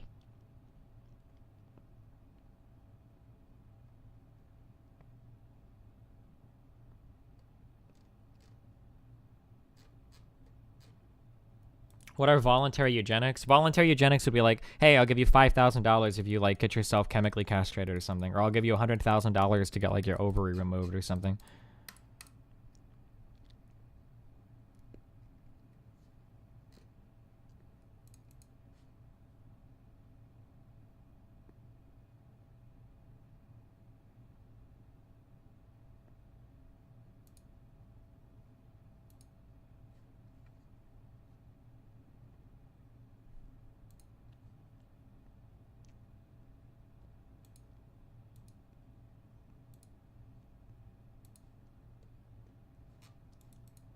Okay. Are we good?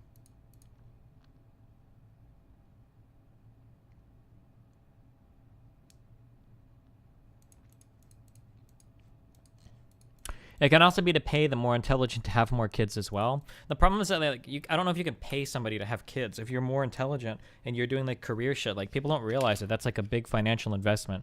Oftentimes because these people don't live at either extreme end of the spectrum. Like most of the people that engage in these arguments like don't have any accomplishments or don't know what it's like to make financial sacrifices. So like the idea that you could take somebody. My ancestry said I was 1/4 lesbian. Good Is job, that buddy. white enough? Like I don't mean that as an ad hom, but like when somebody says to me like, well, what if we just offer wealthy people money to have more kids? Like, okay, let's say that you've got a guy that just like fucking got made partner in some law firm. He's like 30 years old or like maybe even younger, or some guy that's like a high power fucking lawyer who's building his career. How much money do you think you would have to offer somebody like this to forego their career and have more children? Like, it's not $5,000, okay? You're talking like orders of magnitude greater. You're talking hundreds of thousands of dollars to ask them to put aside significant parts of their life to engage a woman, get married, have a child, pay the woman to have money too, right? Because if you're talking about finding women that are getting high power, high paying careers, now you're asking them to put that all aside as well. Like, how much money do you think you're talking here to incentivize these types of people? And who the fuck is going to pay for it? Where is this money coming from, right? This is a massive fiscal There's a massive fiscal burden now that you're talking about. We have to find every intelligent person that and then what is this, like what G-loaded test? Are we giving them an IQ test or whatever? I guess that if they score over 140, we're going to offer you $500,000 to have a kid. Like, where does this money come from? Like, I don't know. It's a ridiculous. I don't know. I just think it's a really ridiculous assumption that we could pay people to have more kids. Like, the type of people that you would want to have kids would have to be offered so much money that I don't know if you could feasibly do this, if you could implement this in society.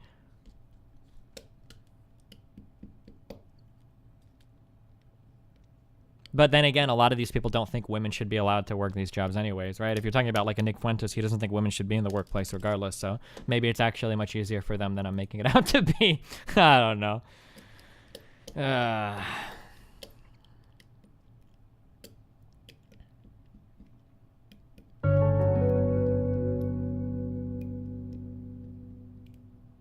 I just think that if you can keep calm versus these retards in debates, you could learn to be able to deal with retards in leg and not complain about Lily being pushed to talk impacting a 10-death game. Nathan Blub.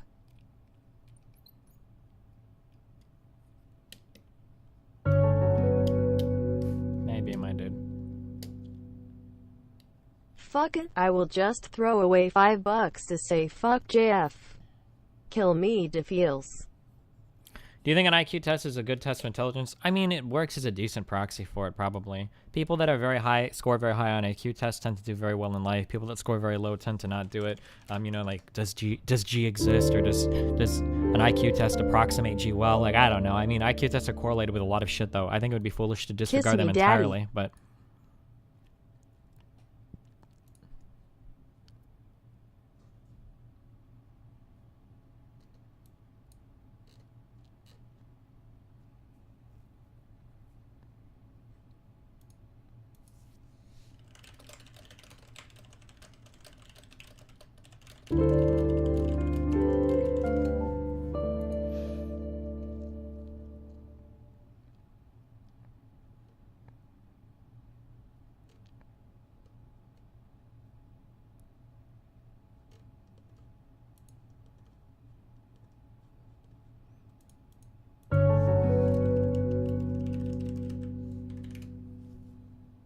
When JF wanted a silent minute cause that autistic girl is gonna get married, yikers. Jesus.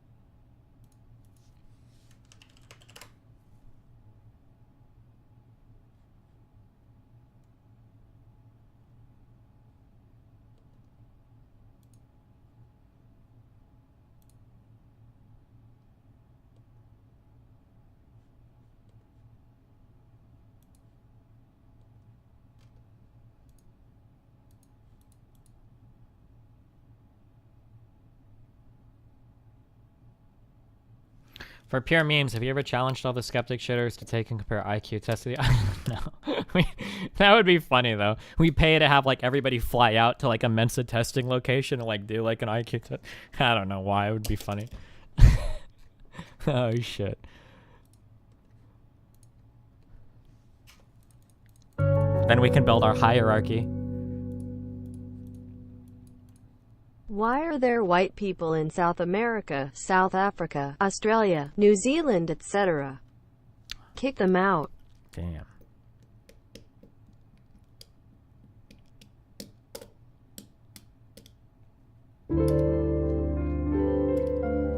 I imagine people like JF would do like really well on that though, right? I would study like a motherfucker for that shit. I know people say you can't, but I bet you could, dude.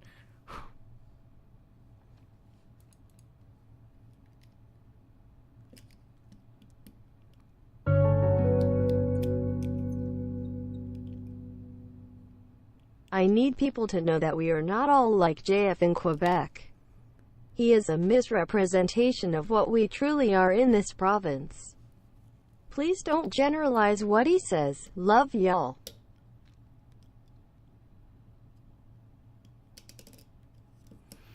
When's the next bio lecture? Probably tonight. We'll listen to it after playing some Nier.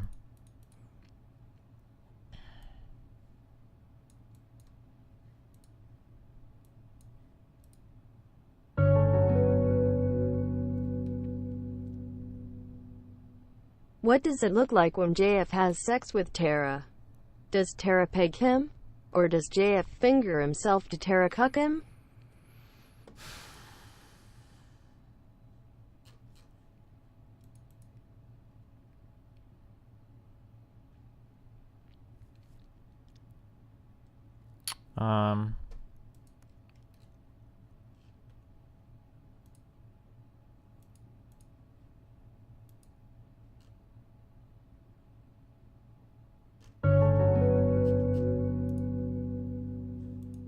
Can we listen to the lecture just a bit That slower previous tonight? donation was correct. Yeah, we will. JF It'll be has slow. I an just did it faster education. last night because I wanted to go to sleep.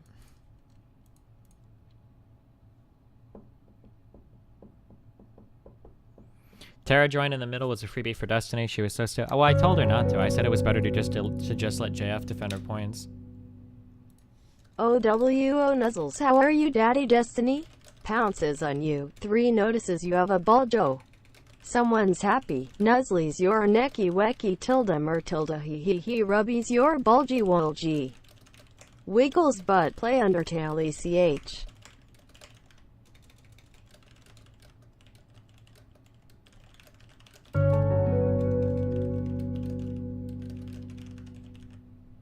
Good job.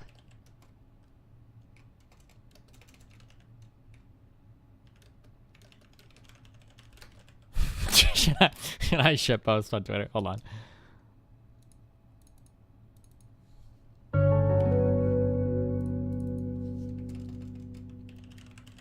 Why do people think IQ is a good measure of intelligence or an important statistic at all? I've never seen a higher education institution ever consider this as a factor of entry or anything like that. I'm curious, do you think IQ is important? It seems to be pretty predictive, so probably, I think.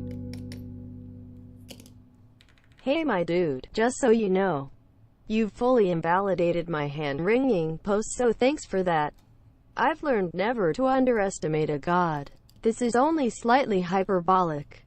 My hand-wringing post? Oh, sorry, Vandal. That's okay, buddy.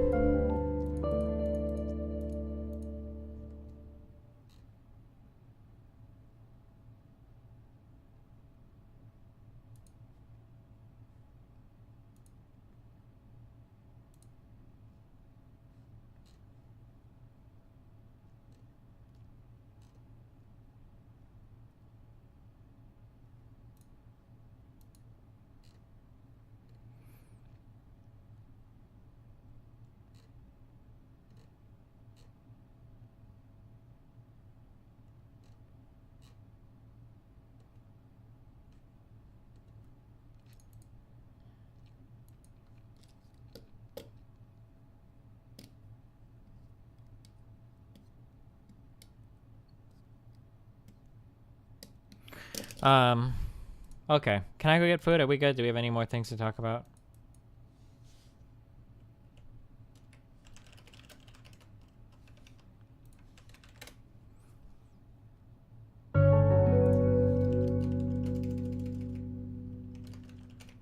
Some studies I've seen as a layman that state between 50 to 80% genetic heritability of IQ also show that this percent varies with age, showing the environment plays a much larger role in young children. Also, why is 50% environmental heritability overlooked? Hold on.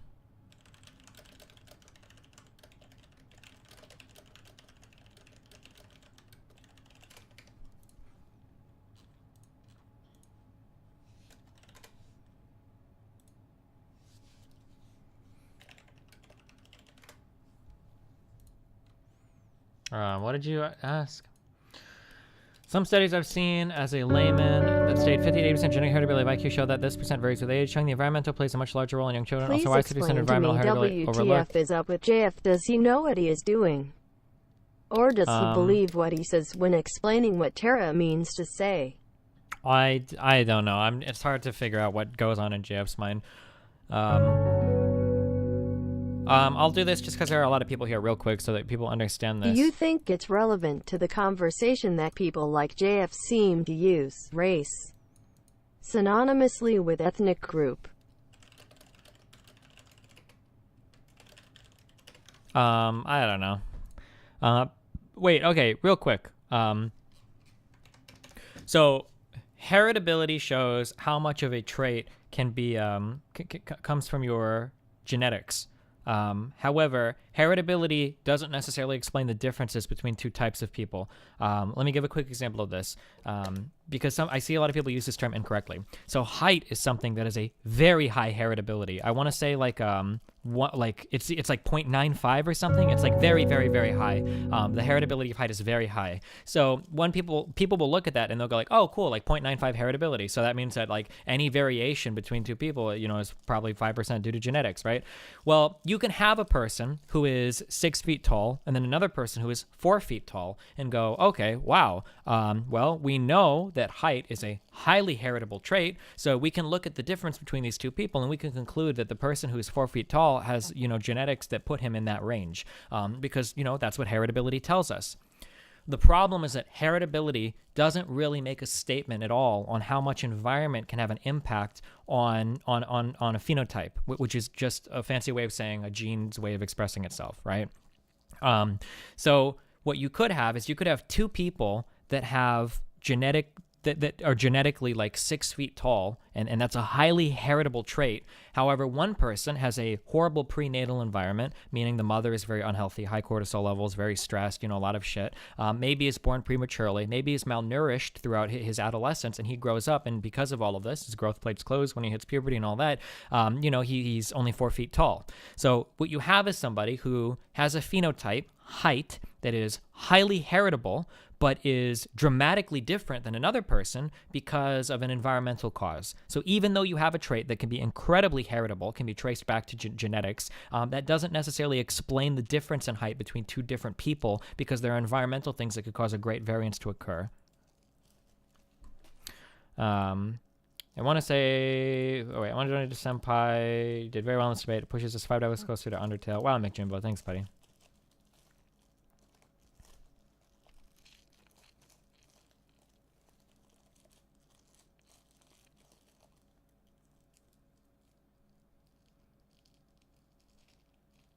Or intelligence or rational thinking if they're exposed to lead, perfect example. Yeah, sure, an exposure to lead can have a disproportionate impact on levels of aggression, on different hormones in the body, on intelligence. Yeah, sure.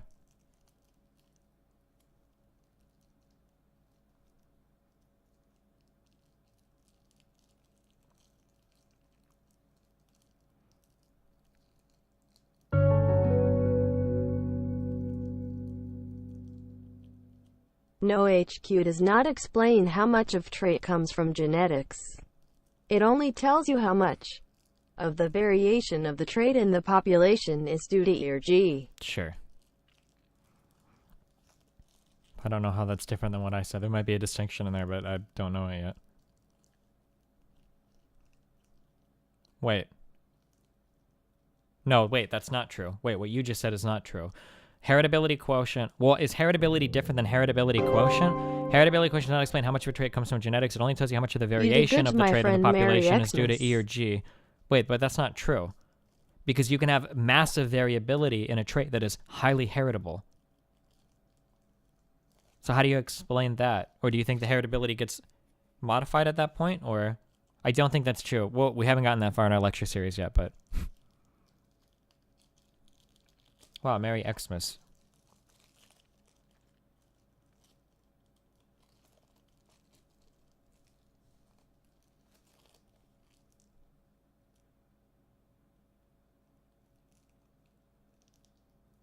The donator is correct, unless then I must be misunderstanding what he's saying, because heritability does not explain variance in a phenotype. It's like if you can have a trait that's heritable up to 1.0, and then environment can cause differences to appear, and you wouldn't know. Wait, hold on. It only tells you how much the variation of the trait in the population is due to environment or genetics. Oh, wait, hold on. So I think I'm misinterpreting this. Never mind, hold on. So a trait that is highly heritable, so has a 0.95 heritability, means that variance would be explained by environment. Is that the correct way to interpret that? I might be interpreting a statement incorrectly. I'm sorry.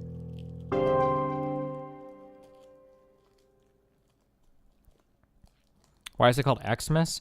I have no idea. In my religious studies class in high school, we always wrote Christian as Xgen. Like X means like Catholic or Christian or something. I don't know why, but...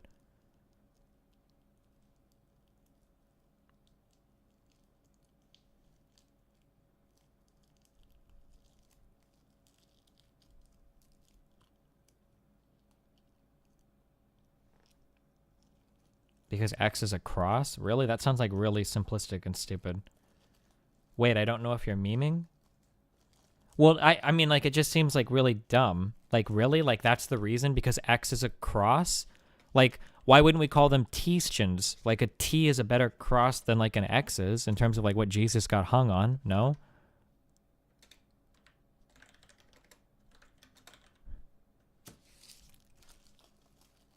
Not a meme, it's true? Oh, okay. Or if you're just talking like a cross and not like a religious cross. Like Jesus wasn't hung on his side on like a big X, or maybe he was, I don't fucking know.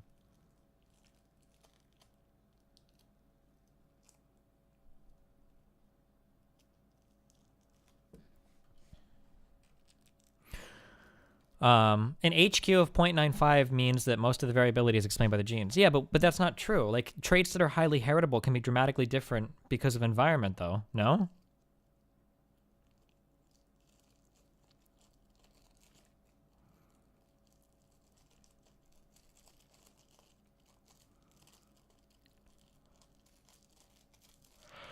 Oh.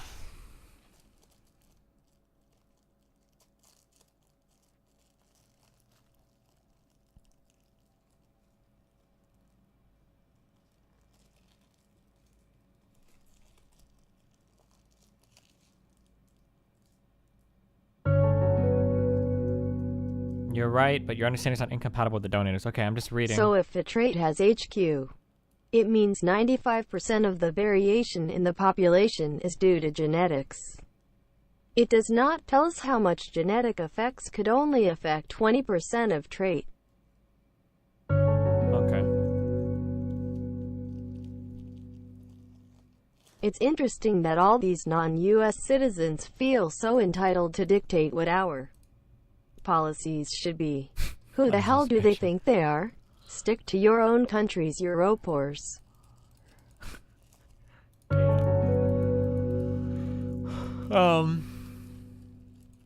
Destiny X is similar to Chi, which is the first letter in Greek for Christ.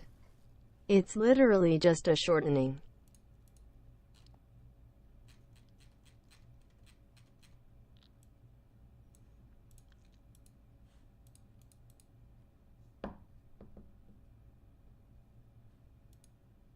Okay. Can I leave you to go get food? I'm very hungry right now.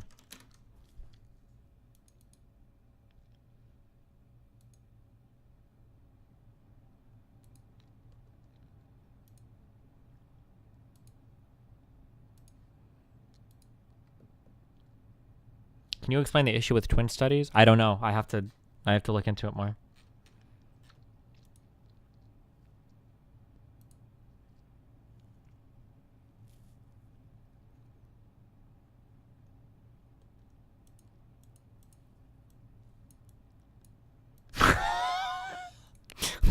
What is this picture?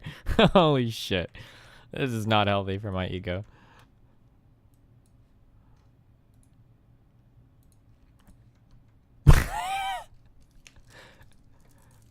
Jesus Christ.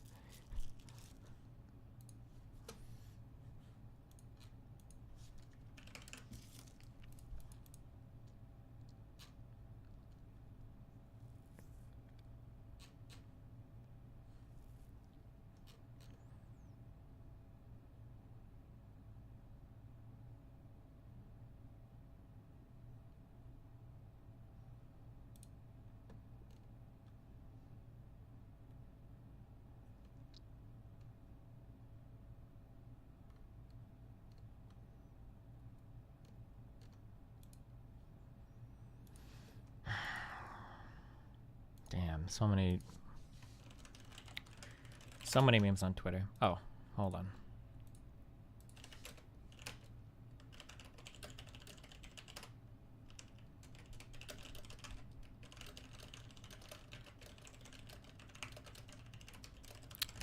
Are you playing Nier? Yeah, I want to. What is this?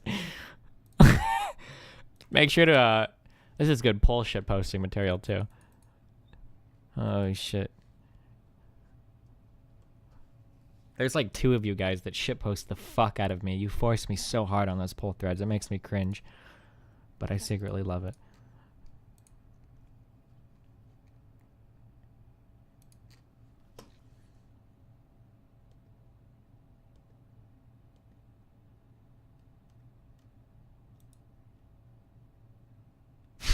Leaked picture of JF defending Terra.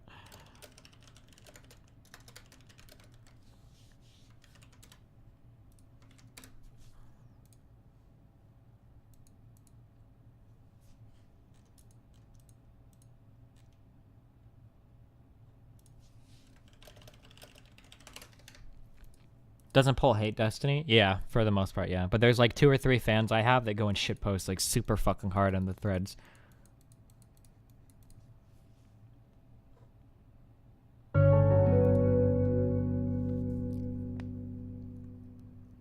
Hey buddy, I'm getting $250,000 in a couple of months and have never had any experience with this amount of money. I've looked into mutual funds but never had the money for them. Listen, my dude. I am starting an ICO right now, okay? For Destiny Coin. Give me all your money and I will make you a millionaire. I'll make you rich beyond your wildest dreams.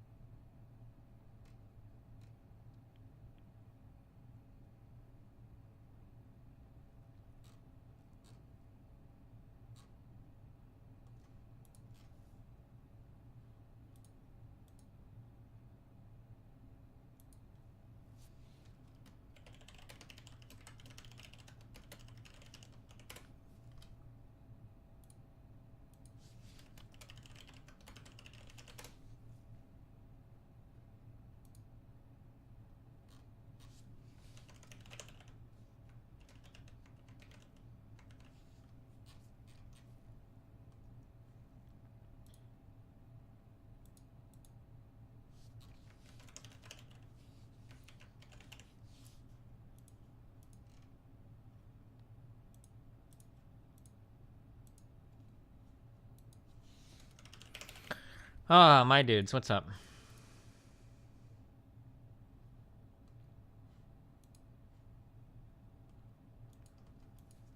I'm waiting for most of you guys to go away so I can get food right now. That's what I'm doing, okay?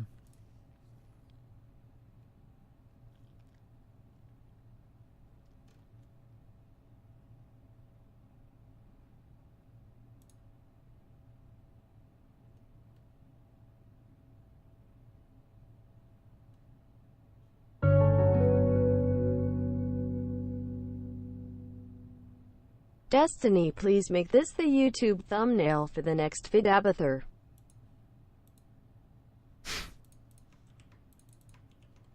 I'll send it to Gary.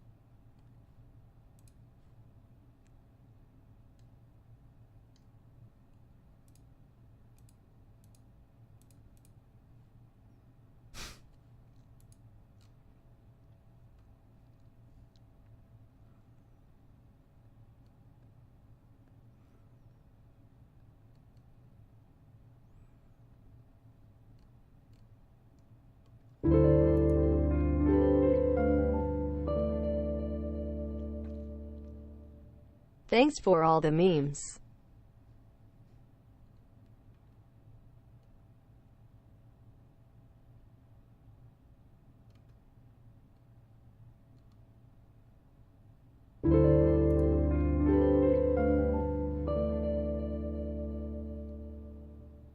Monkas.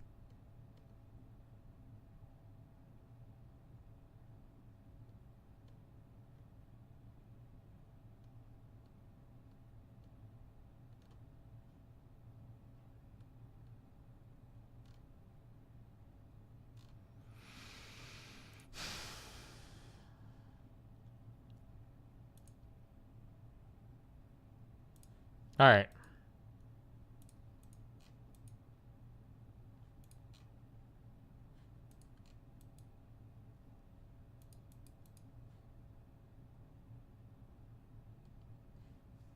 I'll be back in 25 minutes. I'll leave my stream on. Wait, or should I?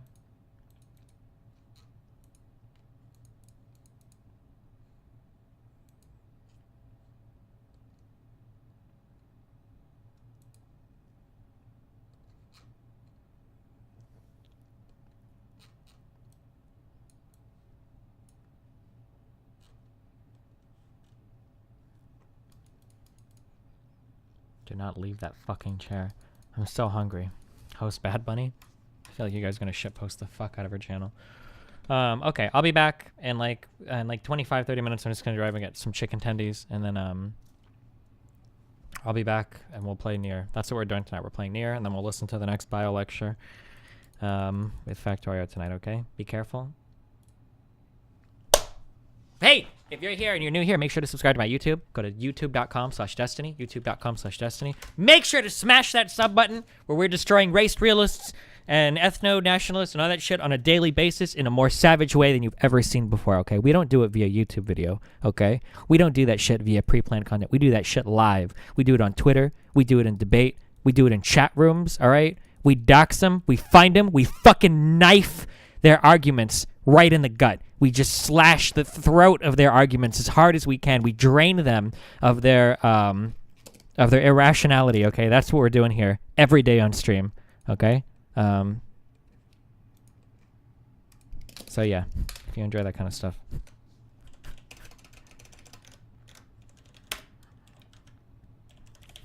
I'll be back in a little bit.